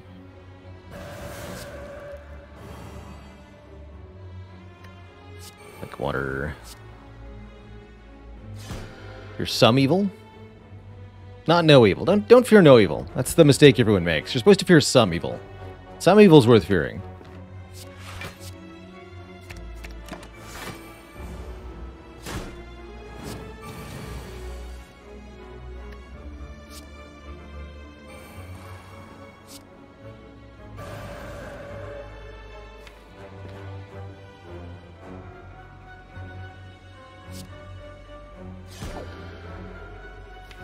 Back into calm.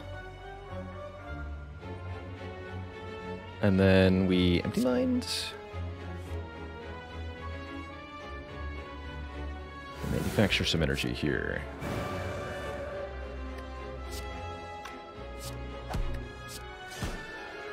Get rid of these. Draw more cards. Slightly wrong order there, but I think we're okay.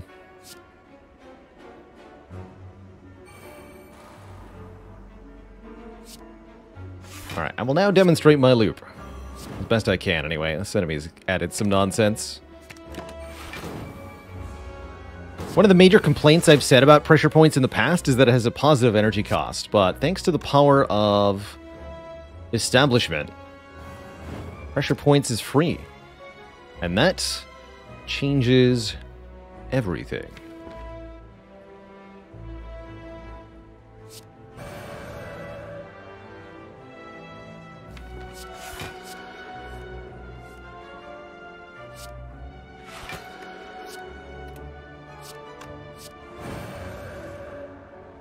The power. Boop.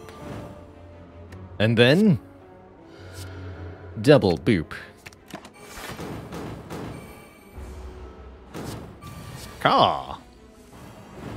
Each pressure point does more damage than the last, so if you're able to play it many times per turn, you can get pressure points to be an absolute truckload of damage before your opponent even understands what has begun to happen to them.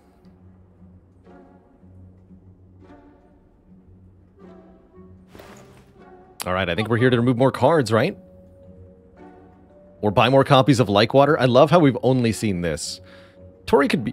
Yeah, excuse me. Tori could be good block against the heart, but I don't think we're going to be in need of it. It's also a 10 regen potion. That's pretty potent.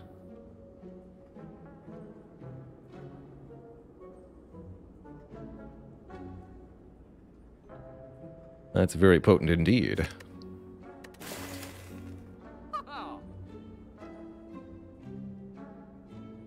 How'd I compare pressure points to Rampage? Pressure points works with multiple copies of itself and is a common, whereas Rampage does not work with multiple copies of itself and is an uncommon. They're both quite bad, quite frankly. This is fine. I'm not taking toolbox.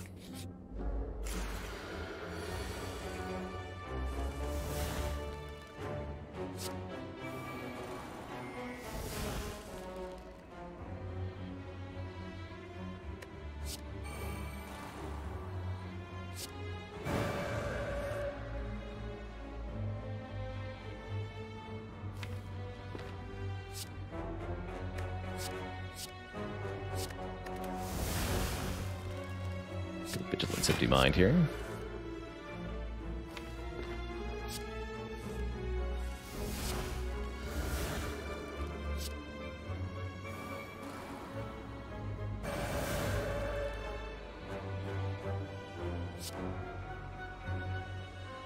And you're telling me we're there?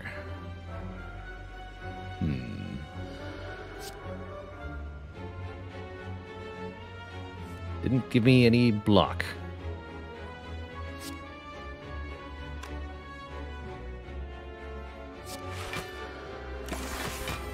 I'll be back for you. I think you've escaped me.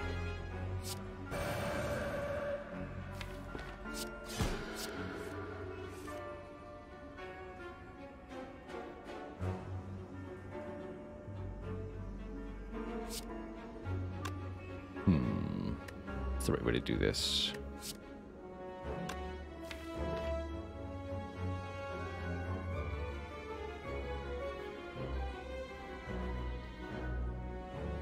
I guess we go Vigilance, Pressure Points, Meditate. That's fine. Not gonna overthink it. We get back the empty mind of the Pressure Points. They actually take a little bit of damage. But now... Pressure Points. Inner Peace. Pressure Points. Empty Mind. Pressure Points. What do we do now? Vigilance, Inner Peace. Pressure Points. Empty Mind. Pressure Points. And that Nemesis is gone. You'd love to see it.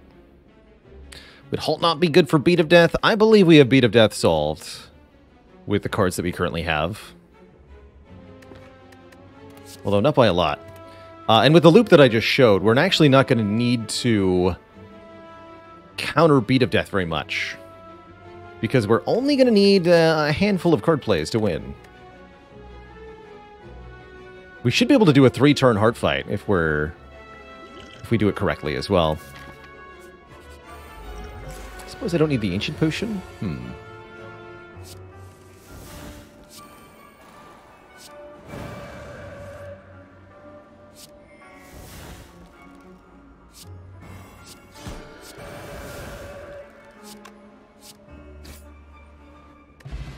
Dead.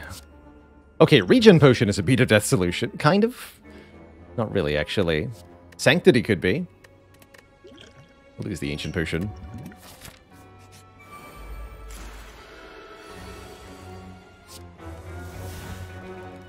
The pressure point's infinite.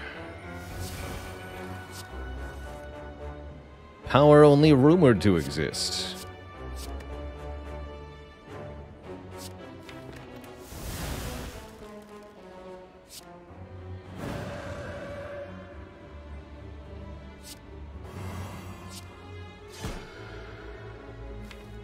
Get back Inner Peace and Eruption.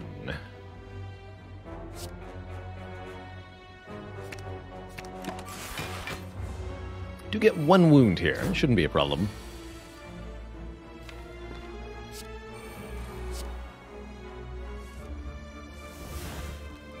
It's 1 wound. How much could it cost? 5 hit points?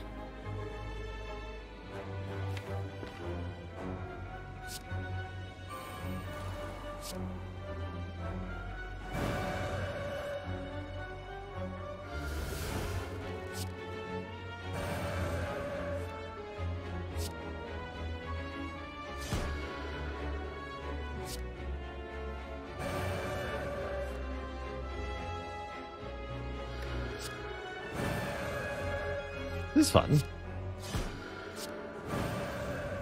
Ooh, the Nunchaku. The power of the Nunchaku. Get her. And with pressure points for good measure.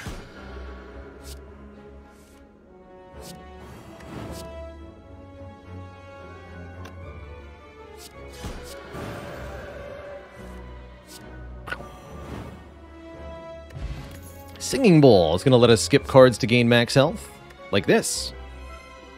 Huzzah!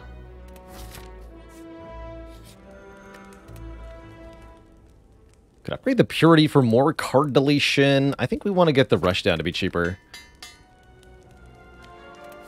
We pick up the pressure points on purpose. Oh yes, there was purpose in so doing. And let me show you what the purpose was.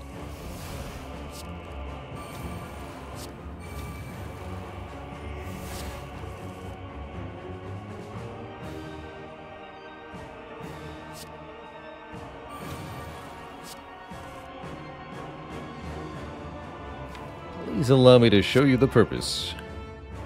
Let's lose the indignation. We're not going to need it where we're going.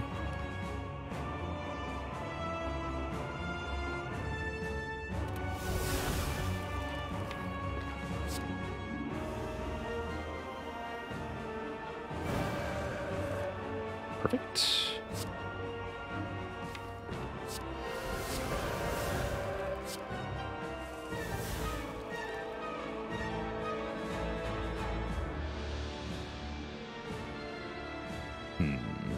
So now how do we make block? I can go Vigilance, Empty Mind.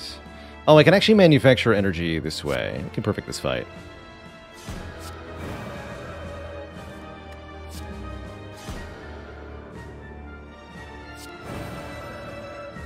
Let's get this played.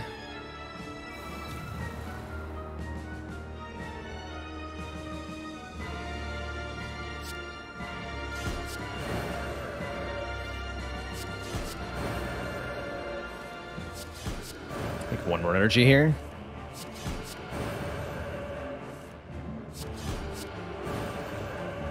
I think that's enough.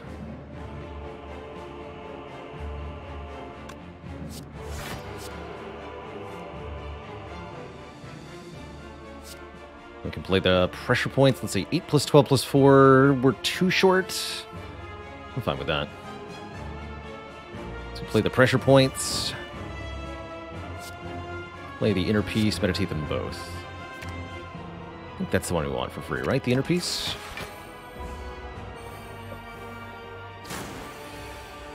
Alright, now the true power. Pressure points. Then we... Inner piece, then we pressure points, then we empty mind. Then we have to vigilance inner piece? Is that how this works? But I think we're generating energy as we do this.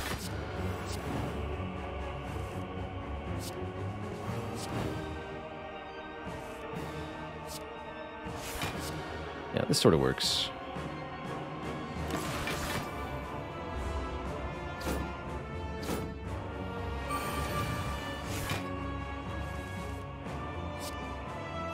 Oops. Pressure points. Vigilance inner piece. Pressure points.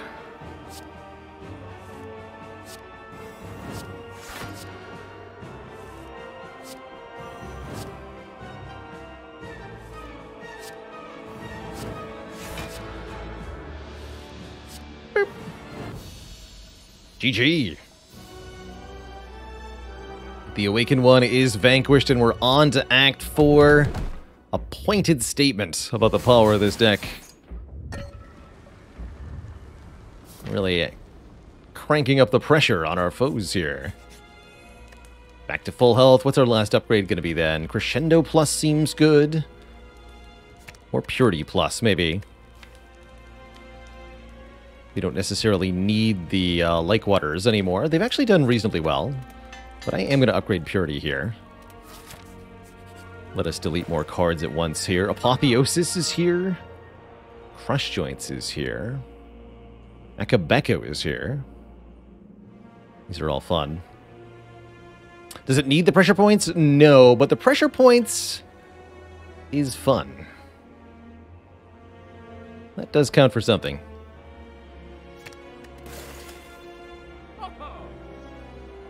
Could buy Akabeko here for a little bit of power. Snecko Hill is definitely ambitious. Although with the Meditate Establishment, there's no cards costs we can't eventually go infinite with. Take the cow for good luck. Come on, lucky cow. Come on.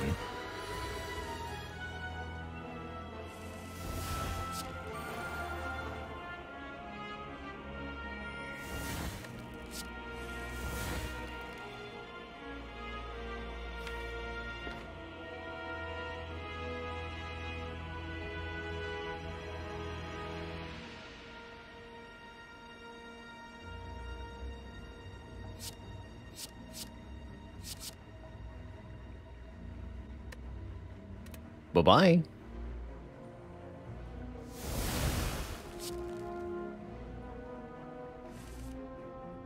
Good. Get the inner piece here.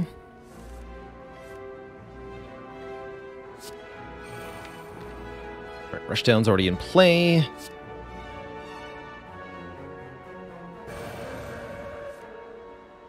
Again, we can't do any truly infinite nonsense until we make specific cards cheap.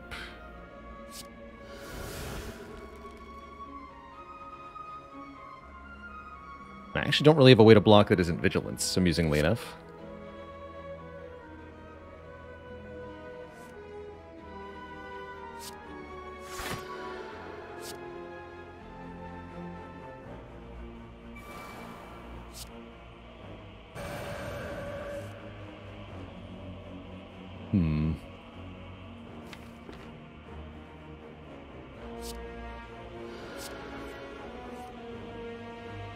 And then what? Pressure points, meditate? We'll take some, but not much. And even with the 2 burns, this should work out just fine.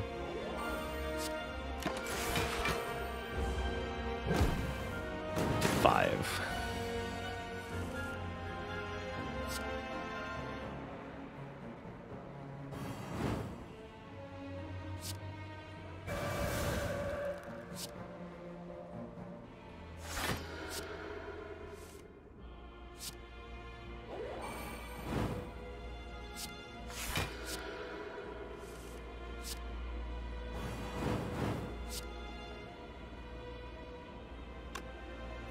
Could also use indignation here, curiously. Let's try that.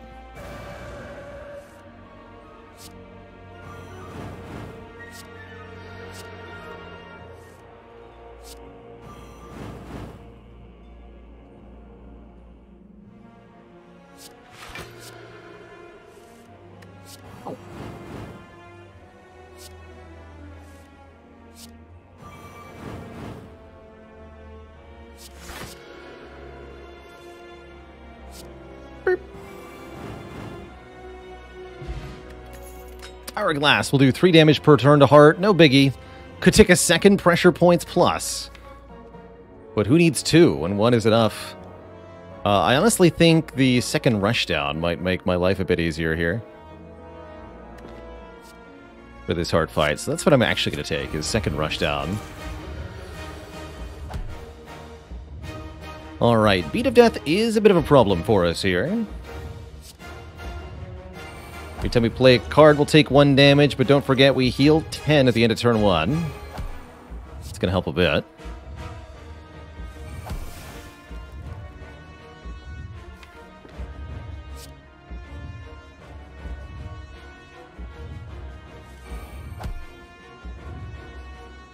Ooh.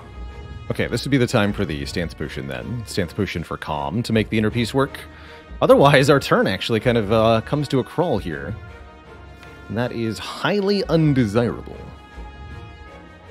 Got to get this stuff in play. We've got stinky statuses to deal with next turn, too. This might not be as simple as I wanted it to be. It'd be a good reason to leave 1 Like Water unplayed, so I can purge the debuffs here.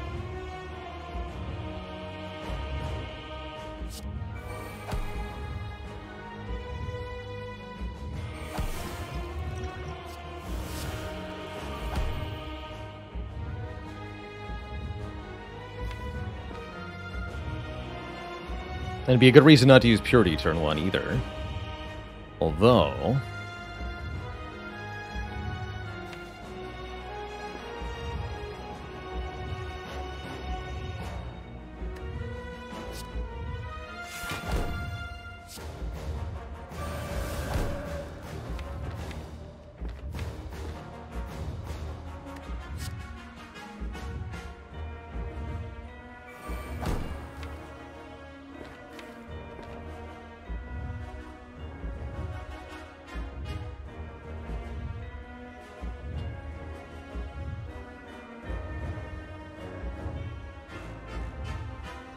I can't go infinite turn 1 anyway, right?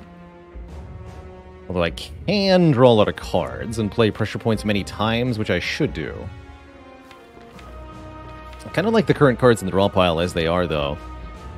We'll make it a 3-turn win either way. We just have to block the Hearts nonsense. Like Waters will help with that. We're not going to be attacked for much. Well, it is going to be a full 45, right? Heart's not going to be weak here.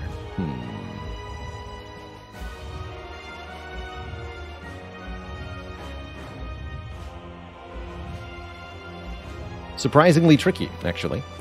But yeah, I think I just meditate the pressure points and a card here. We stop the first turn as we are. Let's go inner piece, pressure points.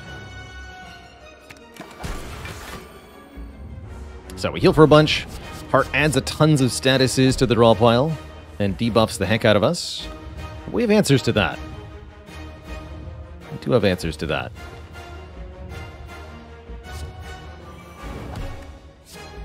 Play this the old-fashioned way.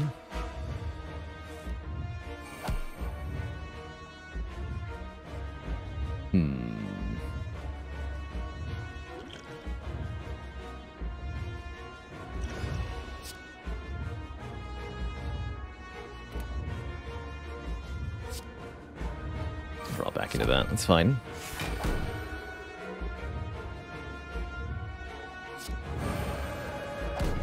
Okay, there's Purity. Get rid of Burn, Wound, Defend. I'll even lose the Fear No Evil here.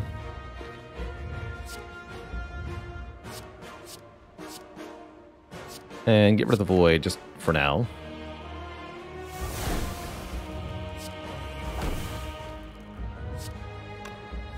Now we begin to point and laugh. Haha!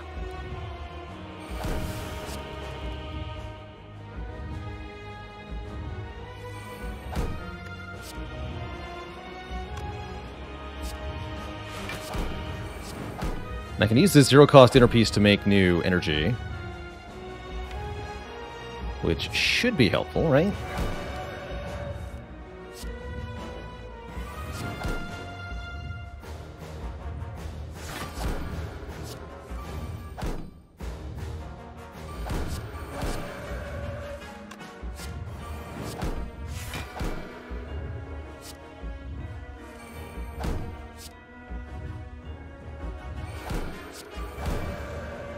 Not sure this is working. Oh yeah, and we got a power to cleanse this nonsense too, of course.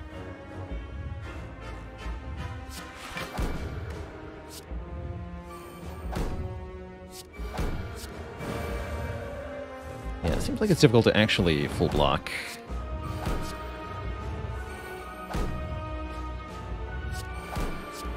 Oh yeah, this is the way to do it, right? Yeah, we can make more energy.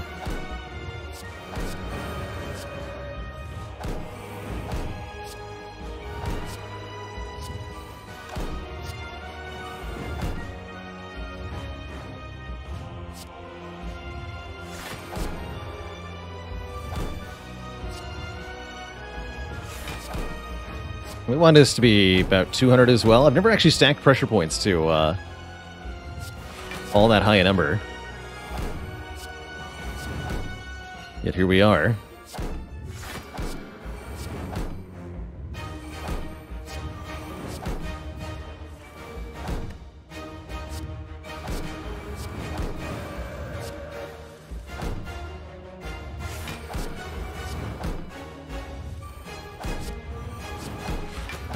The blocketing.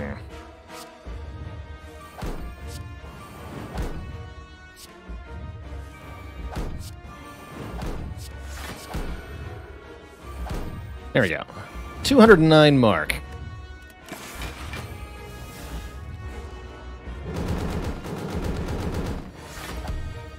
Poor heart. Beep. Already taking damage this fight. I'll just call it there. Beep. GG. Hundreds of damage with a single pressure points. Have you ever seen it, Twitch chat? GG.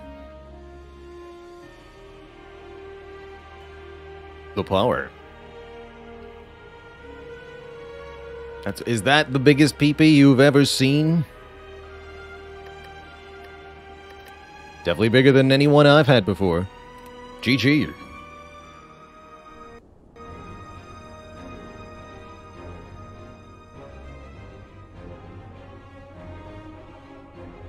Now what has it been done? The Spire sleepeth, and so shall I.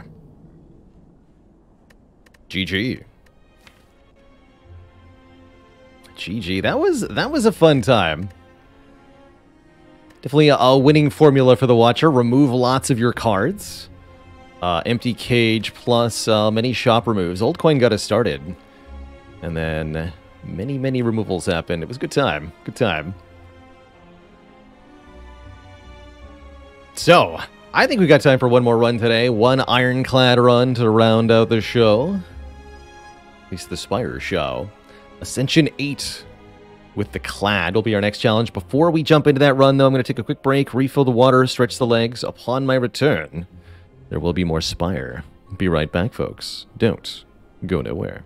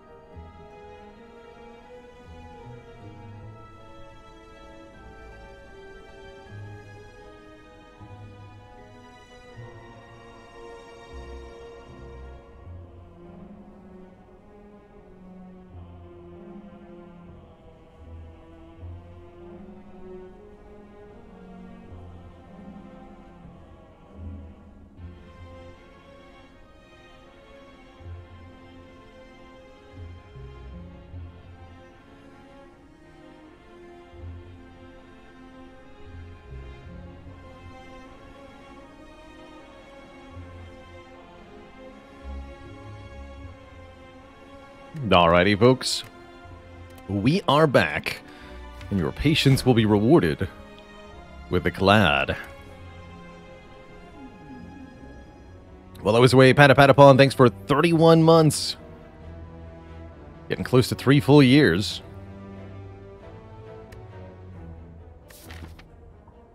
$250 gold start with potentially 2 shops. Is very tempting. Could even make it a 3 elite path from there. Look at this. This is what initially stands out to me, looking at the map very briefly here. Very juicy path overall. Like the late events, too. 1, 2, 3. These could all be dead adventure for yet another elite. Shop might contain either Sling of Courage or Preserved Insect to make the elites easier.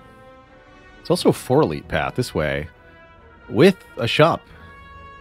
So if I wanted to all in on one store, we could try to do 1, 2, 3, 4 elites off of 350 gold. That's actually quite cool. Oh no, I needed to change Ascension. Hold on. Hold on. We can actually fix that too, because the game has glitched out. Warning, progress not saved. And that means when I click play here, there's no continue button. Very interesting. Let's try that again on A8. So we do get a different map. Good catch there, Twitch chat. Thank you. Greetings, choose. Here's our actual set of starting options. And here's our actual map. Okay, not as juicy. Still pretty good, though. Particularly like this far left path. No Burning Elite, but we could still go for elites with an early shop. No gold option, though. Just a rare colorless card, which could be really, really good, actually.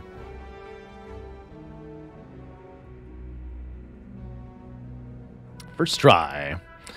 Where do you stop considering 4 elite Act 1s? Ascension 10 is when it starts to get really difficult. That Ascender's Bane makes a big difference here. 16 max health for a colorless card, huh? I don't mind just having 88 max health Ironclad. That is a chunky boy. But if we got an early hand agreed, oh boy, could we have quite a run, especially with Slime Boss. It's Slime Boss. Secret Tech Panache Mayhem. Interesting. Try doing Mayhem Clad. Play the top card of the deck every turn. Let's give it a go here. Don't want to get too far outside the norm if I'm trying this, but I think there's some fun potential here. And I don't have to go for elites. We can opt out if we're not feeling comfortable. Take every Fiendfire. That's right. Every unupgraded True Grit that I see. So, a problem with Mayhem, or maybe another problem. The thing about Mayhem is, since you don't know what the top card is going to be, you don't get to kind of choose the order your cards get put in play. And that means the cards you want to put into the deck are going to need to be ones that are useful unconditionally. We have to not be reliant on having them in hand with something else, or being played before or after something else. Cards like Shrug here are very good, for example. These other cards are not even real cards, so early block it is. You got it.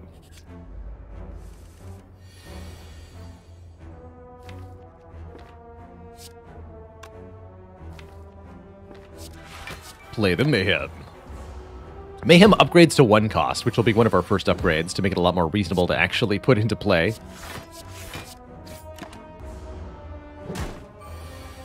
But it's like an extra card draw and energy per turn. Sort of. Kind of, sort of.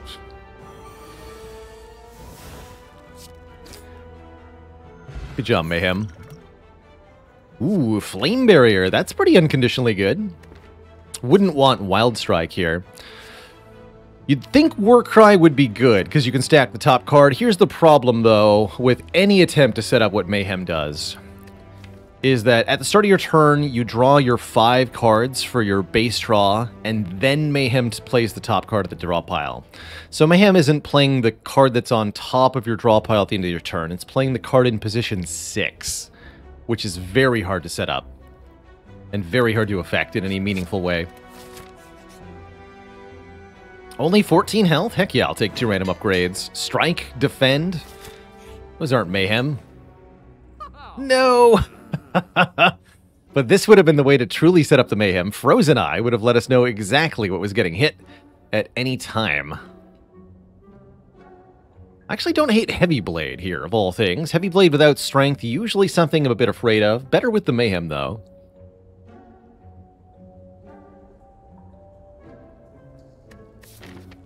I would actually blind pick Heavy Blade here. I'll do it. And we remove a card. The more bad cards you remove, the less likelihood there is that Mayhem does something bad. Liquid Memories is also really nice to make sure we don't die. Actually, Liquid Memories looks amazing. Give me that.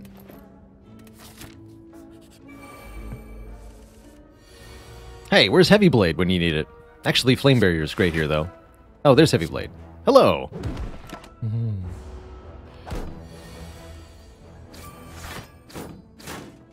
Alright, 6 easy health. Double Heavy Blade? I could take Fire Breathing for Slime Boss. Seems questionable. Double Heavy Blade.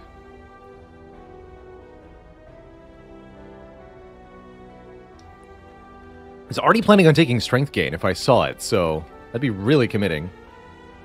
The Infernal Blade could be okay. Double Heavy Blade. I'm going to try Double Heavy Blade. I got to tell you, Twitch chat, do not try this at home. This will probably get you killed. It might get me killed. There's only one way to know for sure.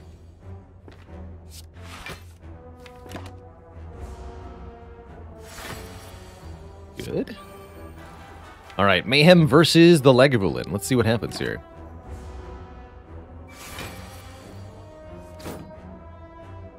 Bonk.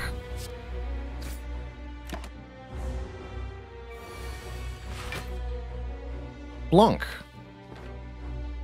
Shrug Bash looking okay here. Or Flame Barrier. Or Flame Barrier. Ooh, and there's a free Heavy Blade. The first of many.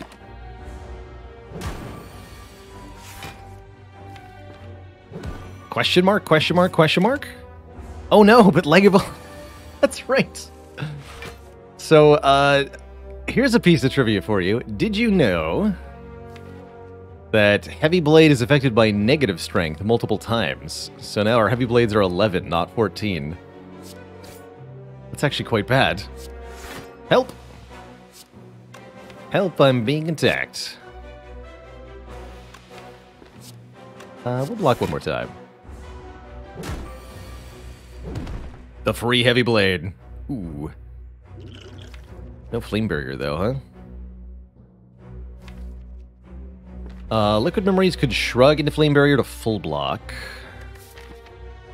Probably better against Gremlin Knob, though. Let's take 16. Just take 16.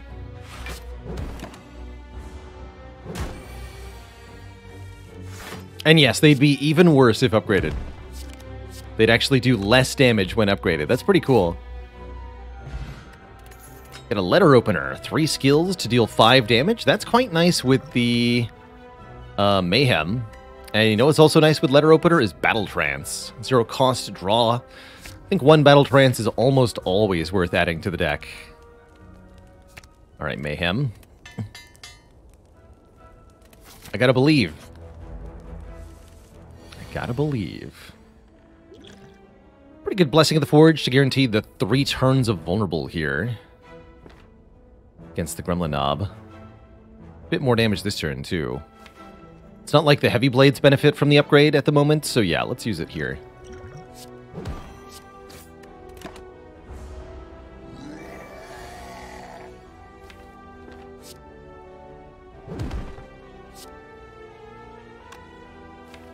So Heavy Blade does 21. If we draw Heavy Blade Strike next turn, we'll be able to do 21 plus 13.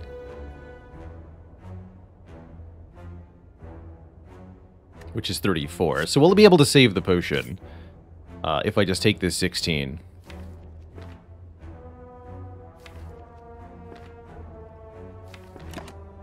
Potentially. Yes.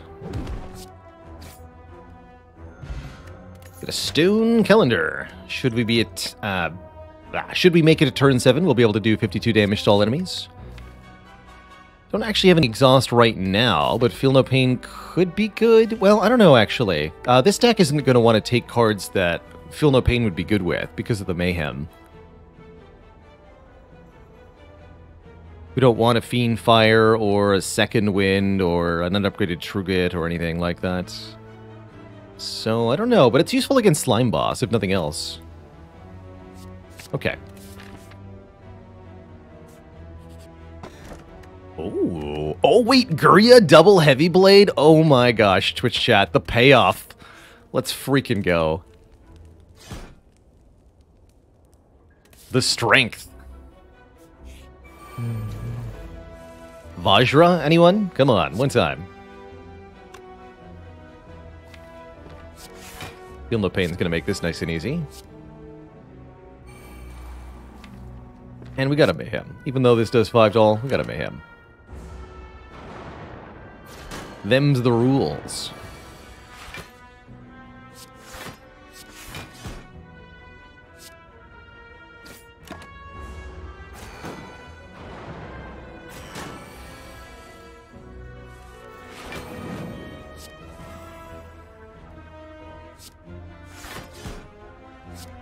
Bonk.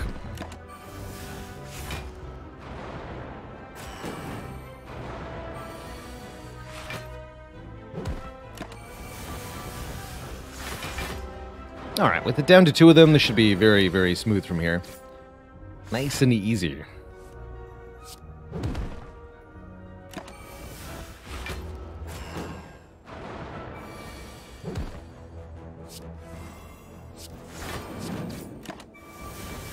Get him, Stone Calendar.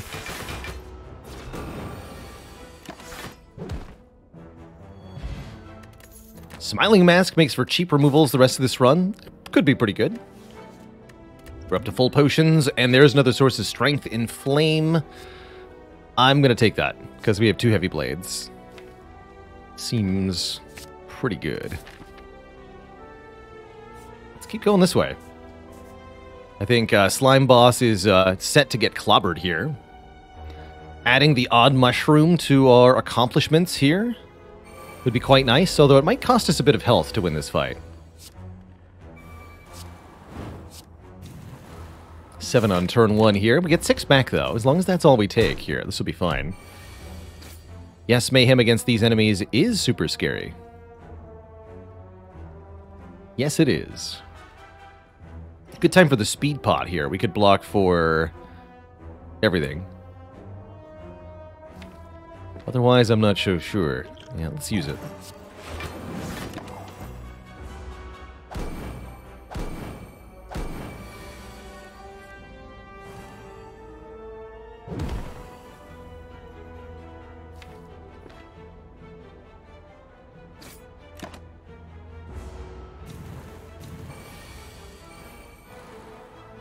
Bonk.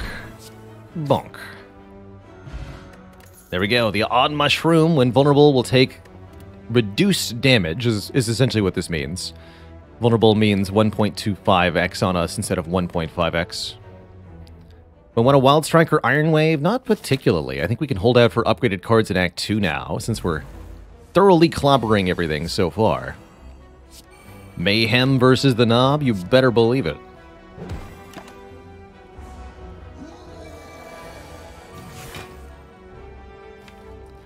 It's not the free Heavy Blade I was promised.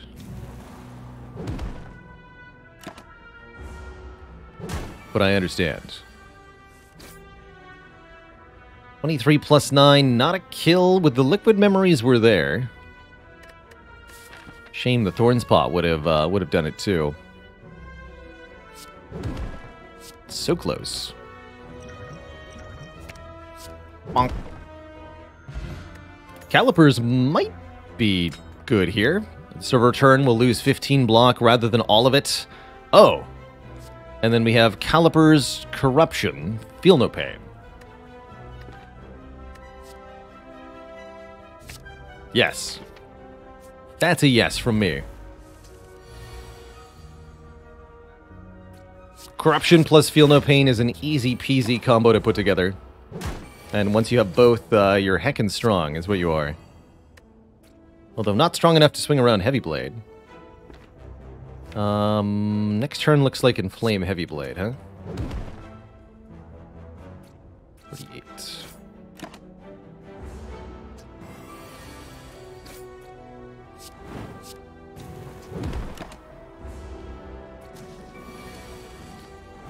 Nice.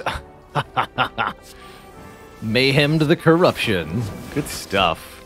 Oh, Corruption's also very good with Letter Opener, too.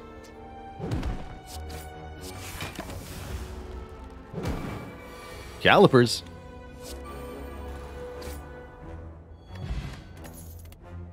And a second Feel No Pain? Wow.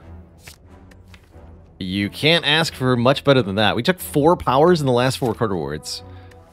That is absurd. And I'm still lifting. Although we could reasonably argue for upgrading the Feel No Pains at this point, because we can retain the block. I think we want to lift. Lifting is better than upgrading Inflame, of course. Which is also +1 strength, but requires me to play the card first.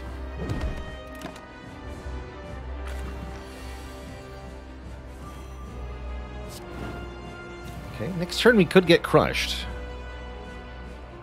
Could also block for a lot.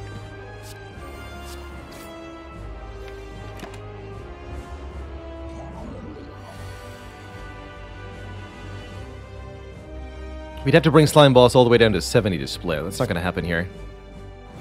So, tanking the hit it is. Beep. Alright, now Mayhem is finally in play. We may execute upon our strategy. Rebash? Nice. Might as well Heavy Blade now. Can I get a Letter Opener? Yes. And a Calipers. Free Slime Blade. Heck yeah. Get him, Stone Calendar.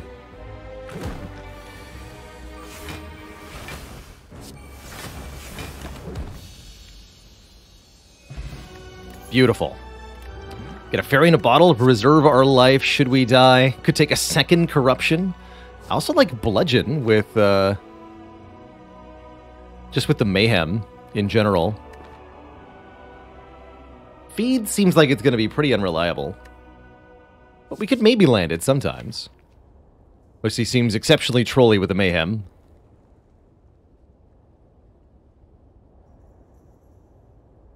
I think that Bludgeon is going to have some fun and unexpected moments. Let's take the Bludgeon for the bonking power. And do we take extra energy with Cursed Key or extra relics with Black Star? Does seem like more energy would go a really long way here. Smiling Mask makes the key feel reasonable. With the Fairy in a Bottle, it's not that bad to take a Sozu either. It's not the world's worst Sozu. Extra energy would make it too easy. We have to rely on the Mayhem. Says Twitch chat. I think it would be the appropriate amount of easy with more energy. Yeah, we'll go Curse Key. We might have to skip a relic or two. But just being able to get all these powers in play is what we're trying to do right now. I'd like to do that a little bit better. By way of apology, I'll fight this. How's that sound? Greetings, bird nerds.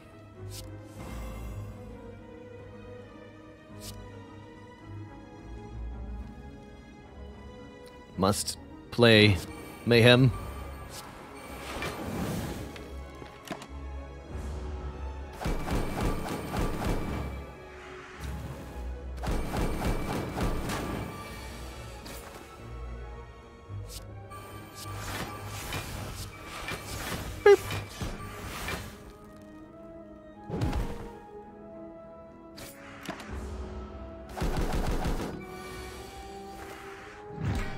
And that's why we took the bludgeon, Twitch chat. Well done. Very well done. That made me smile. Third unupgraded heavy blade? No, I think we take upgraded ones, but not unupgraded. Carnage? That's just a worse heavy blade.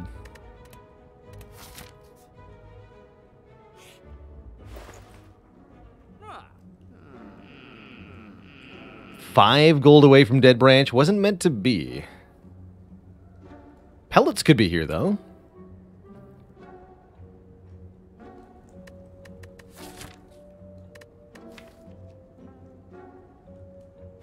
Card removal looks pretty good, too.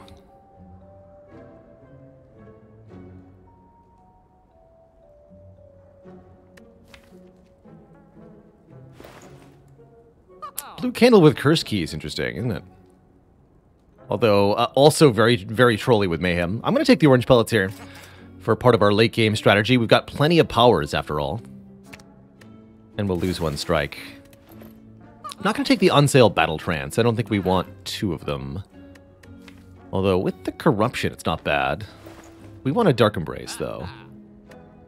Madness is fun. Don't think so. Apparitions, actually really, really obscenely good. We just had an Apparitions run, though, so I'm going to refuse them. See if we can win without. Do I feel the headbutt isn't worth with Mayhem? No, because the card you headbutt will not be played by Mayhem. It will be drawn on your next turn.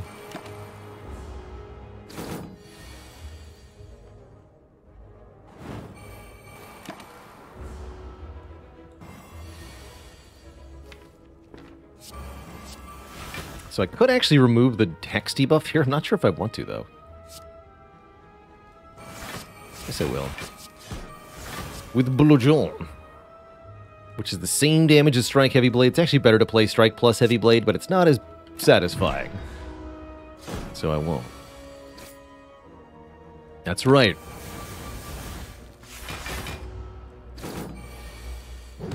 Bonk.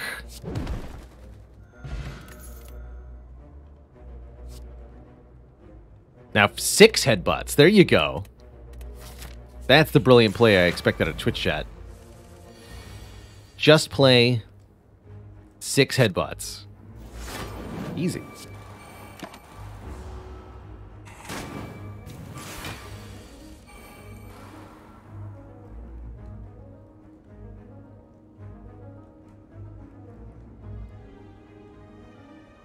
This would be 26 damage, so I'd have to use the Blessing of the Forge. Probably the best way to block, though. Inflame Heavy Blade, defend. Could also just do Corruption, defend.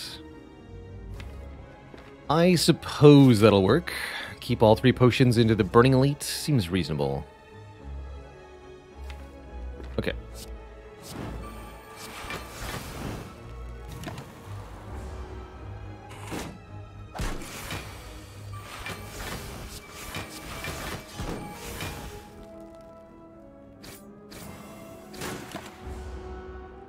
Hey there, Chrono. How goes it? Currently, we're trying to make Mayhem work on Clad.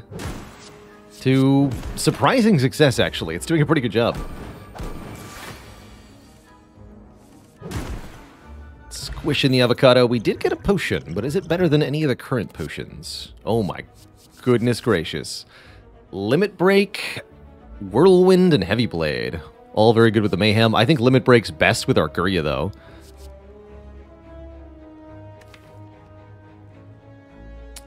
It even works with the double Feel No Pains, right? Heck yeah. Heck yeah. going to discard the liquid bronze now. I don't think I'm as worried about a super powerful Book of Stabbing.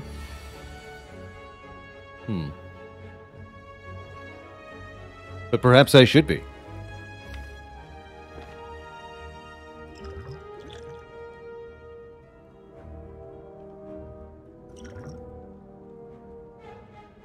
Double tap. Havoc's really on brand too, actually. Double tap seems best, though. Perfect. Let's see.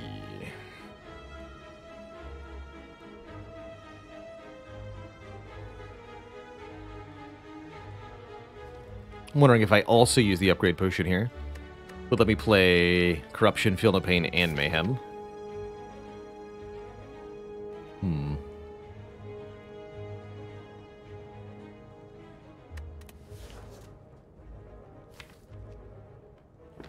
Might be overkill, though.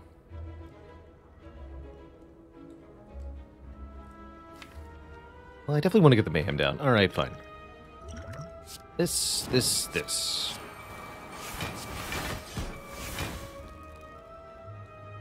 too. Not this, though.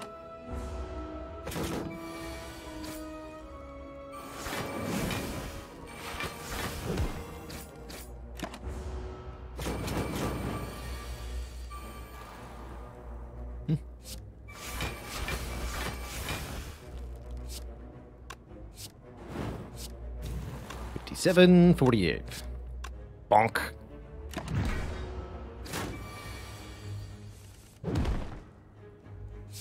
Double Heavy Blade for the win.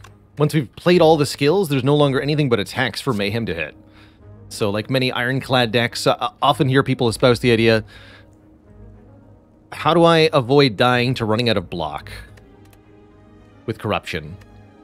And the answer is, when you're out of block cards, you should have nothing but lethal in your hand to kill your foes.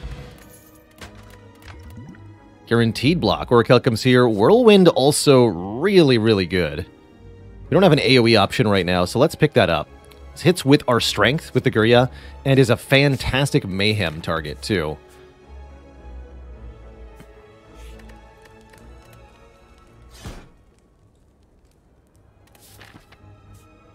I think I want to remove one more card. Oh yeah, we've got Smiling Mask? Yes, we go to the shop. Barricade is here. Clockwork Souvenir is here. And card removal is here. Second Mayhem is here, but I can't afford it.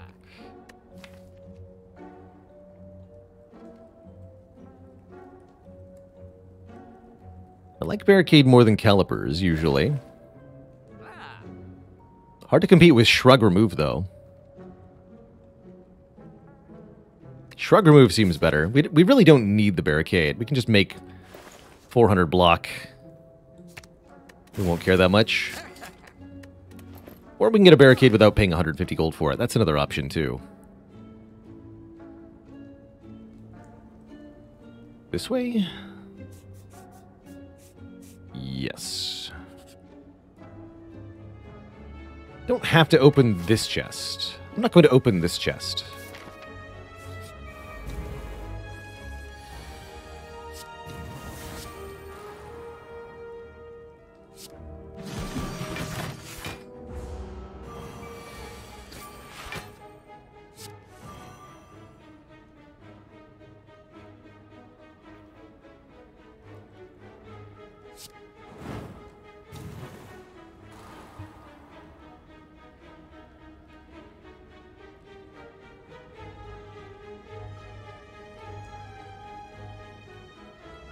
$17 plus 40.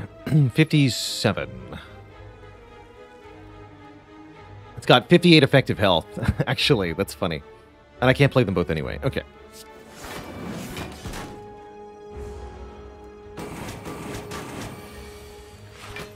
Easy pick, then.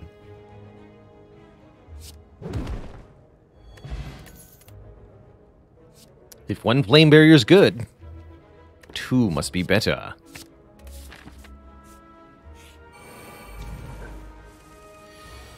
Greetings, Gremlanius Ladarius. Many gremlins upon you this day.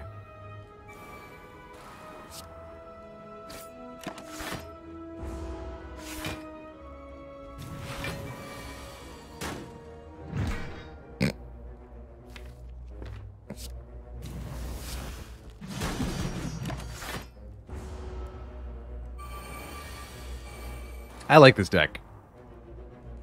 So it's a fun time. Ah.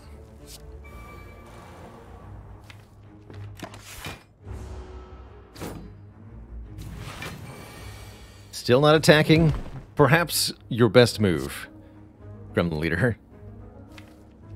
You've got no winning plays here, I assure you.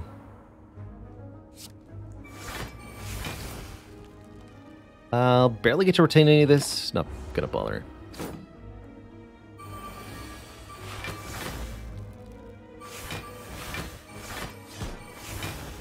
Kerpow!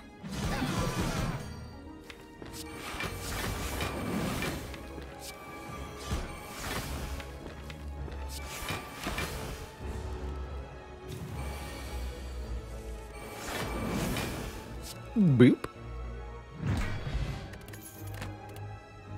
There's the upgraded Heavy Blade we've been wanting. And the Fiend Fire we certainly don't want. That could get us super killed if Mayhem plays it. But I'll take Heavy Blade Plus. 3 Heavy Blades. And give me a Relic. It's a Dreamcatcher. I don't want that. Please take that away.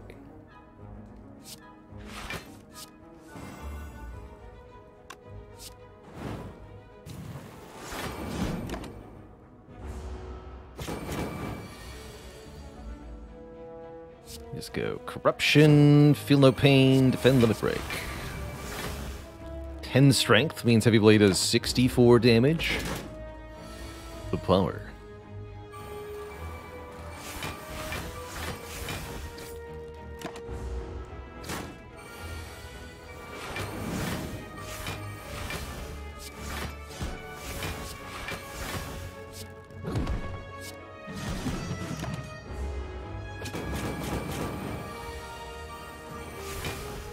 Bonk. Get a Lizard Tail, another second chance at life. The Fairy in a Bottle will activate first of the two of those. Almost strike his card draw, but not really helpful, I don't think, here. Is Pummel better than Heavy Blade? It depends on the deck. Usually, I think Pummel's quite nice. With 2 Feel No Pains, I think it would be especially nice.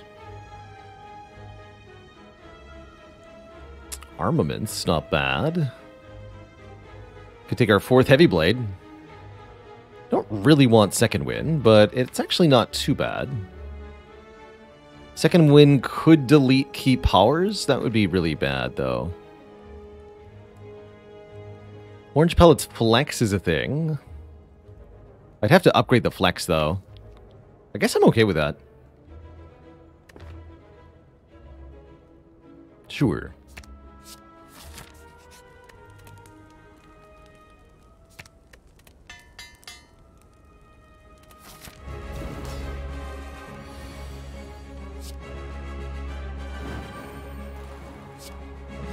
Alright, Collector. Do your worst. Ooh,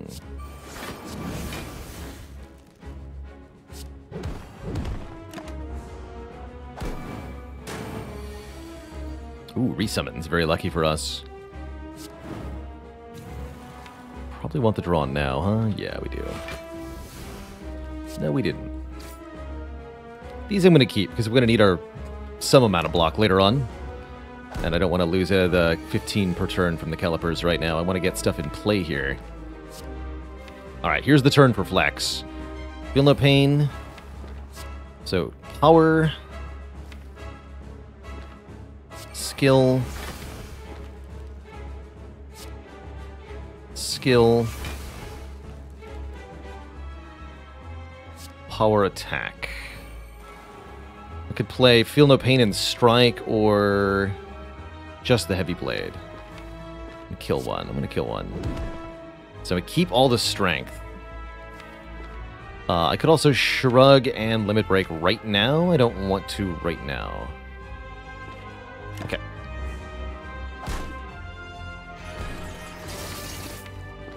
We spent all, we keep the feel no pain so that we can maybe remove this debuff too, if we're lucky.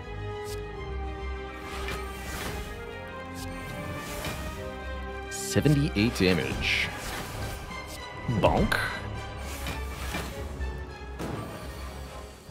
Here we go. Power, skill, attack. Collector debuffs removed. Bonk. And bonk.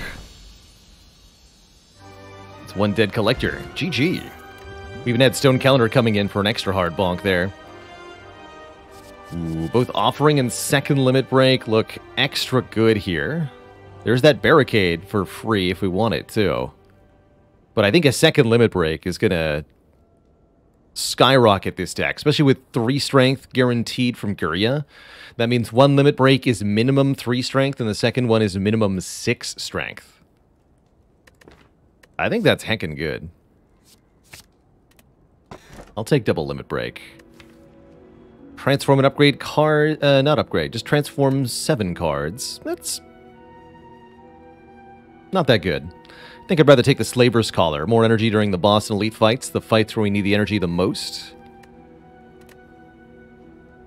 Do not want to give the heart extra strength here. I don't think Philosopher's Stone is a good idea.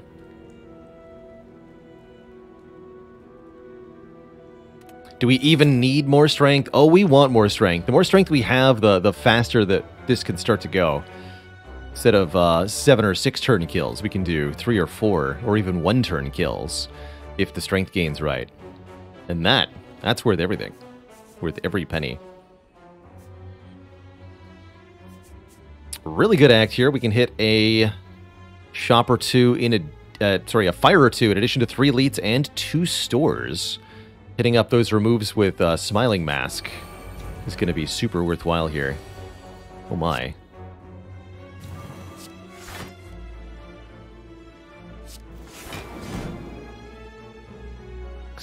So I can actually block like this.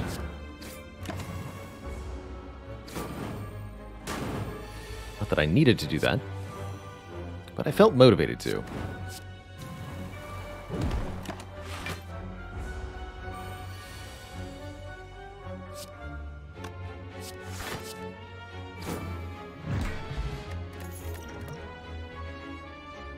Second Flex Plus?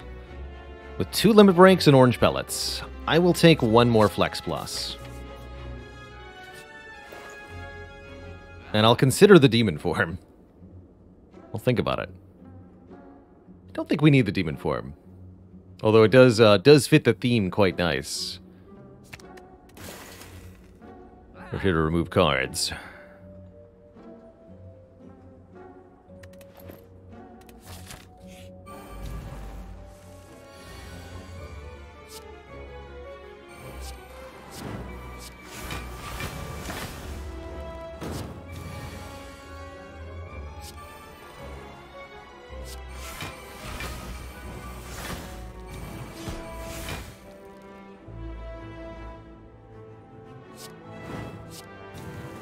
Bonk.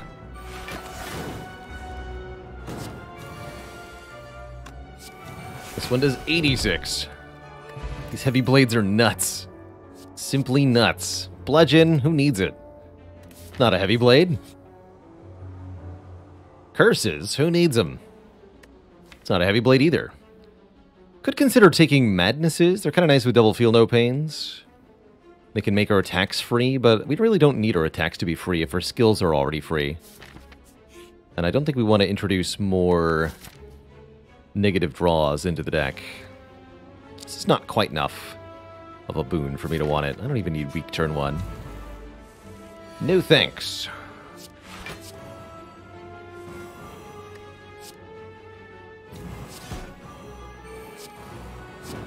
And we get to play this for 0 energy to be in our attack for the orange pellets. Keep the strength from that flex there.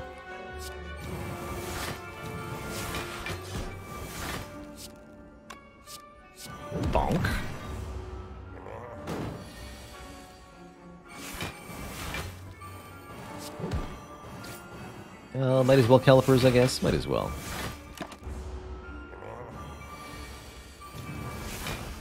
And now at 36 strength, we can do all the damage we need.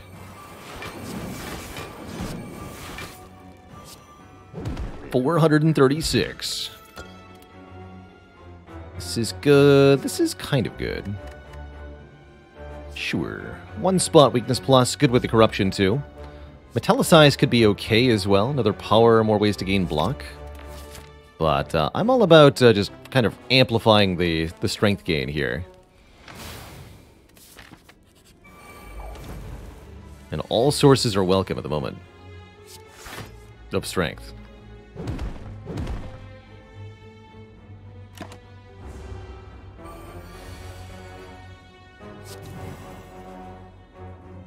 Not my greatest turn.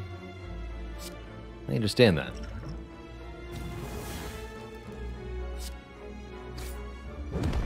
Seems like a pretty good block potion.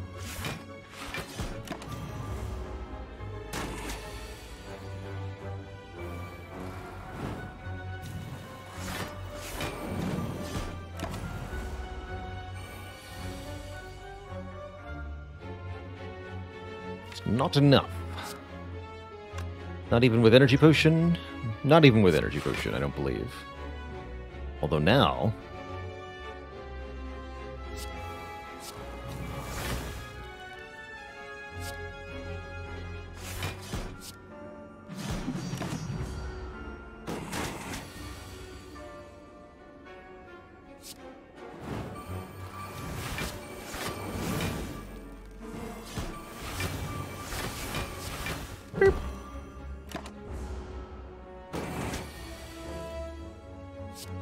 bonk. We scale our strength a lot higher now. We've got access to weaken vuln. We super don't. I'd really prefer a shockwave to an uppercut. This chest we have to open. We'll be able to remove the curse here, thankfully. But we need the blue key in order to proceed to Act 4. Paper Frog is a bit of a shame to lose out on, but like I said, we don't actually have good access to vulnerable anyway, so whatever.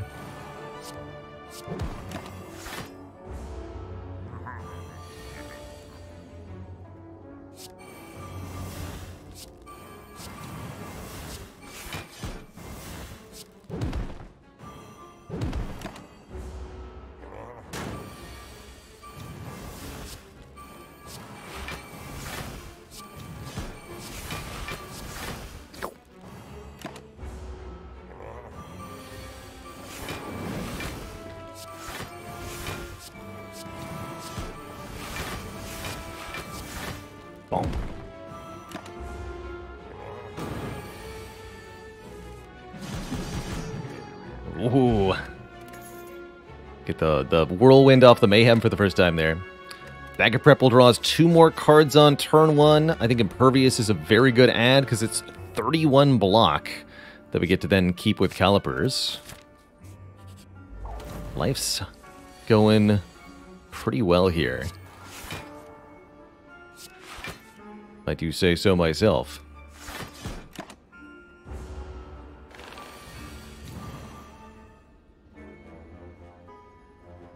We already played a skill, so we need a power and an attack to remove the debuff here. Looks like we're going to take a hit, though.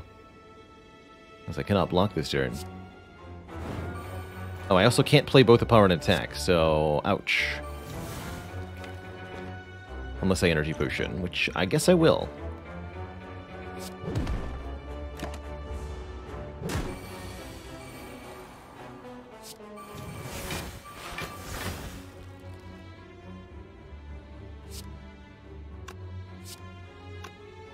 That works out, right? Ah! Upgraded Flame Barrier. Lots of cards in the deck now. Maybe too many at this point. Starting to be a little worrisome. Ah, Brimstone. Very cute. With 2 limit breaks, Brimstone is pretty good. With all these heavy blades, Brimstone is pretty good, but I'm really worried about the extra strength the heart would get from Brimstone. Because we don't have a disarm, we don't even have access to weakness, so I don't think we can take Brimstone. Flash of Steel is a fun little inclusion. Zero cost attack, actually very useful for the Orange Pellet's turns. Definitely going to remove our Writhe. Of the potions, I'm not thrilled with any. I do like that Flash of Steel. I do like that Flash of Steel. What about Evolve? No. Okay.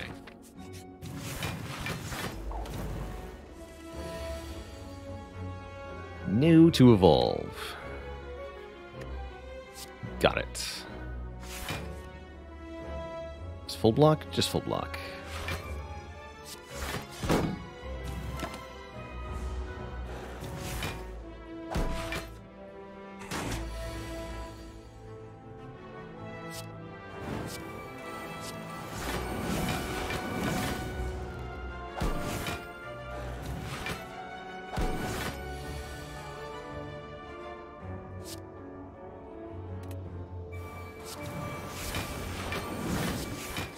Nice damage.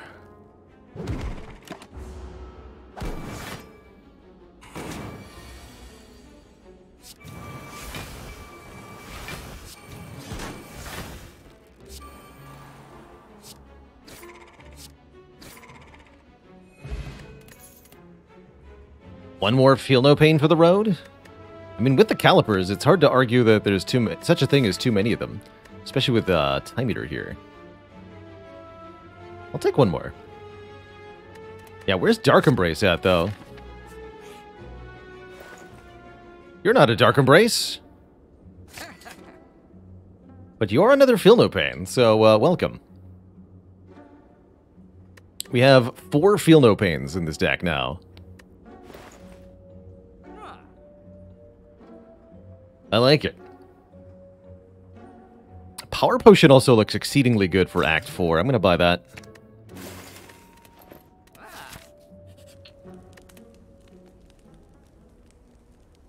And I guess we start upgrading what? Feel No Pains? Corruption's a good upgrade.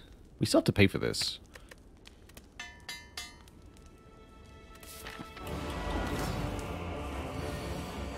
Heck yeah. I think we just play everything, right? I don't have to be nuanced in my battle strategy against Time Eater here. We just do it. Do the stuff. Go.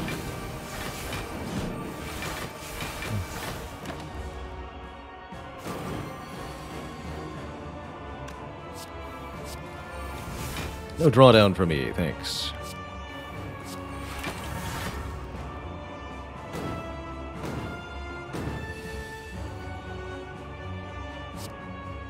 I'll even play Mayhem here. What's the worst that could happen? Smiley face.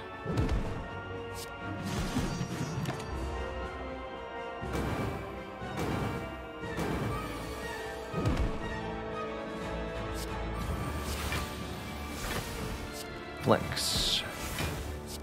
Power. All debuffs removed. Defend and bash. You're super dead next turn. You are so dead.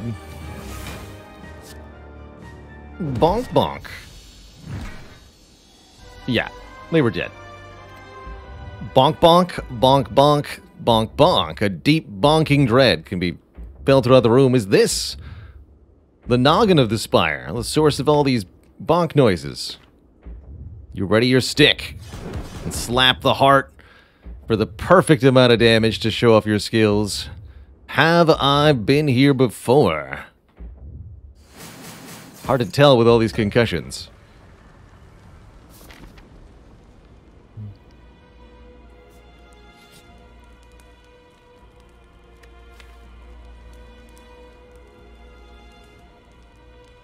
I like the 4 unupgraded Feel No Pain look. Let's upgrade a Heavy Blade.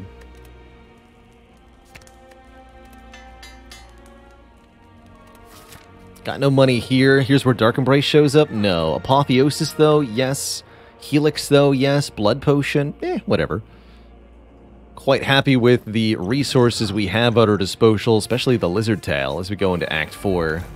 We should be plenty strong for these fools. Don't forget, we get 5 strength per turn to work with here.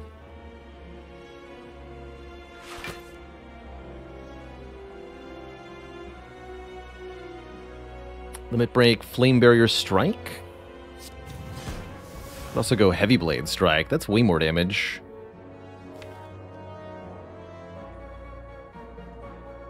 Yeah, I think my best approach is actually try to kill you next turn, isn't it?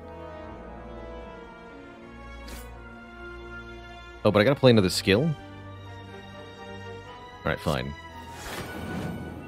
No? I just didn't play a power. I'm confused. Definitely confused. Well, I think if I'd leaned into damage, we would have had it. Unfortunately, that is not what occurred.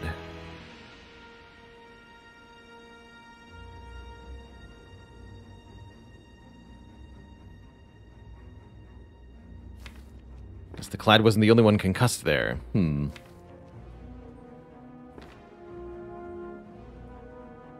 Trouble.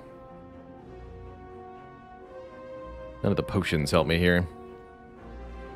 That's okay.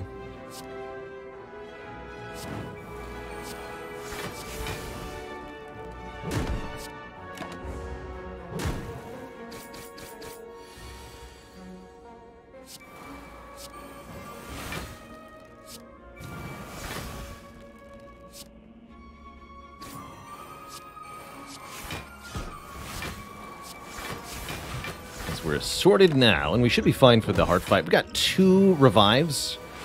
I'm not too concerned here.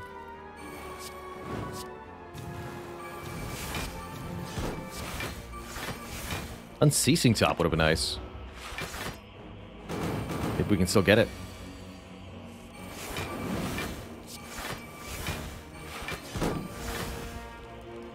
Boop.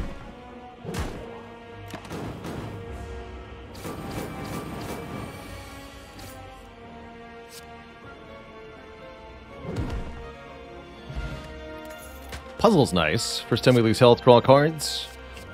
And here's a way to get a bit more block. I don't think either of them actually contribute, though. Actually, well, True Grit could be okay. Maybe get rid of a status card that way.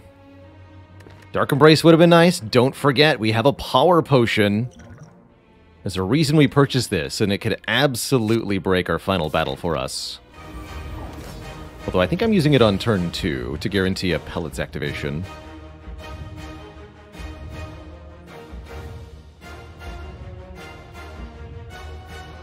Might as well use the speed potion this turn, though.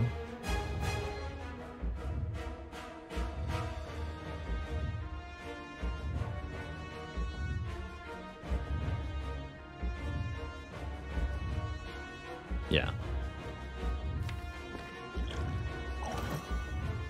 Skill, power. This attack? I don't think it matters that much. Probably better to just do the Heavy Blade right now. I don't think the Vulnerable is going to make a difference next turn. Seems unlikely I'll be playing attacks. Other than what the one required for the pellets here. Which might be a bludgeon. Alright, Power Potion. What do you contain? Corruption, really? These, unfortunately, Twitch chat, are not what we were looking for. Well, I suppose Brutality technically helps. Corruption could save me 2 energy this turn, not that I need it. Does Rupture work with Beat of Death? No. Unfortunately.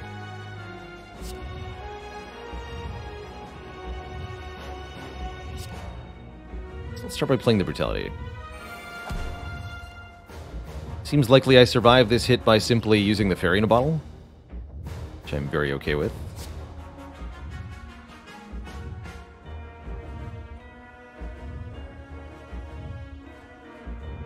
I have to play the Bludgeon if I want the debuffs to be removed. Which means not playing this Feel No Pain, I'm okay with that too.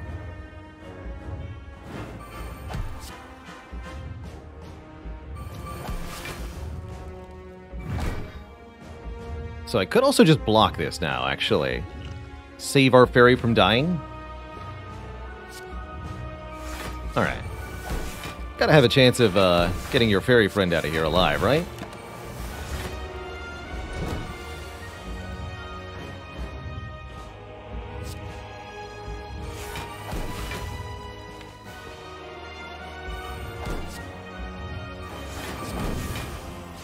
Aha, we can trigger one of these stinky statuses. Nice. Since we have calipers, we might as well get as much block as possible, right?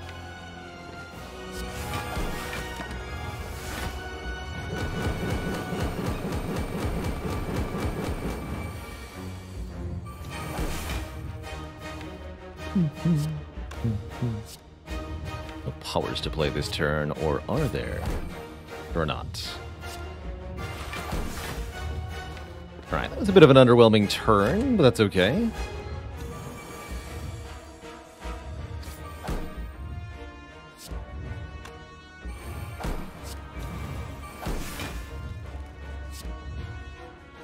Bonk, bonk.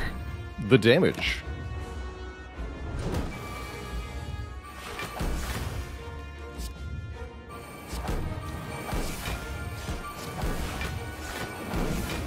$134 heavy blade. Let's go. The squish.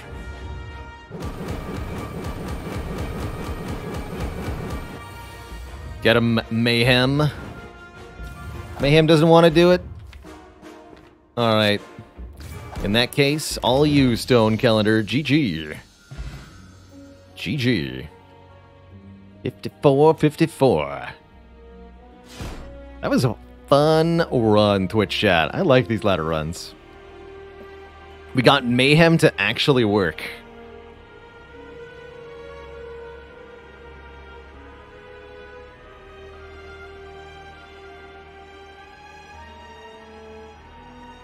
GG. GG. It's funny, as that Gorilla Power, what ascension level do I feel like I have to start truly being careful with the card picks? At what ascension level does it stop being free? Questions I was being asked earlier in the week. We ended up losing on Ascension 3. So the answer that I kept giving people, and I will continue to give, is that none of the Ascension levels are free. Slay the Spire is a difficult game, especially if you're going for the heart. And even with as much experience as we have, none of these runs are for sure. So how do I rate Heavy Blade? Lucky out of 10 on that run. Finding the Guria after getting the Heavy Blades was definitely what we were hoping for. The best possible outcome, really. But these Heavy Blades could have been really dead weight in this deck for most of the run if we hadn't picked them up. No, the A3 run actually died to Transient. I think it might have beaten Heart. But we had a critical weakness to this enemy because we're so dependent on using our early turns to set up for later turns. So that's the goal there. Or that's what happened to our previous attempt to win streak through the Ascensions. Well, I'm quite happy with another 4 runs today, Twitch chat. What I'm going to do for the rest of stream is unwind a little bit more with some Brotato. I've been really liking at the end of stream lately.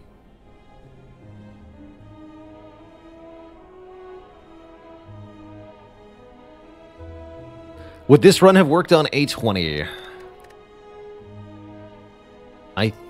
Lagavulin would have been pretty scary, actually.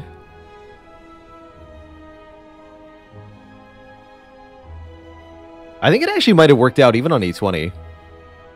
We were pretty on top of things for the whole run. I think this might have actually worked out quite well. With things coming up as they did. The Guria was really essential to this being successful. And the early Feel No Pain Corruption interaction, too. The worst interaction I've seen on Mayhem. Yeah, any end your turn effect is bad. Blasphemy on Watcher is the really scary one, because it can actually just kill you. But Fiend Fire and similar things can be really nasty. Exhaust your whole hand. Discard your whole hand. These are things that can happen to you when you Mayhem. Alright, Twitch chat, let's switch it up. It's potato time. Brotato.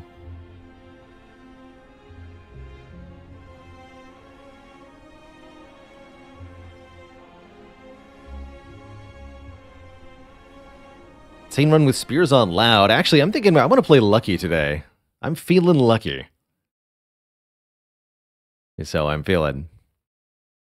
If you're headed out as we switch games, no worries. Appreciate everybody tuning in for the ladder streak and the Slay the Spire content at large. If you're still tuned in, well, welcome then to Brotato. Brotato is a so-called bullet heaven or survivors style game. In Brotato, your goal is to take one of, I think, 30 now different characters and have them survive 20 waves of enemies. We're going to be trying our first run of the day on Lucky. It's a rather unusual character in this game. Lucky has the luck stat, which improves the drops we get from enemies.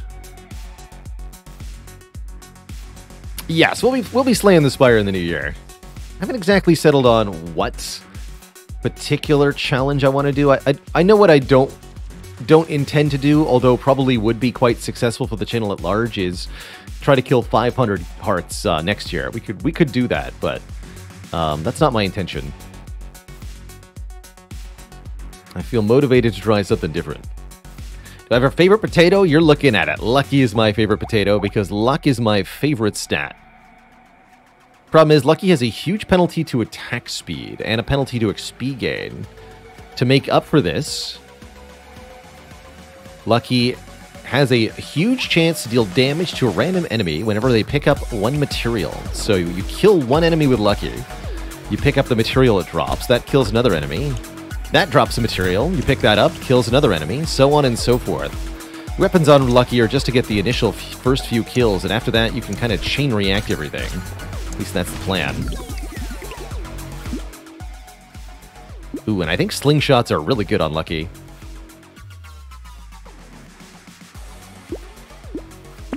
Definitely want to get some weapons early to help our kills get started. Don't think we want to take any damage downs, but I will lock in a better luck up, that's for sure. Am I willing to buy a hatchet? It's 5 damage? No way, I'm not buying a 5 damage hatchet.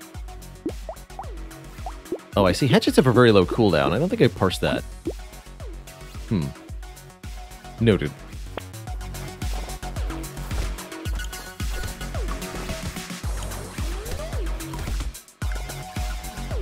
So valuable stats on Lucky are, of course, luck, since this character is all entirely based around luck, but also attack speed. Since you have such a large negative attack speed initially, any improvement on that is going to be dramatic. And also percent damage, because percent damage will affect the damage done by Lucky's special passive upon picking up materials. Get some early armor. Reduce damage taken. Oh, and more trees is huge on Lucky. Trees have a chance to drop crates that's based on your luck stat. And Lucky, well, got a really good luck stat. It's our first potato run of the night. That's right, Quercus Helveticus.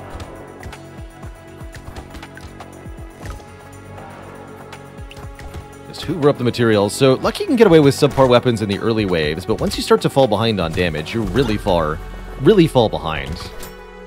So there's a bit of risk there. We'd like to see the item that lets us kill trees immediately. There's our first crate.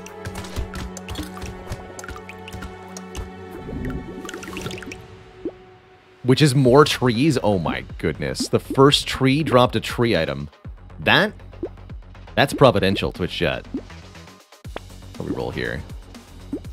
Let's get a little bit of move speed. Move speed's very valuable. Second propeller hat, also very valuable. We're now at 150 luck.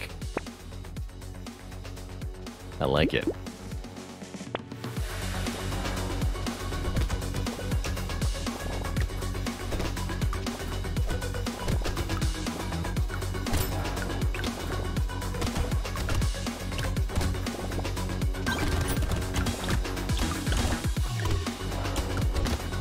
Trees also drop materials, which Lucky can use to get the chain reaction of killing started.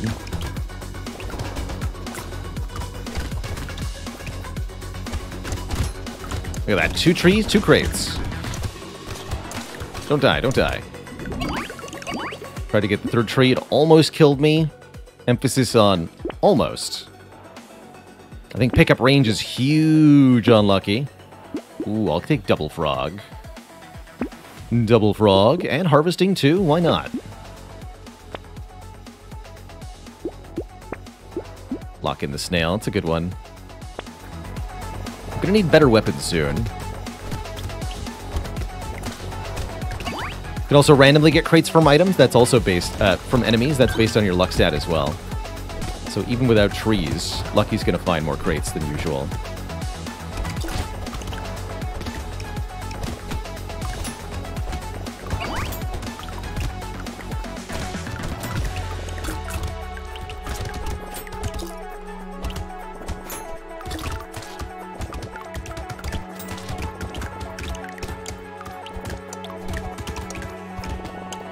Ow. A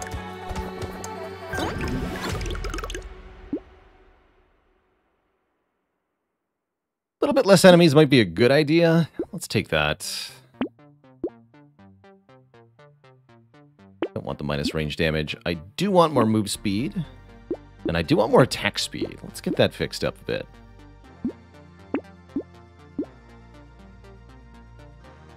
XP gain's also a very good stat on Lucky. I don't want to lose luck, though. Here we go. Sword's actually kind of decent. Take a sword.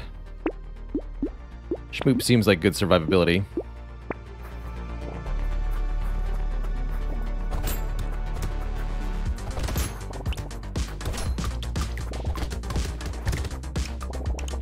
Mr. Baconuda says, your crate percent chance is linearly scaled by luck and inversely proportional to the number of trees that you have already seen this wave. So it's actually harder and harder to get, like, dozens of crates because of that.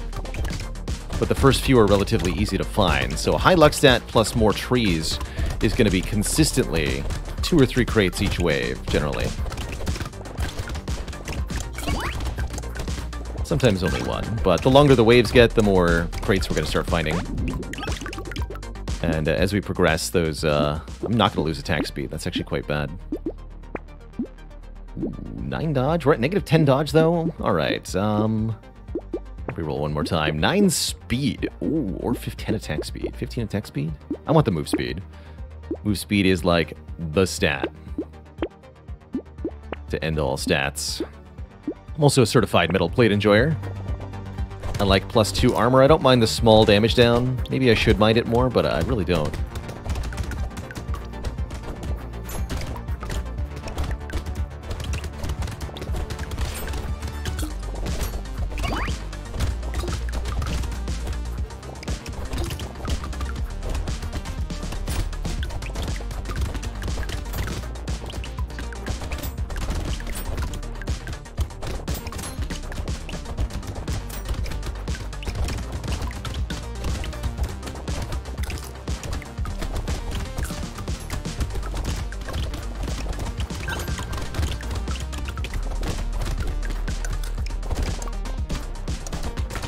Hey, there's crate number 2.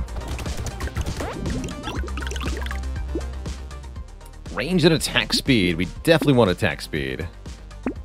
Armor's good. I'll take max health for survivability. Sure. I use my range damage, though.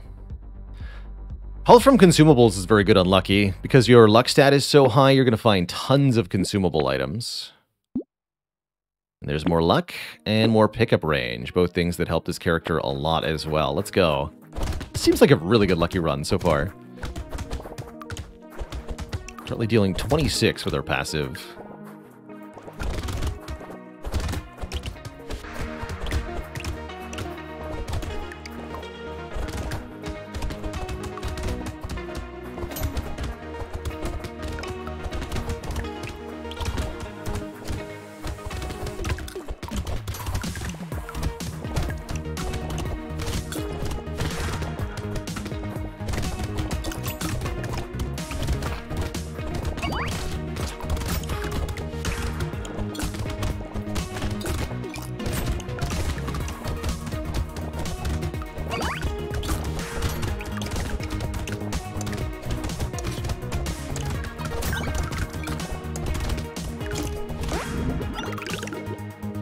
Pretty good wave.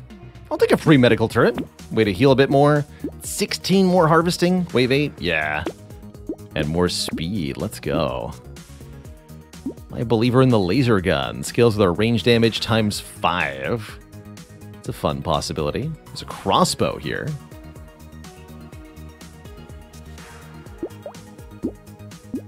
Piercing 1. This laser gun. Ooh, Spire is also pretty good. I'm going to lock that in. Might get rid of the rock for that.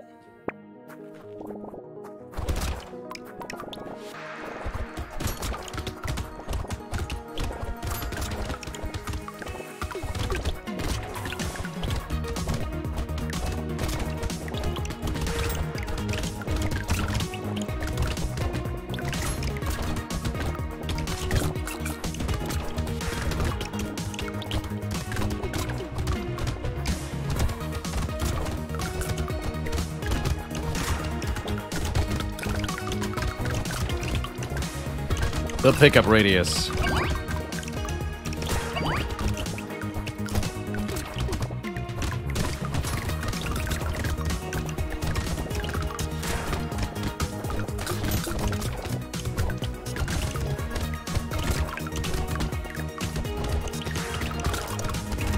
Just hoovering it all up. They all die to the passive.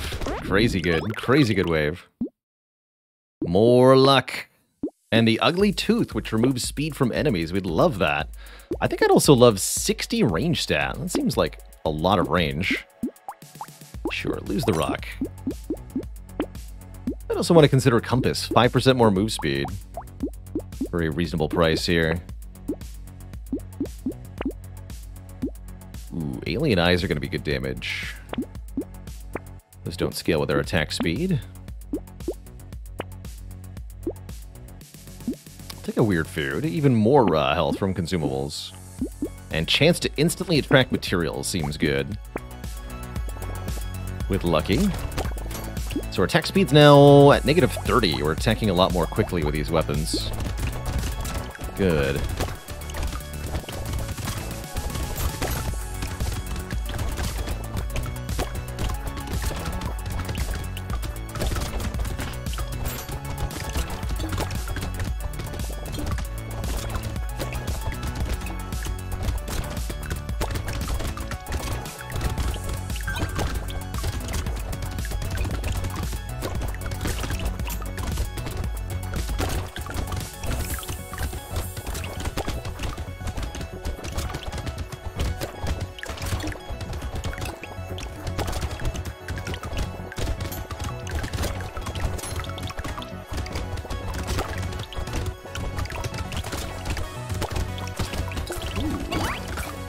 Six health from healing items is definitely helping here. Good lord. What a wave. No thanks to minus speed. Yes thanks to plus armor. Yes thanks to free rerolls. And I like percent damage up big time here. Especially since our damage percent is currently negative. Big arms. 10 melee damage, 5 range damage, but minus 2 armor, minus 5 speed. Honestly, that's kind of hype. That takes our melee and range damages way into the positives here. We lose a bit of speed, sure, but our DPS is going to be ready for that elite coming up. Too bad we don't actually benefit from explosion size. What about dodge and crit chance? Not really. Schmoop, though. Oh, recycling machine's great with finding lots of crates. And I think I do want Schmoop just for a little bit more survivability here. Alright, wave 11 elite. It's the chef. Can I kill the chef? I really doubt it. Lucky is very bad at killing elite bosses, but we'll see what happens, I guess.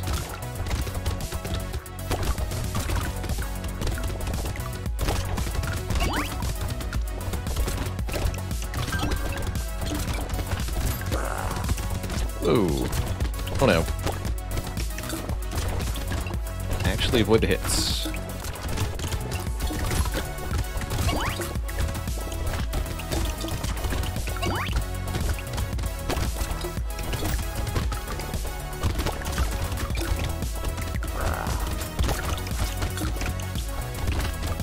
I owe my life to plus health from consumables right now.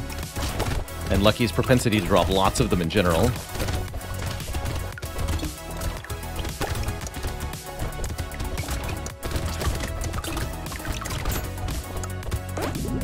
Spooky wave. We survived. We get even more armor.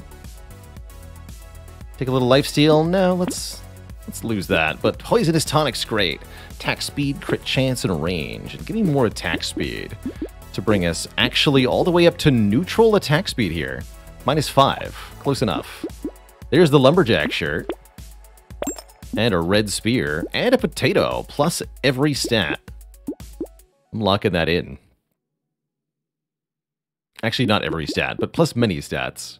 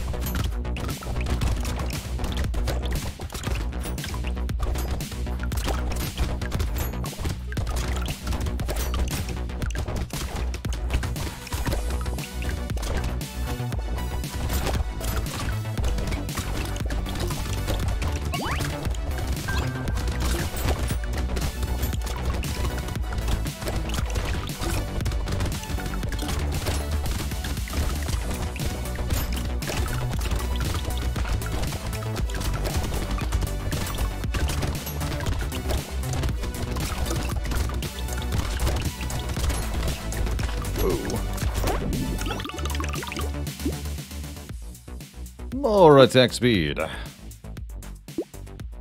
Not doing enough melee damage to want to take a forearms upgrade. More move speed's good, though. Baby with a beard. One bullet dealing 4 damage is fired from an enemy corpse upon their death. Okay. I don't know if that's actually a good thing, but I like it.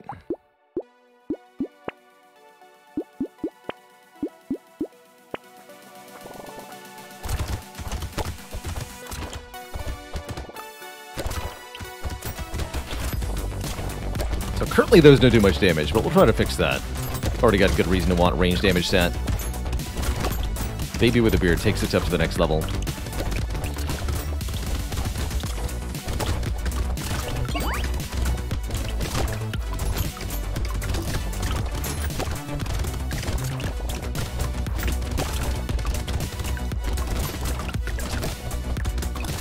Since range damage and percent damage are two of the primary things I want to take from here on out.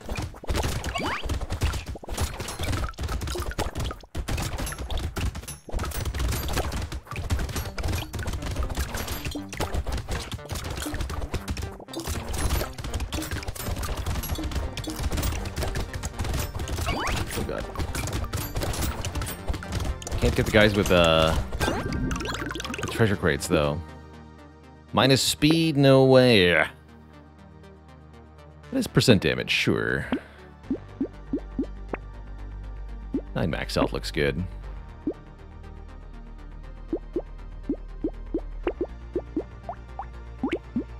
Could start waves at half health, but have more regen.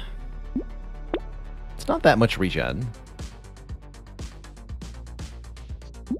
Reroll.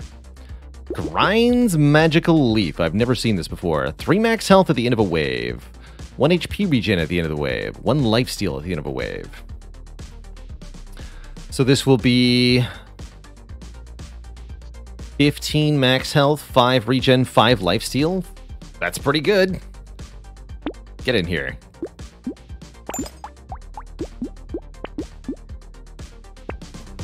Never seen that before. Must be one of the newer items.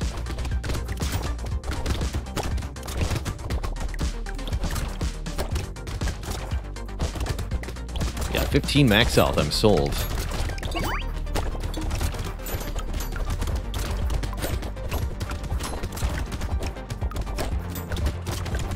Oh, 2 crates. Nice.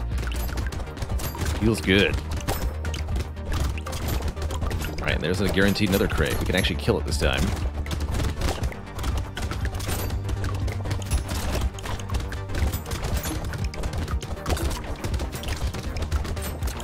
Too much chaos going on, though. Oh, no. No, no, no, no, no.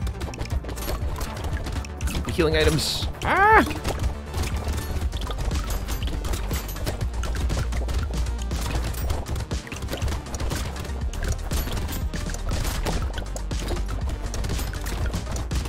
I live! Take! Speed and dodge! Take! Recycle! And recycle.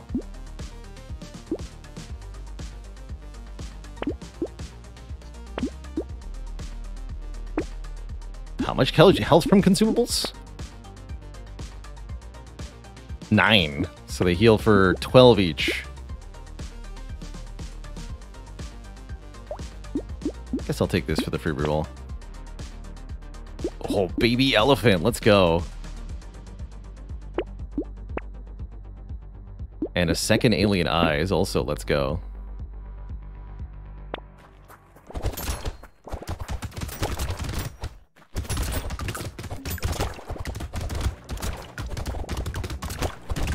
Just focus on avoiding those charges. I really don't like this elite in particular. I tend to struggle with those bullet patterns of theirs.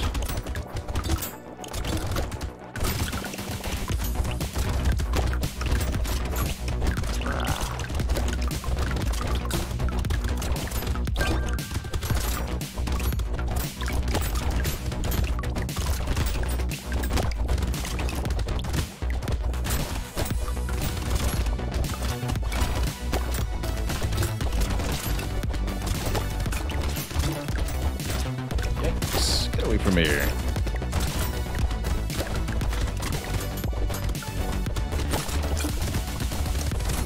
So many bullets.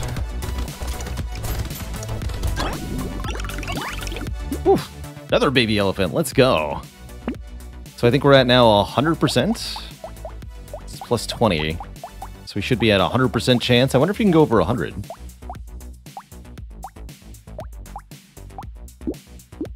No clue.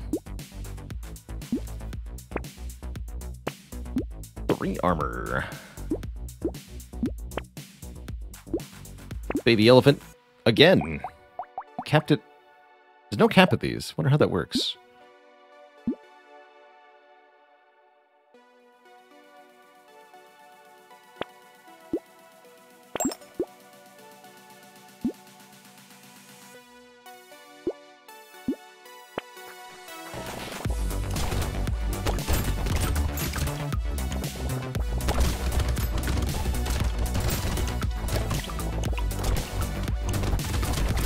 No monkey. I didn't want the -1 range damage that the monkey gives.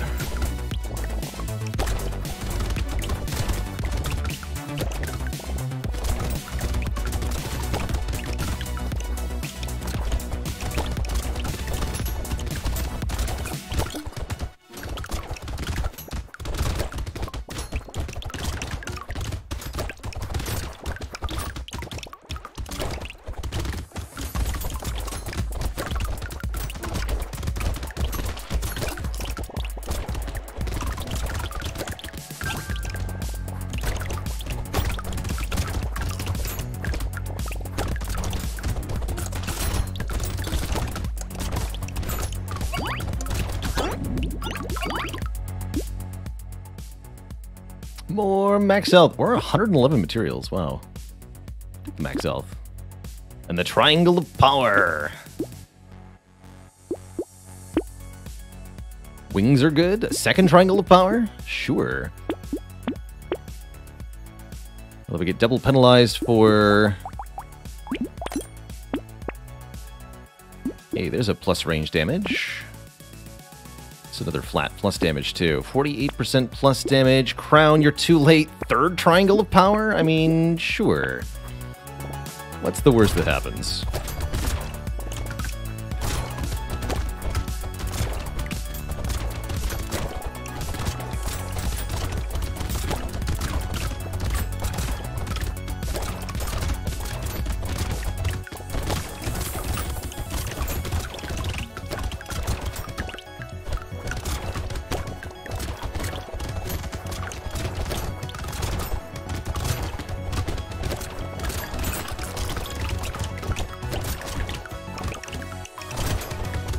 Enemies, hello.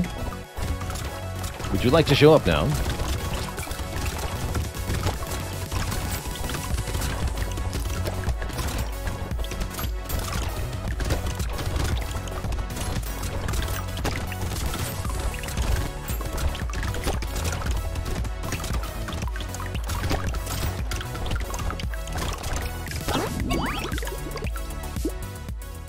How many metal plates do I have? This is number 5. Sure.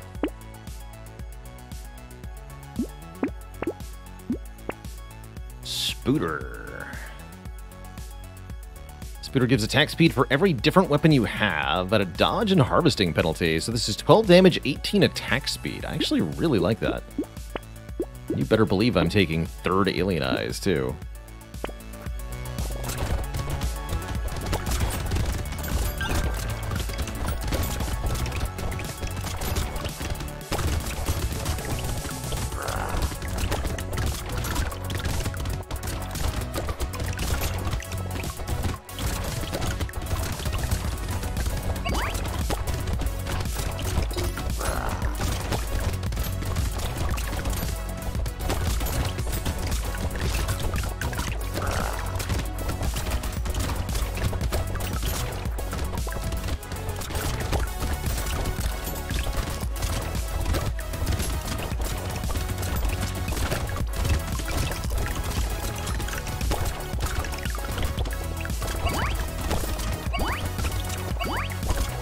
Rates for days.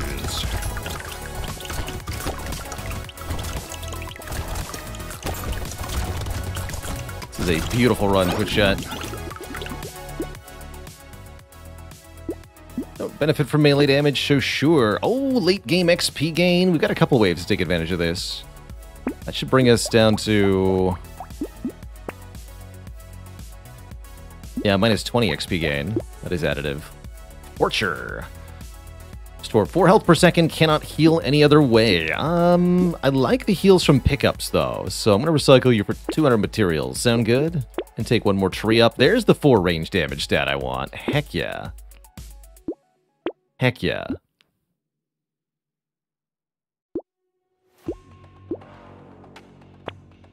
Almost a decent shuriken. Almost.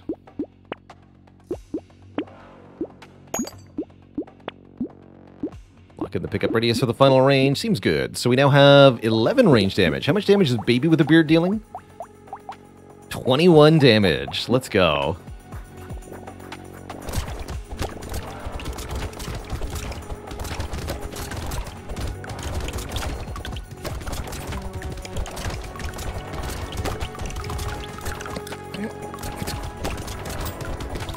Oh my goodness.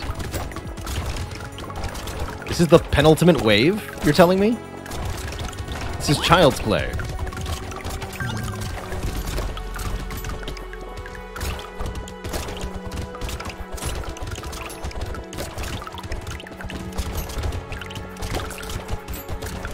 All this food.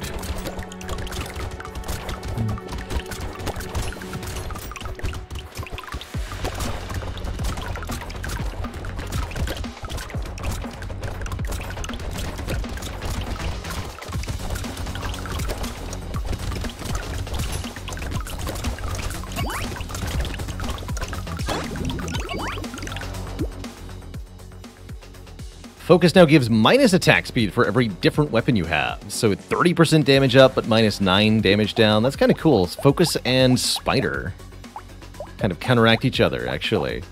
Right? Spider is 6 attack speed for every different weapon. Huh. I like that. No benefit from piercing damage. I'd like more range damage, please. 9 crit chance. Sure. Not range damage. Coffee's good. More luck? Sure, why not? Cacti Club 4. Projectiles actually do decent damage here. So I actually have a range damage stat. That's funny.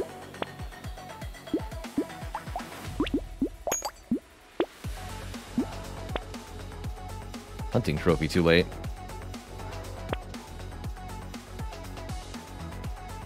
max health is fine. Big arms. What's some speed? Alright, that's good enough. Prepare to die, bosses.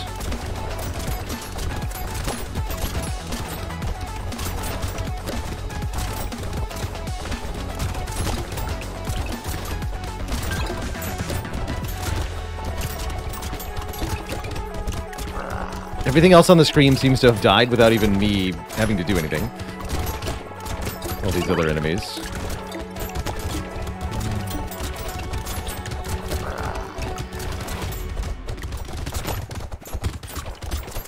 I guess that's because of the slingshot bounces, probably, yeah? Oh god.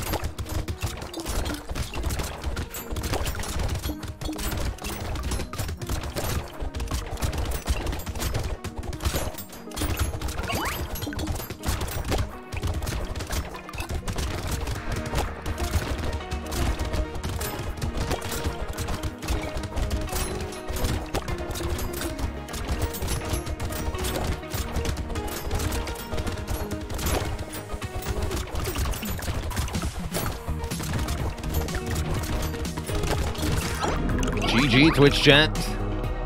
Let's run one. Difficulty 5, lucky, no problem. That one got out of control real fast. That's really good. I showed the weapon and baby elephant stats. Sure. During the final wave, we did 13k, 9k, 9k, 11k, 17k, and 8k with each of these respectively. Baby elephant reports 182,000 damage. I think that's including the lucky passive, too. Because when we found the first baby elephant, the number was already like 20,000 or something. That's a big number. What about alien eyes? Does that track damage, too? Oh, yeah, it does. 35,000.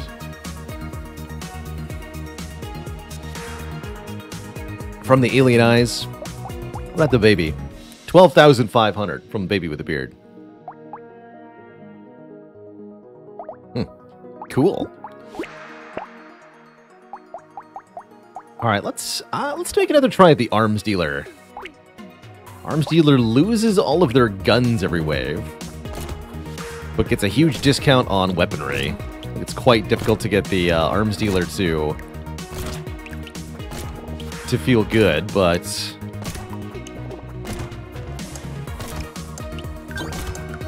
they do start with a really good harvesting stat that helps a lot.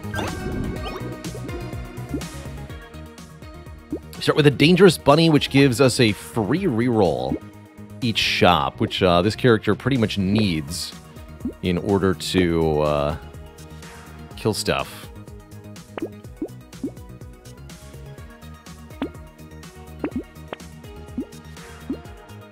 Ooh. Yeah, I think snake boiling water is reasonable here.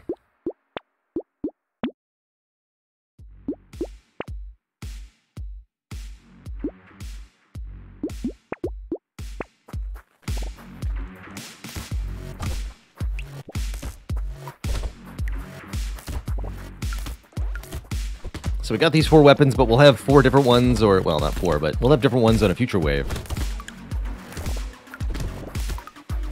Trying to survive each wave could be quite tricky.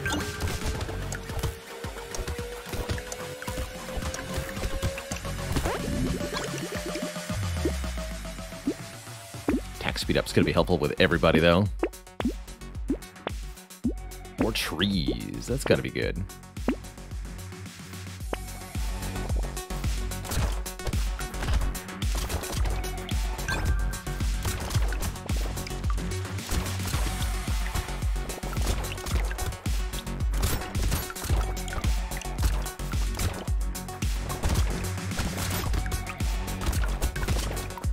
Base cooldown on a hatchet. 0.61. Got it.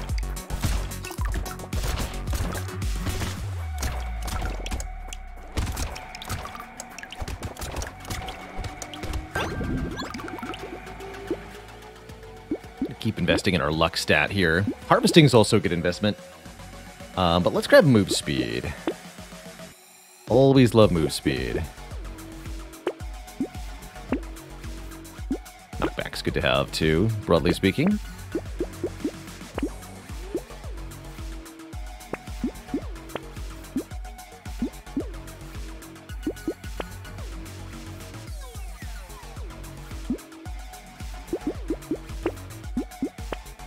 think we do this. I have mixed feelings about what I've just chosen to do. That's a really early piggy bank, though.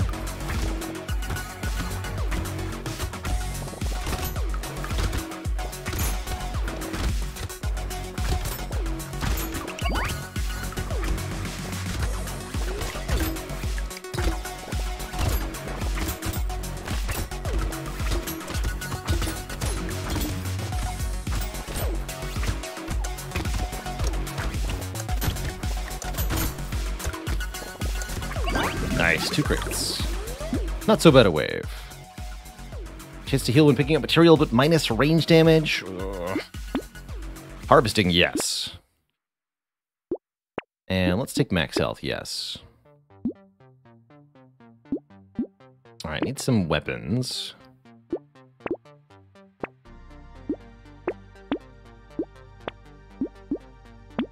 That'll work for the moment. Alright, I'm going to switch to buying basically only guns momentarily.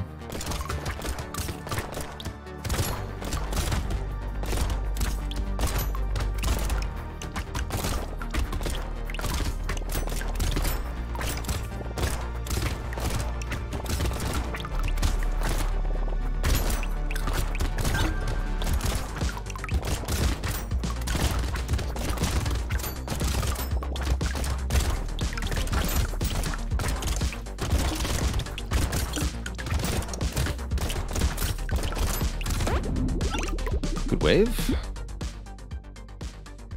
Range seems reasonable.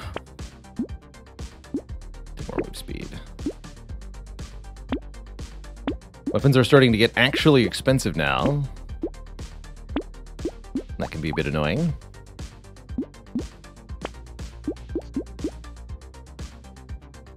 I think I need one more gun for this.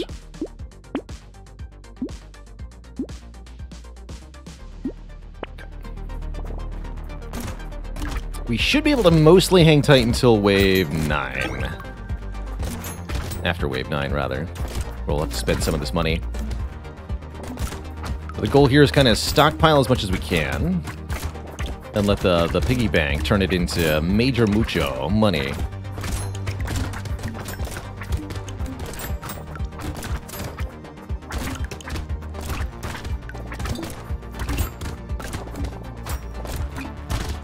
Oh no.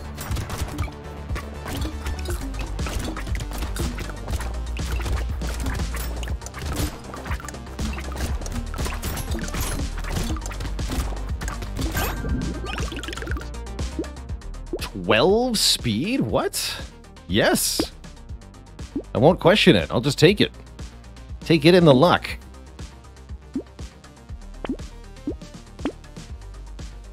And the luck.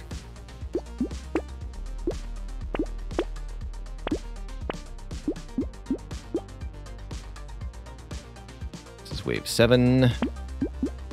Buy that too. Okay.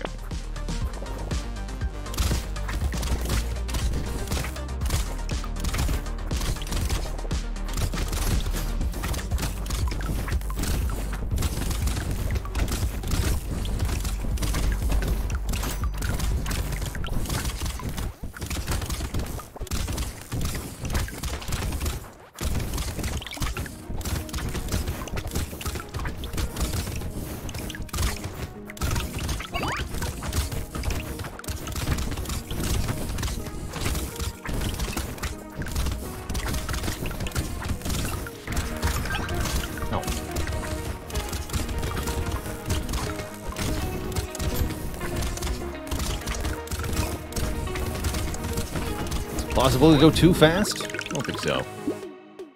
Alright, free ritual, that'll take.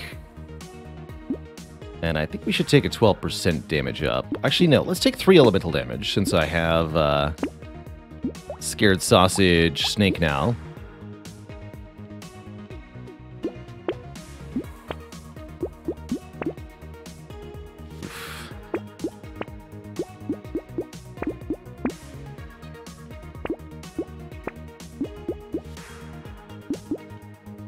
that worth buying? It's worth buying.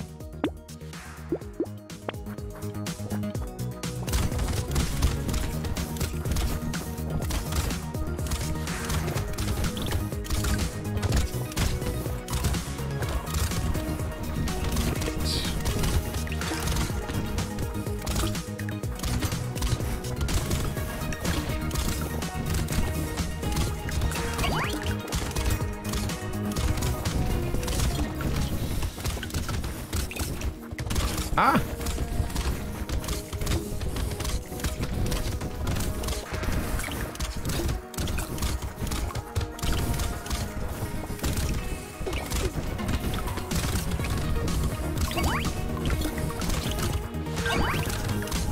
Whoa. A few more seconds of this. All is well, all is well. Okay, good wave, good wave. We have 500 materials. I'll actually take a turret. I think a little bit of damage contribution would be a good thing. Elephant's great. Let's invest in some percent damage here. Circle Saw's great. Double Wands are excellent.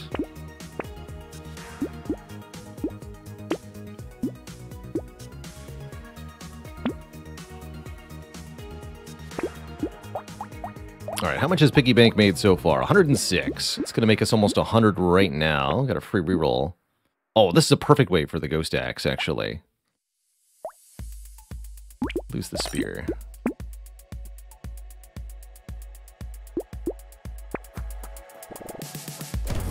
Tons of enemies this wave.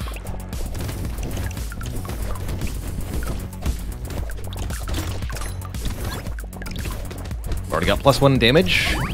It's a good sign. We can get maybe 4 or 5 this wave.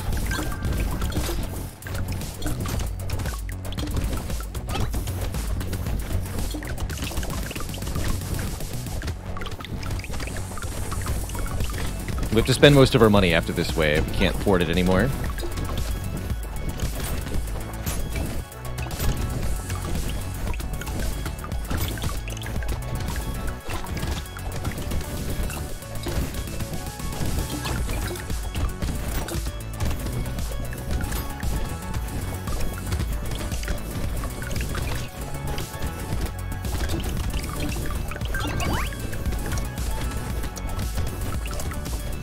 Crates, though.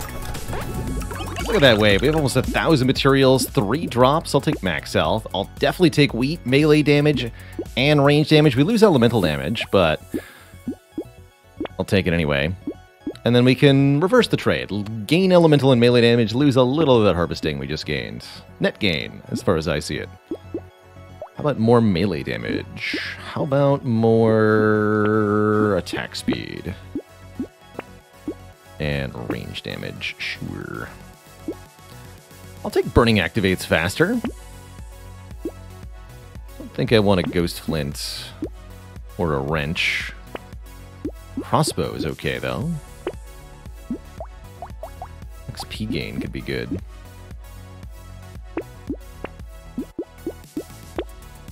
Flaming brass knuckles, that'll help. Maybe one more decent weapon for next wave. Harvesting's good. Crit chance has got to be good. I'll take the screwdriver. It should be enough to work with here. Still have 500 materials.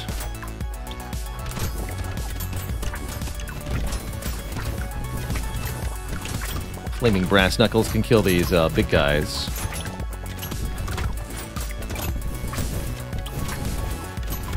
Can't really take out the horde very well, though.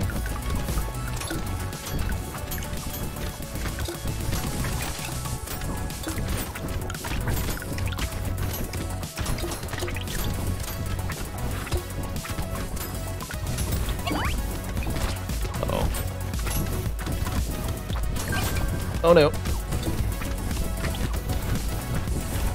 How am I not dead?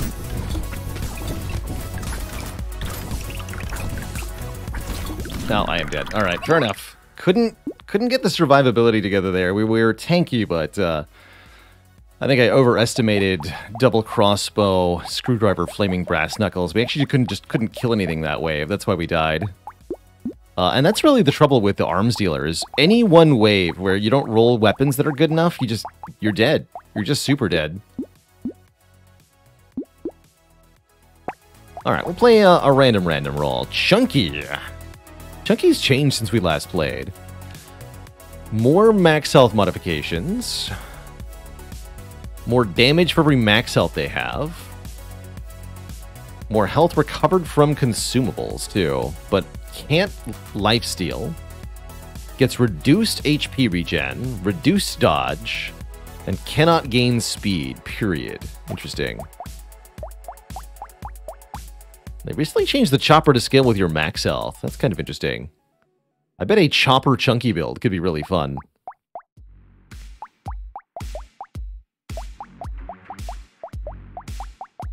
Let's try building choppers here. I wanna see if this is a thing on Chunky. Yeah, also cannot lose speed. That's right. That's very, very critical, actually. You can take any item with a speed downside for free on Chunky. So the helmet's good, for example. An item I normally skip.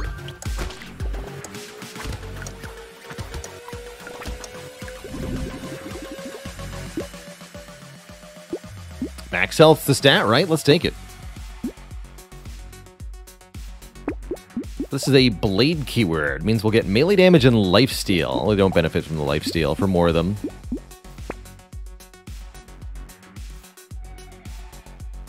Could consider Spiky Shield. These are ×2 crits. 10% base. I guess that's what the crit base is, huh?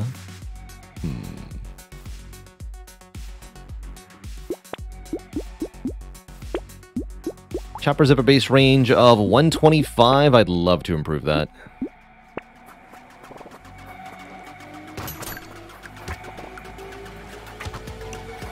They do have a higher than normal base crit rate. Okay, I was wondering about that.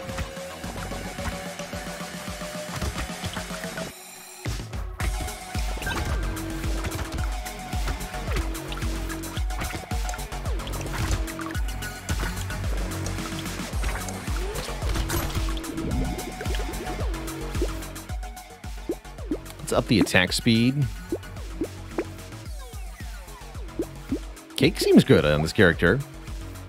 Because you get 1% damage for every 3 max health you have, so there's no downside to Cake.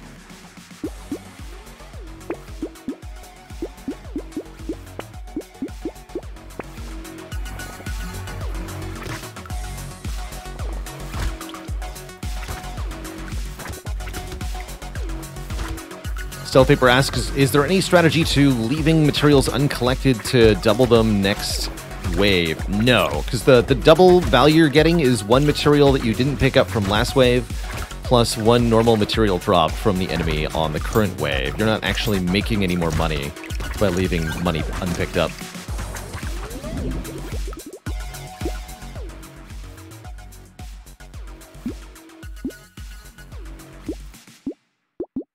I'll take 8 damage up. Don't fall for the speed up. You can't benefit from speed up, and this is only a 3 dodge. Let's take 5 attack speed. Max health. Let's go.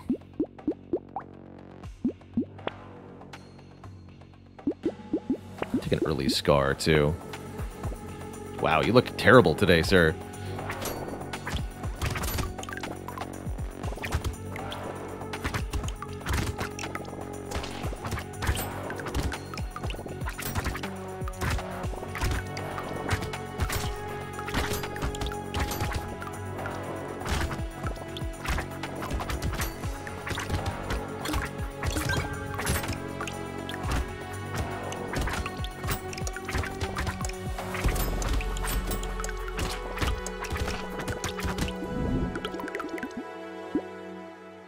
More max health.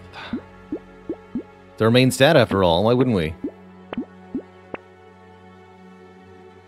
We officially have 6 choppers. Get to the chopper. So again, skills with 20% of our max HP stats. And we also get percent damage based on our max health. See some interesting ways this could go.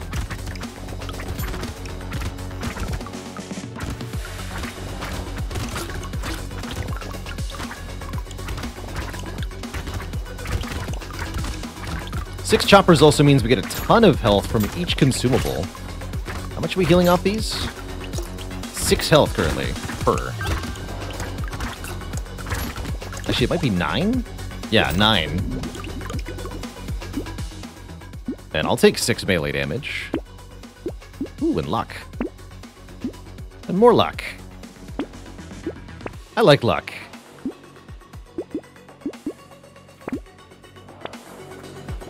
I like luck a lot.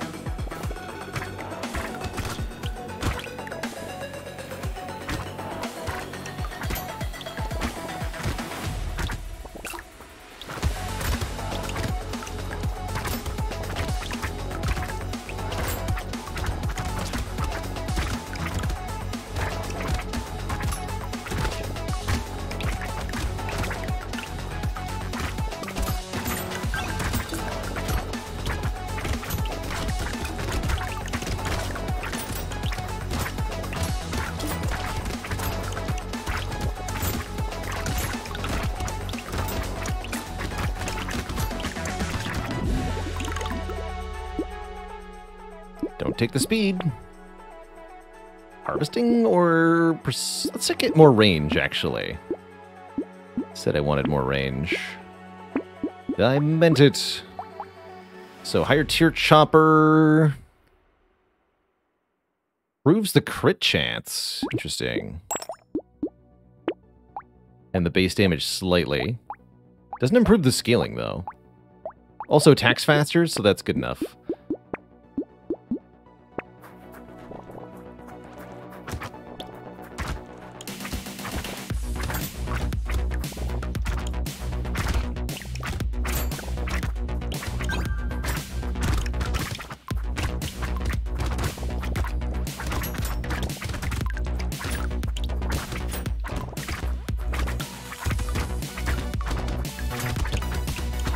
Chop to shreds.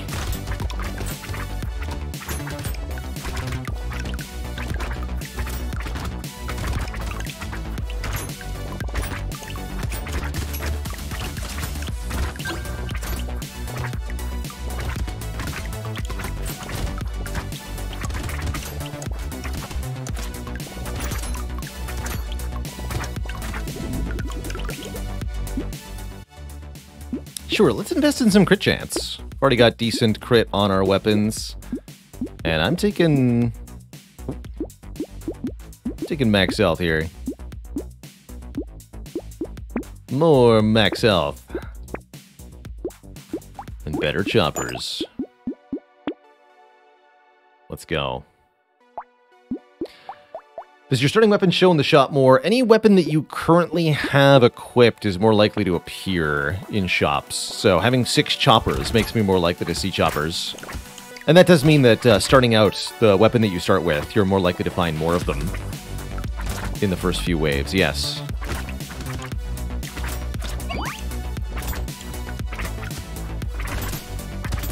Okay, not getting hit would be advisable here. Projectiles seem like they're Chunky's nightmare.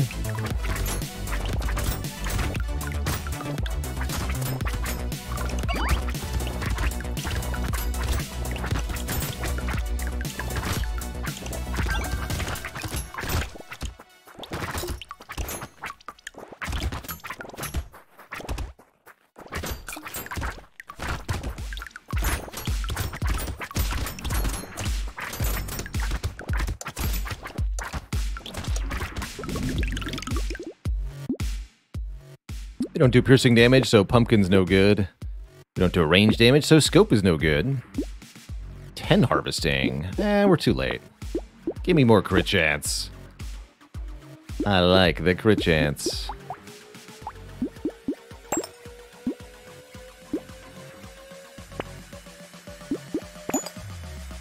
Alright, there we go. 6 blue choppers.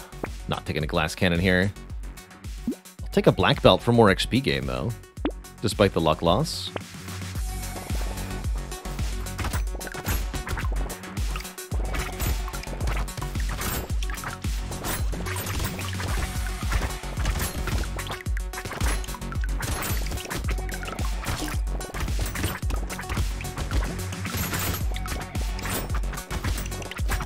Simply beautiful.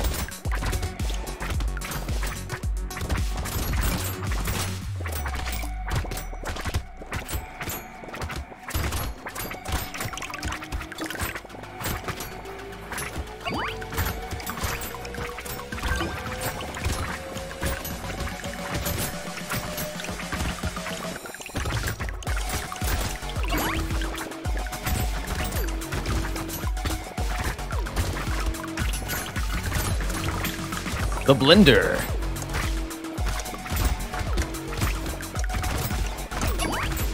Four crates, too. Very good.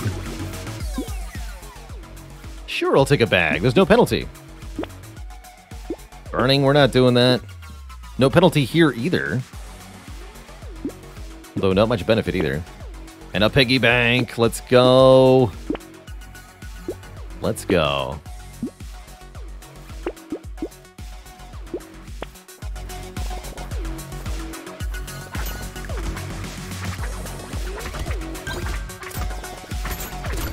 I want this run to turn into piggy bank double padding. I want to believe.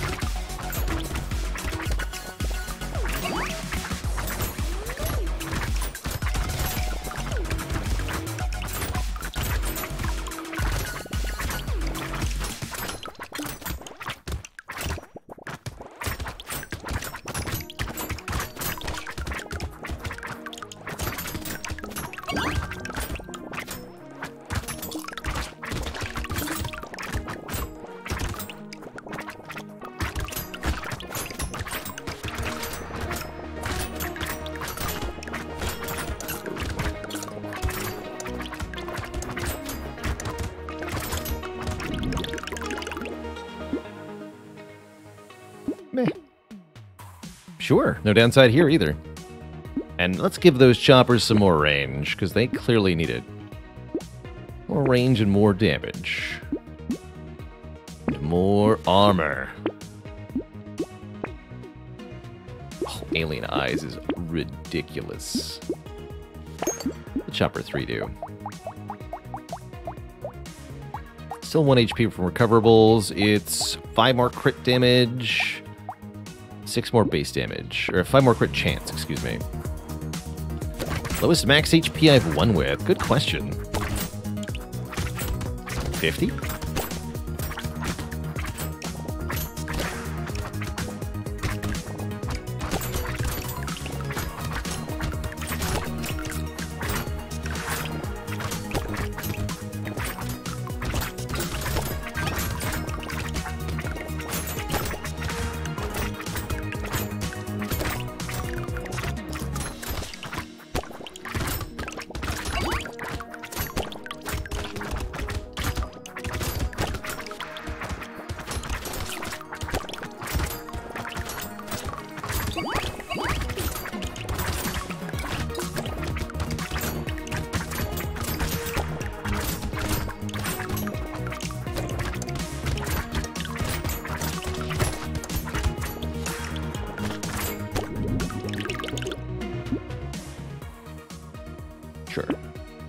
Ooh, that'll be good. Heal me. Capped max health? No way. Get out of here. It's quite a circle saw. Circle saw doesn't have bonus lifesteal. I didn't realize that, actually. Huh. Interesting.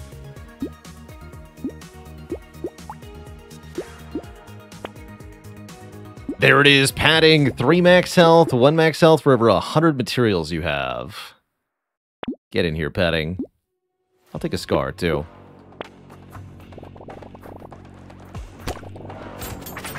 Oh, I understand. It does have lifesteal, but because we have minus 95, it's not displayed. That makes sense. That's funny as heck. Alright, medical turret, you're here to keep me alive. Good luck.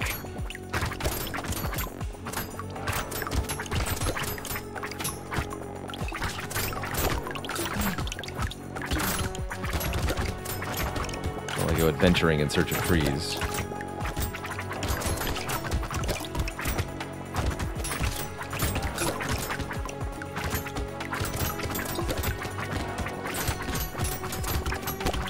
Fortunately, melee weapons are really good at dealing with very large numbers of enemies, so this ain't too bad.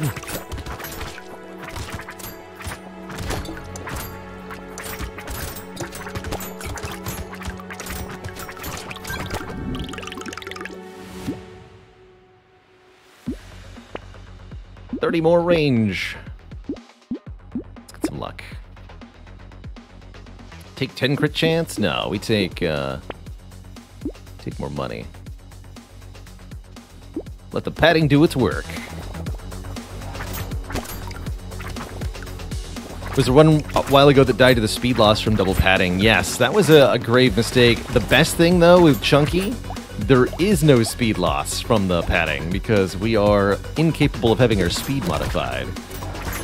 We can take as many paddings as we want. We'll just get stronger. So much stronger.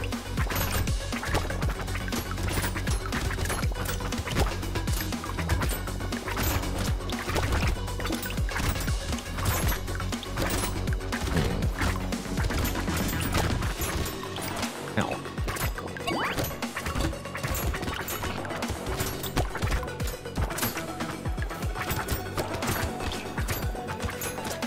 I really hate those tentacle enemies.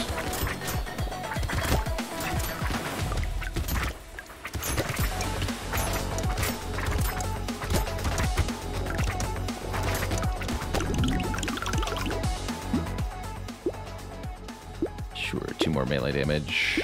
Slow down the enemies, please. They're too much for me. 2341. Really not gaining that much max health currently. We got, what, 23 max health instead of 2,000 materials? It's not a great trade.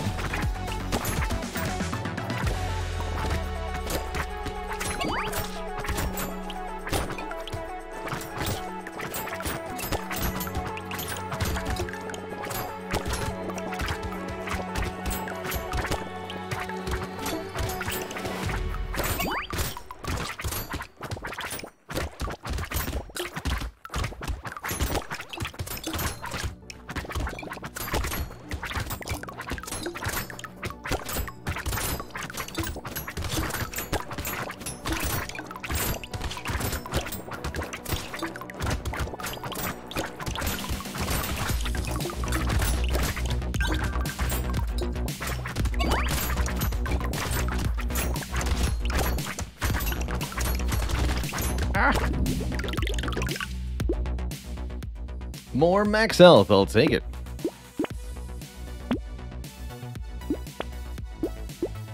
Keep upping the range. Ooh, attack speed's good too. Triangle of Power seems actually quite bad.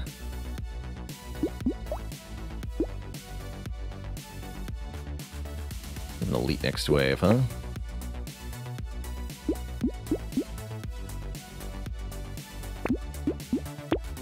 Take acid in the helmet.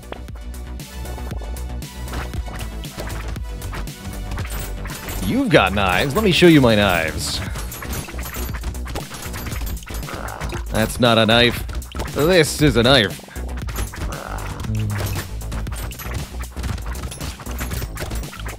Choppy choppy. Out-knifed.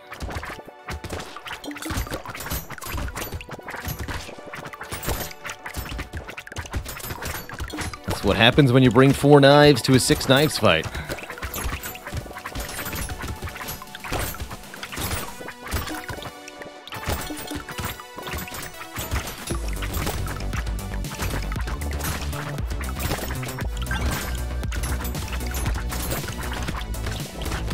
Oh dear.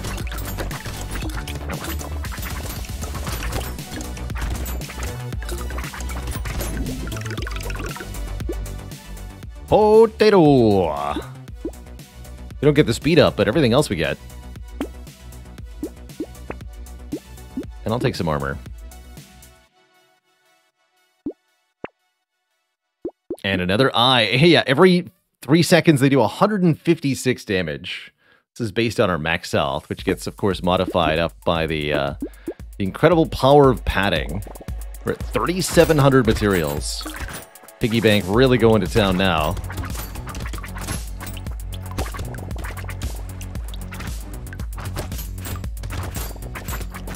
Alien Eyes can crit. I intuitively knew that, but never noticed it.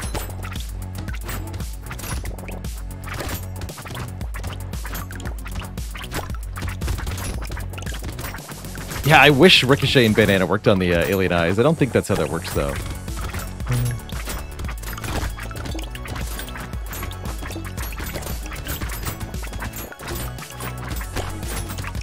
Oh no, you stop buffing stuff, okay?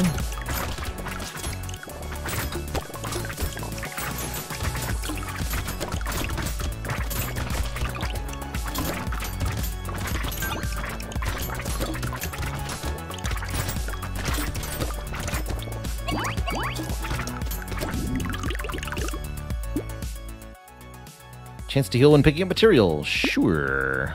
Attack speed while standing still. We lose -10 speed. Or do we? Pro tip, we do not.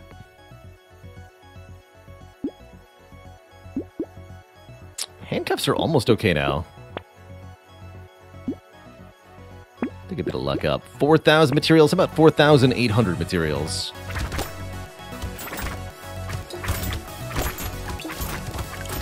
Chopper base damage now 109. And our percent damage is 81, because we're getting from our chunky mod 42% damage. It's actually not that much.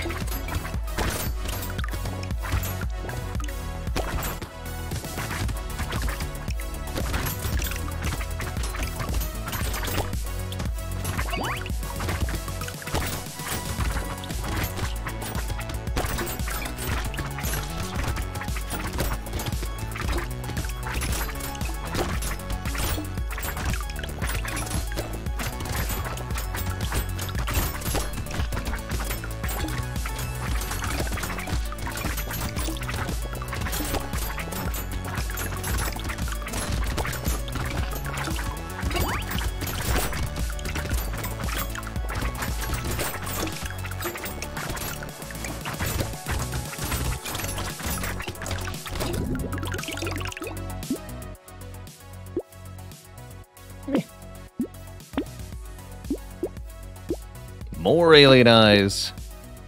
15 crit chance, 50 range. I actually love that. Get in here. 5 armor, 5 crit chance. Take that too.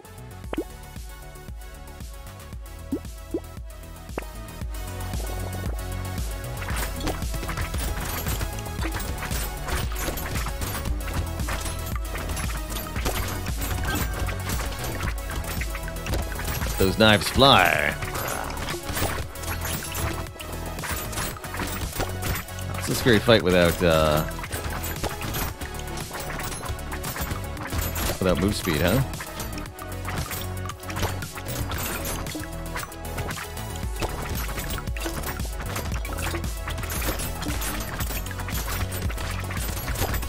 There we go.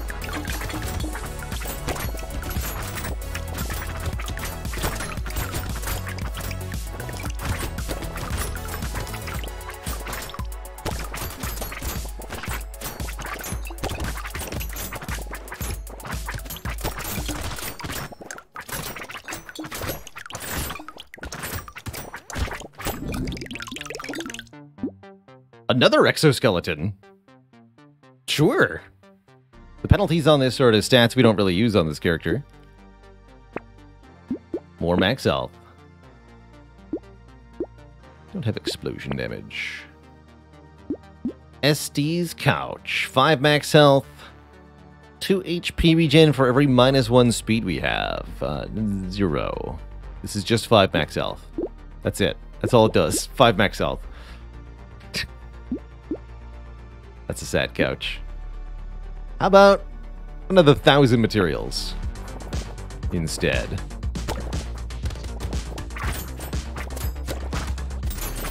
My range stat, 169? Nice.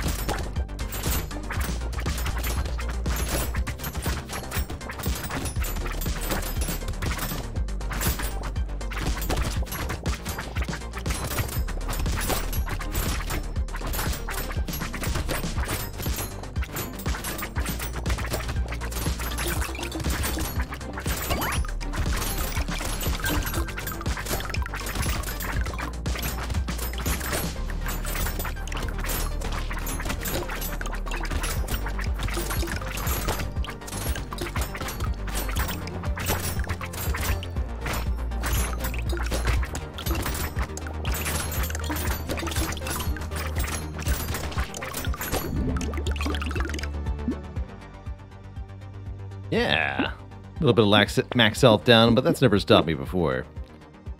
Another statue. Sure. I'll take one reroll. There's the bandana. All right, let's actually test it. Does bandana work on alien eyes? And I'll reroll maybe one or twice more time, just looking for another padding. Ask and ye shall receive. 218 max health. How about 303 max health? Let's go.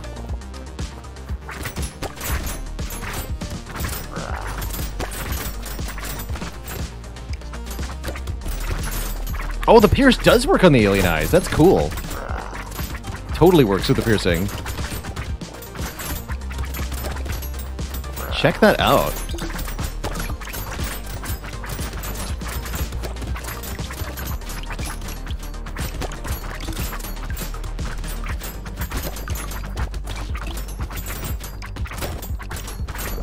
GG. Alien Eyes stats are 120k. 120,000 damage from that. Compared to our weapons, which are... Yeah, just a very, very chunky, silly run. That was 338, sure is a lot of max HP. GG, Twitch chat. Alright, my folks, that is going to have to do it for me today. Been a lovely day of Spire and Tatoes. We'll be back at it tomorrow, continuing our ladder streak challenge. Got 2 streams left in the week. Good stuff. Yeah, it's fun to convert health into damage, or any defensive stat into an offensive stat is a fun conversion for me. Good stuff. Hope you have a wonderful, wonderful evening, folks. If you want to be notified when we're live, don't forget you can follow the Twitch channel or join the Discord to get notifications sent for start of stream. See you later, Gokika, Broken Ace, Wireless Wizard, Ketudis, Teutonic Knight, Bubba Doon Guy, Dune Beast, Mini Minotaur, good night, Lunatic Beans, Mr. Baconudo, Twitch Tarek, More Better, Carissa, and all my lovely Lurker crew. Have a wonderful, wonderful evening, everybody. Stay cozy. Don't forget to be kind to one another. Be kind to yourself, too. And have a good one. Toodaloo, folks. And night-night. Bye-bye.